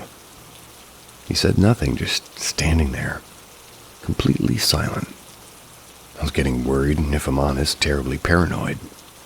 Started shining the flashlight back behind us, half expecting to see some creepy humanoid figure quickly crawling to catch up with us. But luckily, the tunnel was empty. Bowers and I as its only inhabitants. Suddenly, I hear a scratchy, rustling noise. Quickly turn around and see Bowers in a dead sprint heading toward the end of the tunnel. I was confused, frightened, and frozen. I watched as my friend ran from, or rather, toward the uncertain end of this dark, damp tunnel, with only his flashlight as a beacon informing me of his distance. Part of me wanted to follow him, but I had no idea what to do at this point. In my head, I'm thinking, he's lost his fucking mind. I'm now stuck with him all alone in this tunnel. His light came to a halt in a little concrete room at the end of the tunnel. I could barely make out the outline of his body. He just stood there with his flashlight pointing at the ground. I shined my flashlight down the tunnel at him. I could see he was facing away from me, looking at the wall. I called out, "Bowers, what the—" And before I could finish, Bowers screamed as if he'd just been met with his worst fear. Can't imagine what he'd seen, but it must have terrified him to his very core. Dropped his flashlight and started running back down the tunnel toward me. Put my hand on my pistol, ready to take aim at whatever comes behind him. As Bowers gets closer, I begin to see more of his face. He doesn't look terrified anymore, but happy, elated almost. I loosen my grip on my gun, thinking he's screwing with me. As he gets closer, his face goes from cheerful to angry. I could barely utter, "What's going on?" Bowers runs past me and knocks me on my ass. Hadn't felt a hit like that since high school football. As soon as I got my bearings, I felt across the rocky ground for my flashlight. The moment I grabbed a hold of it, I stood up and ran to follow Bowers back to the beginning of the tunnel. Rushed out of the tunnel, back into the open air. Pointed my flashlight and caught a glimpse of Bowers running up the hill back toward the main part of the factory. I stood in front of my truck, gazing up at this factory, just wondering what has possessed my friend to do this. My gut was screaming at me to get in my truck, lock the doors, and wait for Bowers to come back down the hill laughing. He was telling me, well, rather I was hoping, that he would tell me it was a joke and he just wanted to freak me out. Well, if that was the case, it was definitely working. I waited for a second to see if I could hear anything. His footsteps had ceased, and the only sound that remained was the light breeze in the air. I stood waiting for what felt like an hour, and out of the darkness I hear Bowers call out, "Hey bro, come check this out." "Fuck you, I want to go home," I said. I waited for a reply, but I didn't get one. All I wanted was to be back in my truck cruising down the highway headed back home. This was a little more of an adventure than I'd bargained for. "Bowers!" I shouted. "Hey bro, come check this out," was his reply again. For fuck's sake. I have no idea what's going on, but I am genuinely scared, and I don't know what else to expect, so just go find him. I pull my pistol out of its holster and hold it, if for nothing else than to make myself feel a little safer in this whole situation. Start to make my way up the hill and gaze upon the factory. I shined my flashlight all around, searching for my friend, and I called out his name again. "Bowers! Hey bro, come check this out." The feeling of dread began to pulse through me. "Well, you have to tell me where you are first," I said. Silence again. I couldn't accurately gauge where he was talking to me from, but he sounded far still. Continued walking toward the factory, going pretty much the same route that we had earlier. I was starting to panic. I didn't know where to look, what to listen for, or what to do. Walked past the giant smokestacks and toward the main grouping of buildings. I checked through every door I passed, looking for any sign of movement. I announced, "Listen, Bowers, I'm really freaked out right now, man. I have a gun cocked and ready. So if you're planning on jumping out to scare me, that would be a really bad idea." No reply. "Bowers!" I yelled. From over my left, I hear him. "Hey bro, check this out." I turned to face him. Bowers was standing through a doorway toward the back of one of the rooms. The look on his face will be forever burned into my brain. He didn't look scared, or happy, or angry. He looked sad. Sad like he had just received the worst news in his life. Then someone came and gave him even worse news. No tears or anything, just a frown with the most miserable eyes I've ever seen. I said, "What the hell happened back there, man?" He didn't move, his expression didn't change. He just stood there, frozen, almost catatonic. I take a step forward. "Look." I only got one syllable out before Bowers' face shifted from sadness to laughter. He was laughing in a very over-exaggerated manner, kind of mocking. The laugh wasn't the most disturbing element of this moment.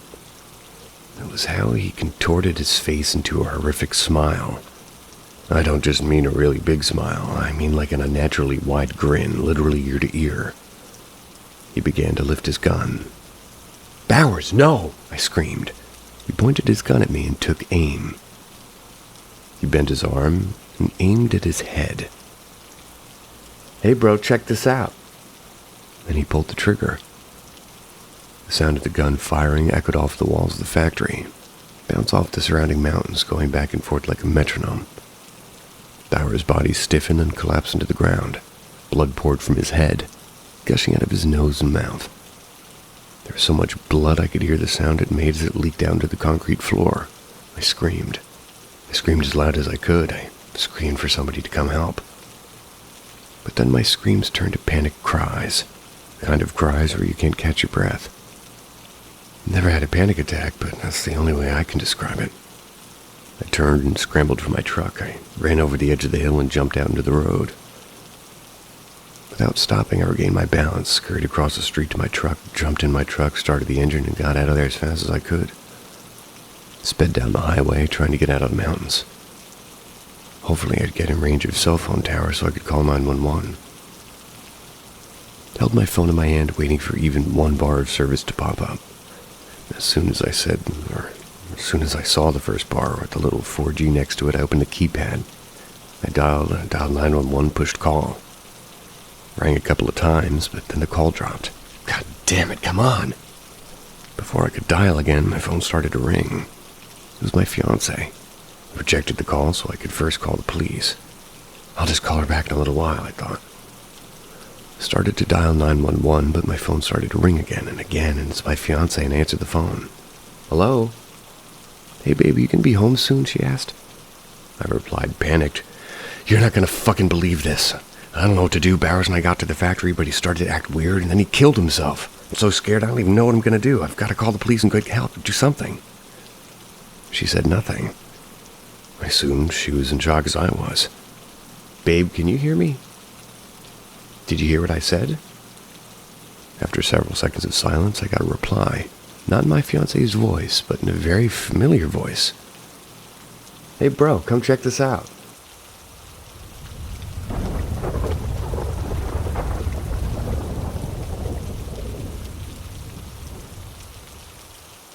I think my late grandfather contacted us. So this happened a few years ago. I still remember it like it just happened. A little bit of the backstory right quick. My mom's father passed away from a car wreck that she was in when she was only 13. Never met the guy, obviously, but I've looked him up through stories and pictures and heard he was a great person. So anyway, that particular morning, my mother went to visit his grave by herself. That was while I was at my grandmother's house. My dad was going through some emotional situations at the time, and she told me that she'd prayed to him, asking him to show her a sign that he's still around. So fast forward to that night, Mom and I were riding to Shongaloo, L.A., Louisiana. If you've ever been to Louisiana, then you know it's just a bunch of small towns with a lot of forests and back roads in between, basically. So it's about 11:30-ish, I would say. The road we were on didn't really have any light poles or any type of source of light besides car headlights. We were just talking to each other, and all of a sudden, it's like time slowed down. Sound wasn't existent. We see this humongous, glowing, bright blue ball of light just appear out of thin air, starting from the passenger side of the road. Like it was so bright that you would have seen it coming out of the woods, but it didn't. Just appeared on one side of the road and slowly floated across. Then disappeared as soon as it got to the other side. Just poof, gone in an instant. Looked over at my mother, and by this time, everything had gone back to normal. Sound was back. I still have the sheer, horrified look on her face burned into my brain. It was unexplainable. Never seen anything like this in my life. We both came to the conclusion that it was my grandfather's spirit saying hi to us. Say hi back for me.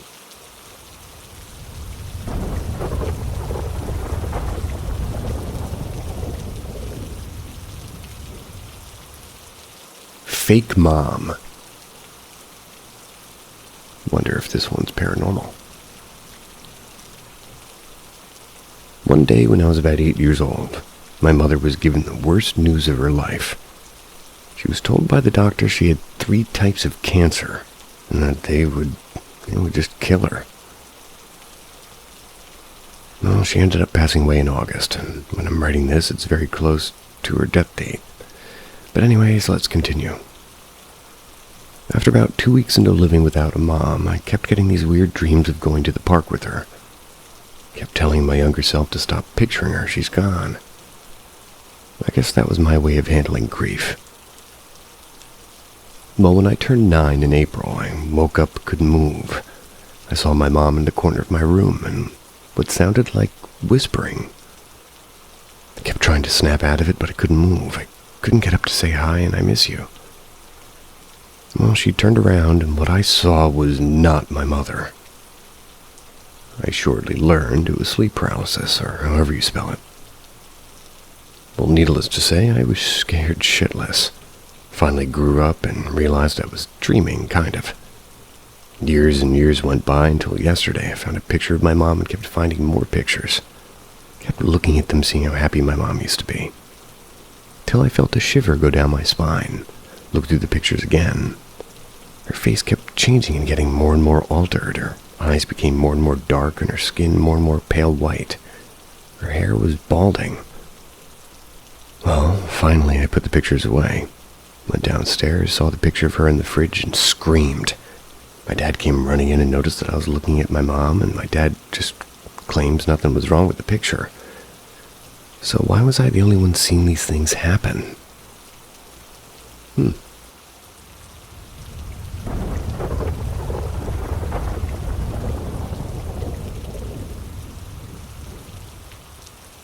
Stuck.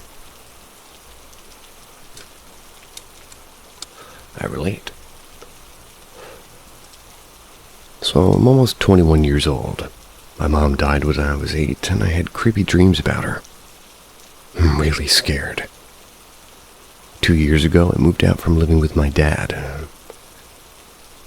Moved cities, moved house, and now live alone in a 1-story house. Well, one day I came home from college trying to relax and play some Rocket League on my PS4. Well, I kept hearing a woman scream my name outside. Finally got up to look and no one was there. Later that night, I was still awake gaming with some friends when I thought I'd heard someone jiggling the door handle. Grabbed my pocket knife, not knowing what could happen. Peered across the living room, staring at my door, and thought I could see a figure.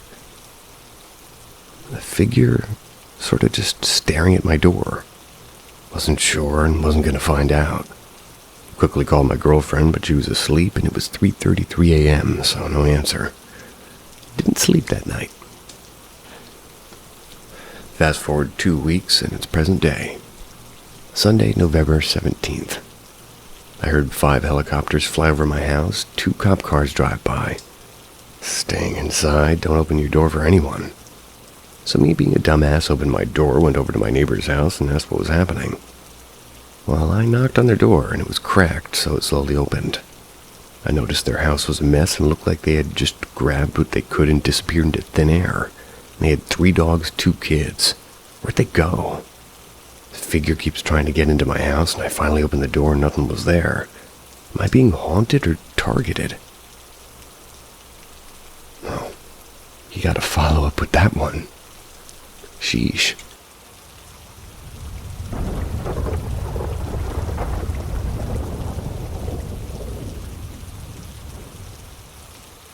A scent I can't quite forget.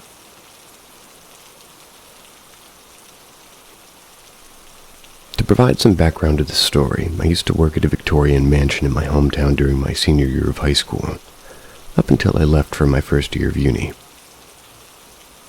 I was a tour guide there, and because of this, I was kind of allowed to just explore the home during my free time between tours. This mansion, which was known for its eccentric owner and is apparently haunted according to local urban legend, is big. Big isn't really the right word to describe it, as the home is quite huge, really. Its layout is confusing, which lends itself to the overall creepy vibe that the house just gives off. This house is allegedly haunted by its owner, and I'm happy to confirm or deny which house it is if people would like that sort of a thing. It's a well-known tourist location where I'm from. There's a certain time of year running from June to mid-July where the house is generally more active. It's generally accepted by tour guides, as we were the ones spending most of the time in the house out of all the employees. There's far more sightings and paranormal experiences that would occur during this time of the year.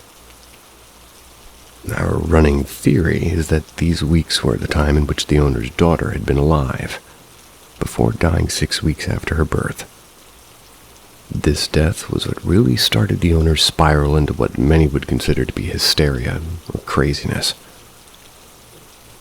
This happened in late June 2018, if I remember correctly. It had been a slow day, especially slow for the summer months where waves of tourists would come toward the home. During slower times, tour guides are sent into the home to clean, generally dusting, washing windows, or sweeping, simple tasks that would help maintain the house. I, along with one of my coworkers, were cleaning in the owner's main bedroom. Thus, tour guides would refer to this room as the dead room, as this was, in fact, the room that the owner had died in. This wasn't something we would use around guests, as that would probably freak out the ones that were not fans of the paranormal activity. We had a lot of guests that were fascinated with the architecture or were there just because Yelp said it was a fun tour. At this time, my coworker was fairly new to the job. Seeing that I was one of the more senior tour guides with a year underneath my belt, I was pointing out things in the room to her. One thing in particular that I pointed out was a scent sachet that was placed in a period pitcher on the bedside table. It was supposed to have a floral scent of some kind, but it was not particularly strong. So guests mostly, they'd be able to notice any difference it could possibly make, basically. After doing so, I decided to actually do my job and clean. I was dusting the window frames.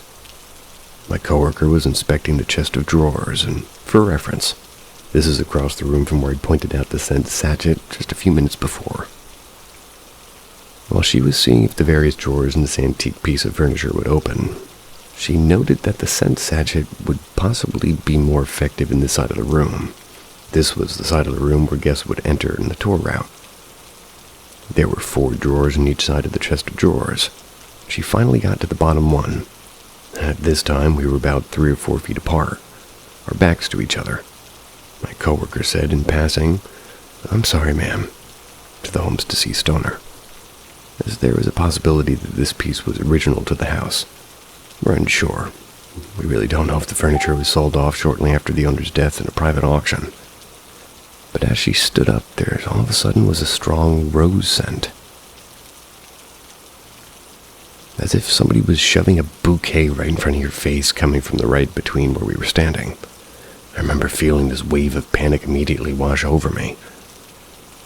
As I turned to look at my coworker, I asked her if she smelled it too. She said yes, and that she was certain we weren't alone anymore. After a long second of us just looking at each other, 2 of us just bolted to the room, or rather, from the room. We were incredibly spooked by this very in-your-face moment. I have no way to explain it since, and the smell of roses never fails to cause a shiver to run down my spine. I don't know if that would make it a good gift or a bad gift then. I like them.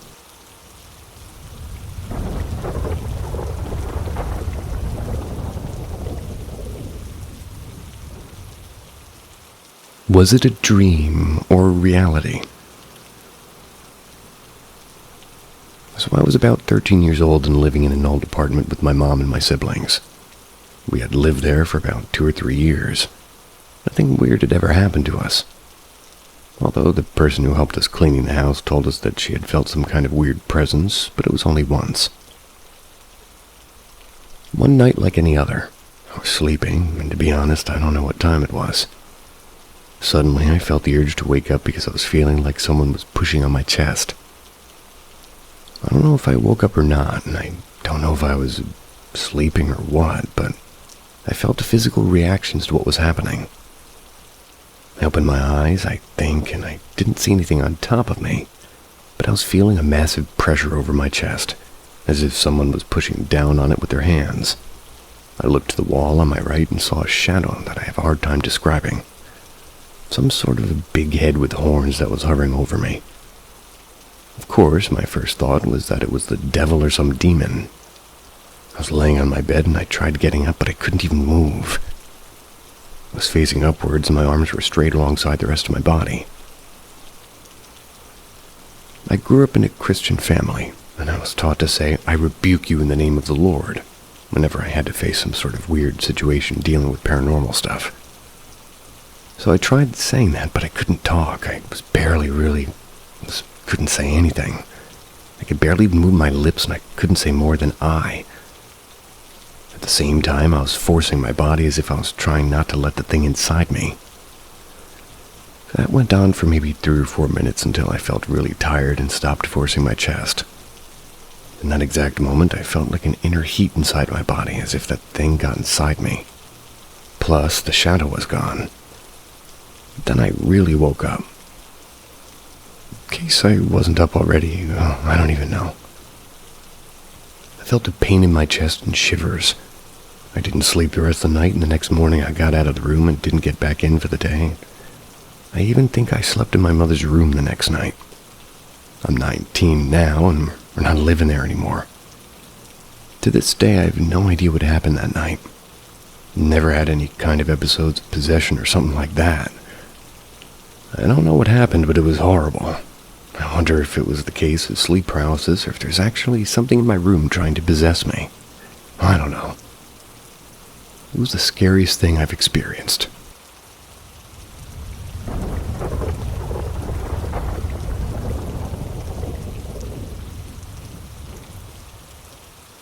What was the matter with this guy who's been harassing me in my sleep? Any psychologists or somebody who understands psychology? Raise his hand.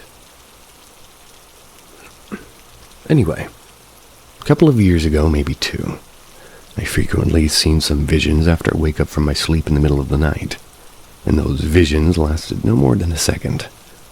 But I always felt like they were a little, if not for so much long, and they were vivid.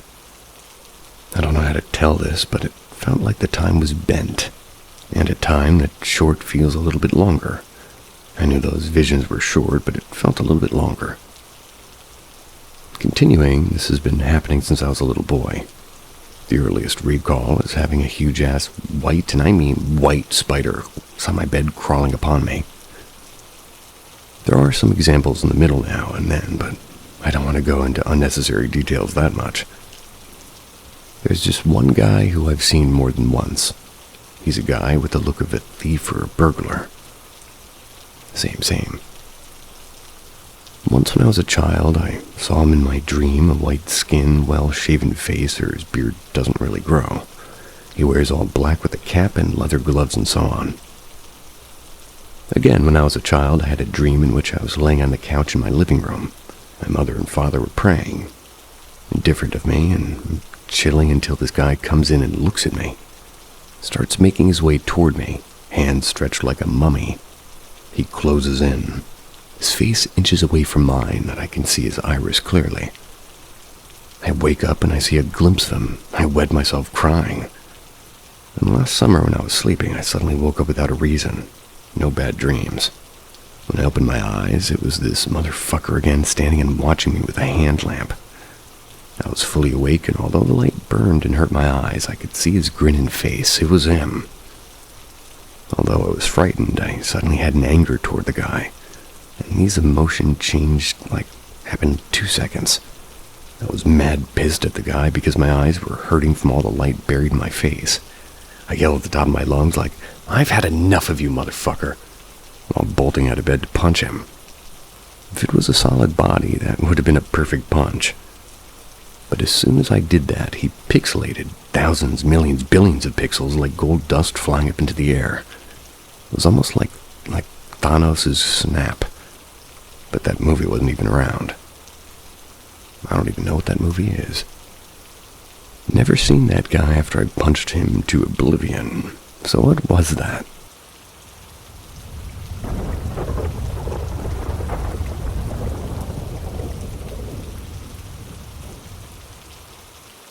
The ghost we nicknamed Kurt Cobain. My family believes in ghosts. We have a lot of stories, especially from the current house they live in. We also prefer to deal with things in a flippant way, and I mean that we bless the house how many times, and some things always come back and starts drama. My mom believes that entities attach themselves to me, and I end up taking them home. But that's a story for another time. When my sister was in her younger teens, she really liked Kurt Cobain. Had a poster of him on her wall. My mom was kind of grossed out by it, saying his negative energy from him committed suicide would affect my sister. Yes, dramatic over a poster, but that's the type of person she is. At some point during her occasional lectures, in an effort to spook my sister, she said, "Kurt Cobain climbs out of that poster and makes you have bad dreams." And that started it. The ghost we would hear in that specific part of the house was now Kurt Cobain. And involving friends and relatives into the lore was a fun experience. Kurt Cobain walked around upstairs. This room was kind of a converted attic in a one-level house, so if Kurt Cobain was awake, anyone on the first floor level would hear. People tend to feel uncomfortable in that room, aside from my sister and myself, who shared the room with her, and I was around during college break. My boyfriend, who never really believed in ghosts, had his first experience while staying over there, and we now call it the Kurt Cobain Confrontation of 2015. Good movie name. My family had left the day before for vacation, and my boyfriend and I were going to follow them up early the next day. So we spent the night at the house because we were going to grab a few extra things in the morning. As we went to bed, the light we turned off flicked back on. Then we heard Kurt Cobain stomping around upstairs and opening drawers. In the morning, when we were just kind of grabbing what we needed to, we saw that my sister's bed, a large piece of furniture that has drawers attached, was completely moved to one side. This extends to others staying over, like my sister's friend staying over during a party hearing 3 loud knocks just recently. And in case you're wondering, yes, if you were in the same room while Kurt Cobain was walking around, you would definitely hear him, though it usually sounded like shuffling. To avoid from being scared shitless and being unable to sleep, I would plug my earbuds in and listen to some basic white noise or rain. Or something super normal, maybe. And tell him to just leave me alone. Something I ended up getting used to with various entities in that house. In regards to that room, once I was staying there while I was in town and my sister was out of town, it was about 11:30 p.m., so everybody was in their respective rooms. I'm watching a YouTube video on my phone when I hear boom. It sounded like a bowling ball was dropped in the closet. I'm absolutely shocked and I'm trying to investigate the sound. And my other sister just comes in to check on me. She said it sounded like I fell off my bed. Then my parents, who were staying at the renovated basement, doing a lot of construction in the house, came up to scream at us over the ridiculous amount of noise we're making. This asshole Kurt Cobain did something so stupid loud my parents in the basement woke up. Could never figure out what the fuck the noise was. Nothing was broken or fallen over. So that's the short story of how my family handles scary stuff. It's fun to say, oh, that's just Kurt Cobain, when somebody's staying over hears something weird from upstairs.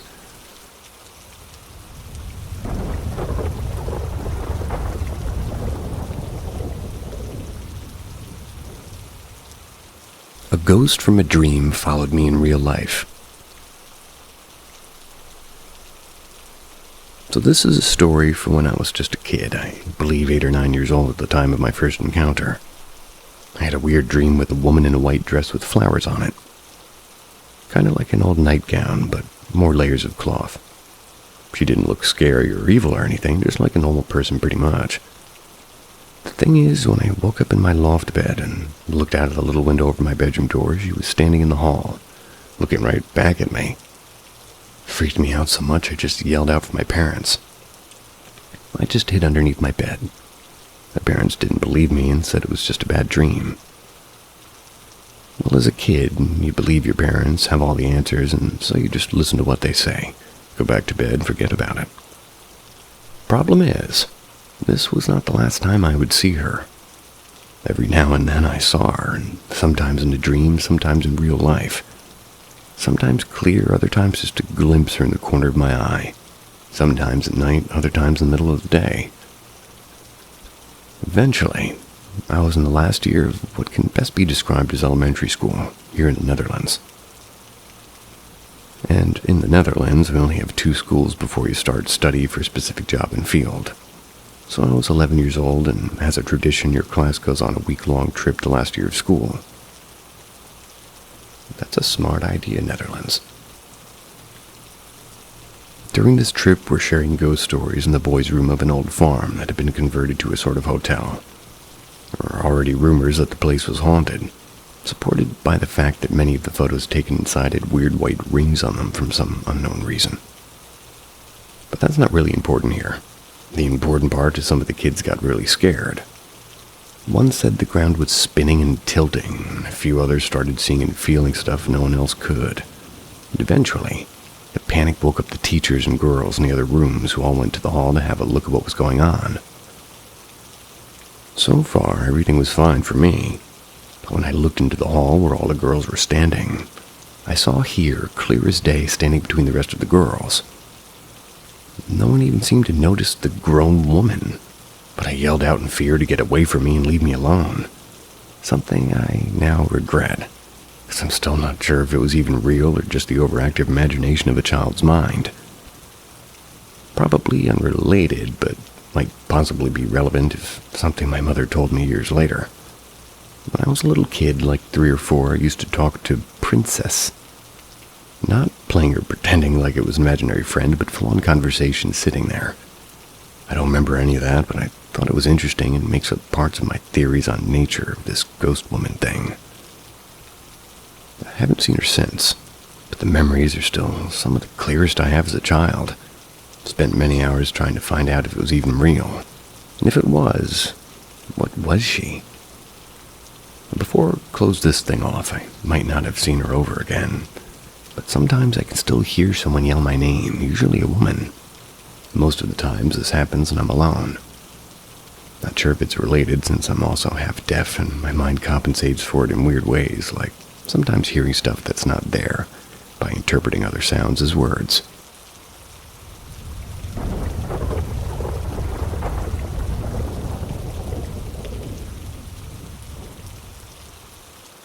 Possible encounter with ghost demon.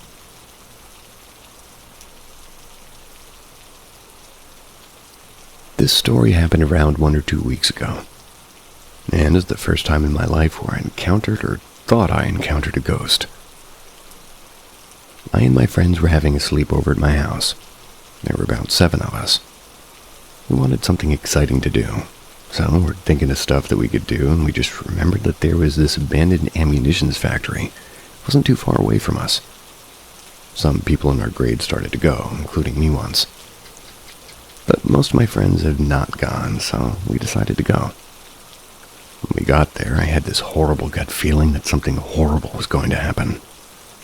Mind you, I'd been there before, and when I was there, I didn't get this horrible gut feeling. I told my friends I was just going to stay by the car, but they begged me.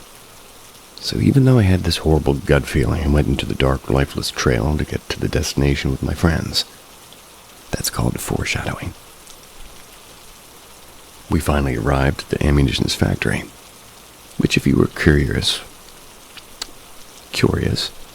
where it was, look up Twin Cities Army Ammunition Plant. And if it says it's abandoned, then you got the right location. Like before, it was creepy, but unlike last time, this anxiety only grew. The factory was crazy. I mean, upside-down crosses were a common sight. Same as 666 messages, and occasionally you would see satanic, hypergraphs in the building. Hieroglyphs? Hypergraphs. Also, my friend that he even saw candles, possibly used for rituals. Can't personally confirm that one. So we explored the main building and eventually went to the outside tunnels of the factory, which if you look at Google Maps, you'll see what I'm talking about. This is where the possible ghost and demon encounter happened. Mind you, before this happened, my friend, let's call him Connor, was, as a joke, calling out a possible ghost by saying over and over the phrase, "Show your presence." We were all in the tunnel when my friend, let's call him Thomas, was 100 feet behind us in the dark, trying to scare us, but instead of scaring us, we saw him sprinting at us telling us that he heard knocking. At first, we didn't believe him because the whole time he was trying to scare us in many different ways, but he kept begging us that he was not kidding. We all then decided to stay silent, see if we could hear anything, and sure enough, we heard a loud knock knock. That's when we bolted out of the tunnel. We were all one group, and we were running toward the forest to escape when we heard Connor scream, which made us think that he was being chased, which made us run faster into the forest. In all reality, Connor just did that to be funny, which I don't know why you would do that in a situation that all of us felt could be life or death, which made all of my friends suspicious that he knocked, but I'll talk about that later. Apparently, Connor, Thomas, and my other friends, let's call him Brendan, all went back through the building to get to the exit. So we were in two groups, and I, knowing that splitting up is never a good idea, but blame it on Connor why we split up. At the end, after the group, I traveled through thick thorn bushes, which we got cut up really bad in. Ran into the police, but just got a warning and eventually hoped an 8 or 10-foot barbed wire fence, which I'm assuming means hopped. And the other group traveled back through the building. Eventually saw another group of teenagers and decided to scare them. Hid in the bushes to avoid the cops, and we made it back to the car and went back home. Hypocrite much, but I get it. Turns out my gut feeling was right. As the last time I was there, nobody else was in the building. There were no cops. Mind you, this all happened at around 11 p.m., so it was very dark.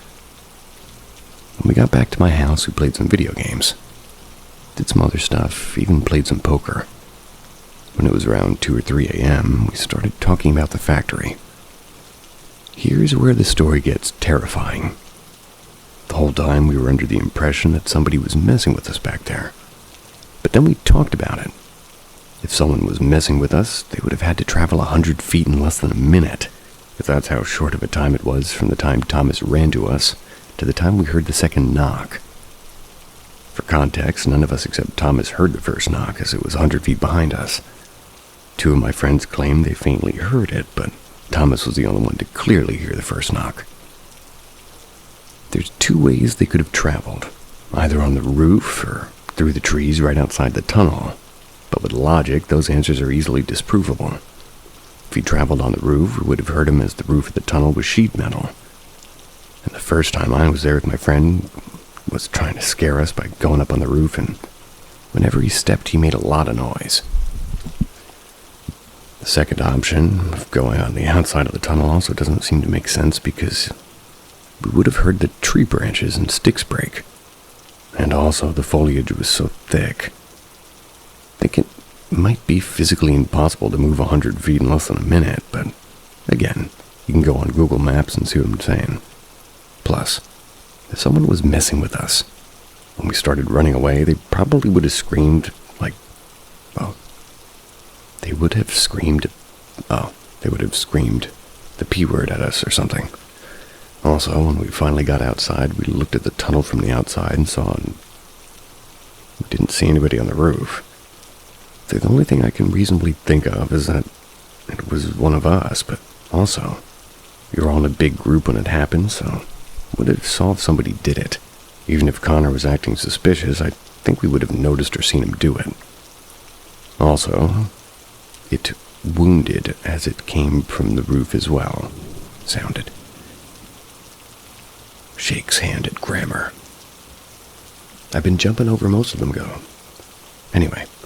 Also, we were in my house. Connor put on God. It was not him, as did everyone else pretty much did. Come on.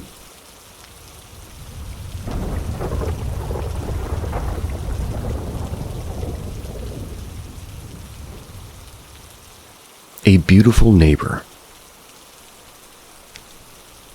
A couple of years ago, I had come home from a typical day of work, and I'd run out quickly again to do whatever errand I had for the afternoon. I live alone, but occasionally have my kids with me.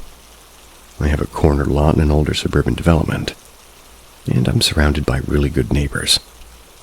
The woman across the street from me on the small side of the street was in her mid-90s at the time. She was actually somewhat active for her age, frequently going out late at night and driving herself most of the time. Whenever I would see her in her driveway, I would make a point to say hello and ask if she needed anything. In addition to being somewhat active, she was also very witty. She always knew my name and noticed things like a new car whenever I would pick up one or something, and she would notice things like a new car whenever I would pick up something that I cleaned up in the yard. If we happened to see each other when we were in our cars, either pulling in or pulling out of our driveways, which faced each other, she would simply make a point to wave in a very generous way and smile. I got to know her sons a little bit, but they're both about 20 years older than me. We didn't have much in common, but we would chat whenever they would stop by to see her, and both of us happened to be outside. Probably around 4 or 5 months prior to this incident, I told one of them that she was out the other night. He had stopped by, but she wasn't home. He was surprised to learn that she had still been driving herself. I don't think anything of it because she never really seemed to have any problems and seemed to be very with it, so to speak. Soon after that, her car was gone, and the two men started checking on her more regularly, even though one of them had to drive a couple of hours to get here. So, getting back to the sunny afternoon, I pulled out of my driveway to go about my business. I saw her sitting in her driveway in a white suit, bluish blouse, and sunglasses on. Pulled away slowly and waved at her, as I always had. She didn't wave back, rather she used one hand as a visor, and she was trying to make out what she was seeing, sort of. Despite it being me, who she had seen hundreds of times before, being only about 20 yards away. I sort of shrugged my shoulders, didn't think really anything of it, and went about my day. That was midweek, and to this day I don't know if it was on a Tuesday or on a Wednesday. Wouldn't have ever given it a second thought because it didn't really matter. That is, until that Saturday. Came home from whatever it was I was doing, and both the boys were there with their families and just trucks. Figured they were either there to celebrate something, or maybe move her possibly closer to them, or in a nursing home or somewhere else. Of course, I went over to say hello, and asked what was going on. The older one told me that she had passed away unexpectedly of a heart attack. I was shocked and told him that I had just seen her in the driveway. I had waved to her. He said that it had happened around 5:30 a.m. on Wednesday. Rather than being overwhelmed by fear or anxiety, my mind immediately went back to seeing her that day. Still don't know if I had been one of these last people to see her alive. Somewhere in the neighborhood of 12, 13 hours before she had passed, or if I was the first one to see her after passing.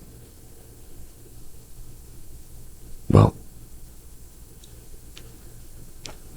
I'm not feeling so well, so I will see you guys later. Sweet dreams.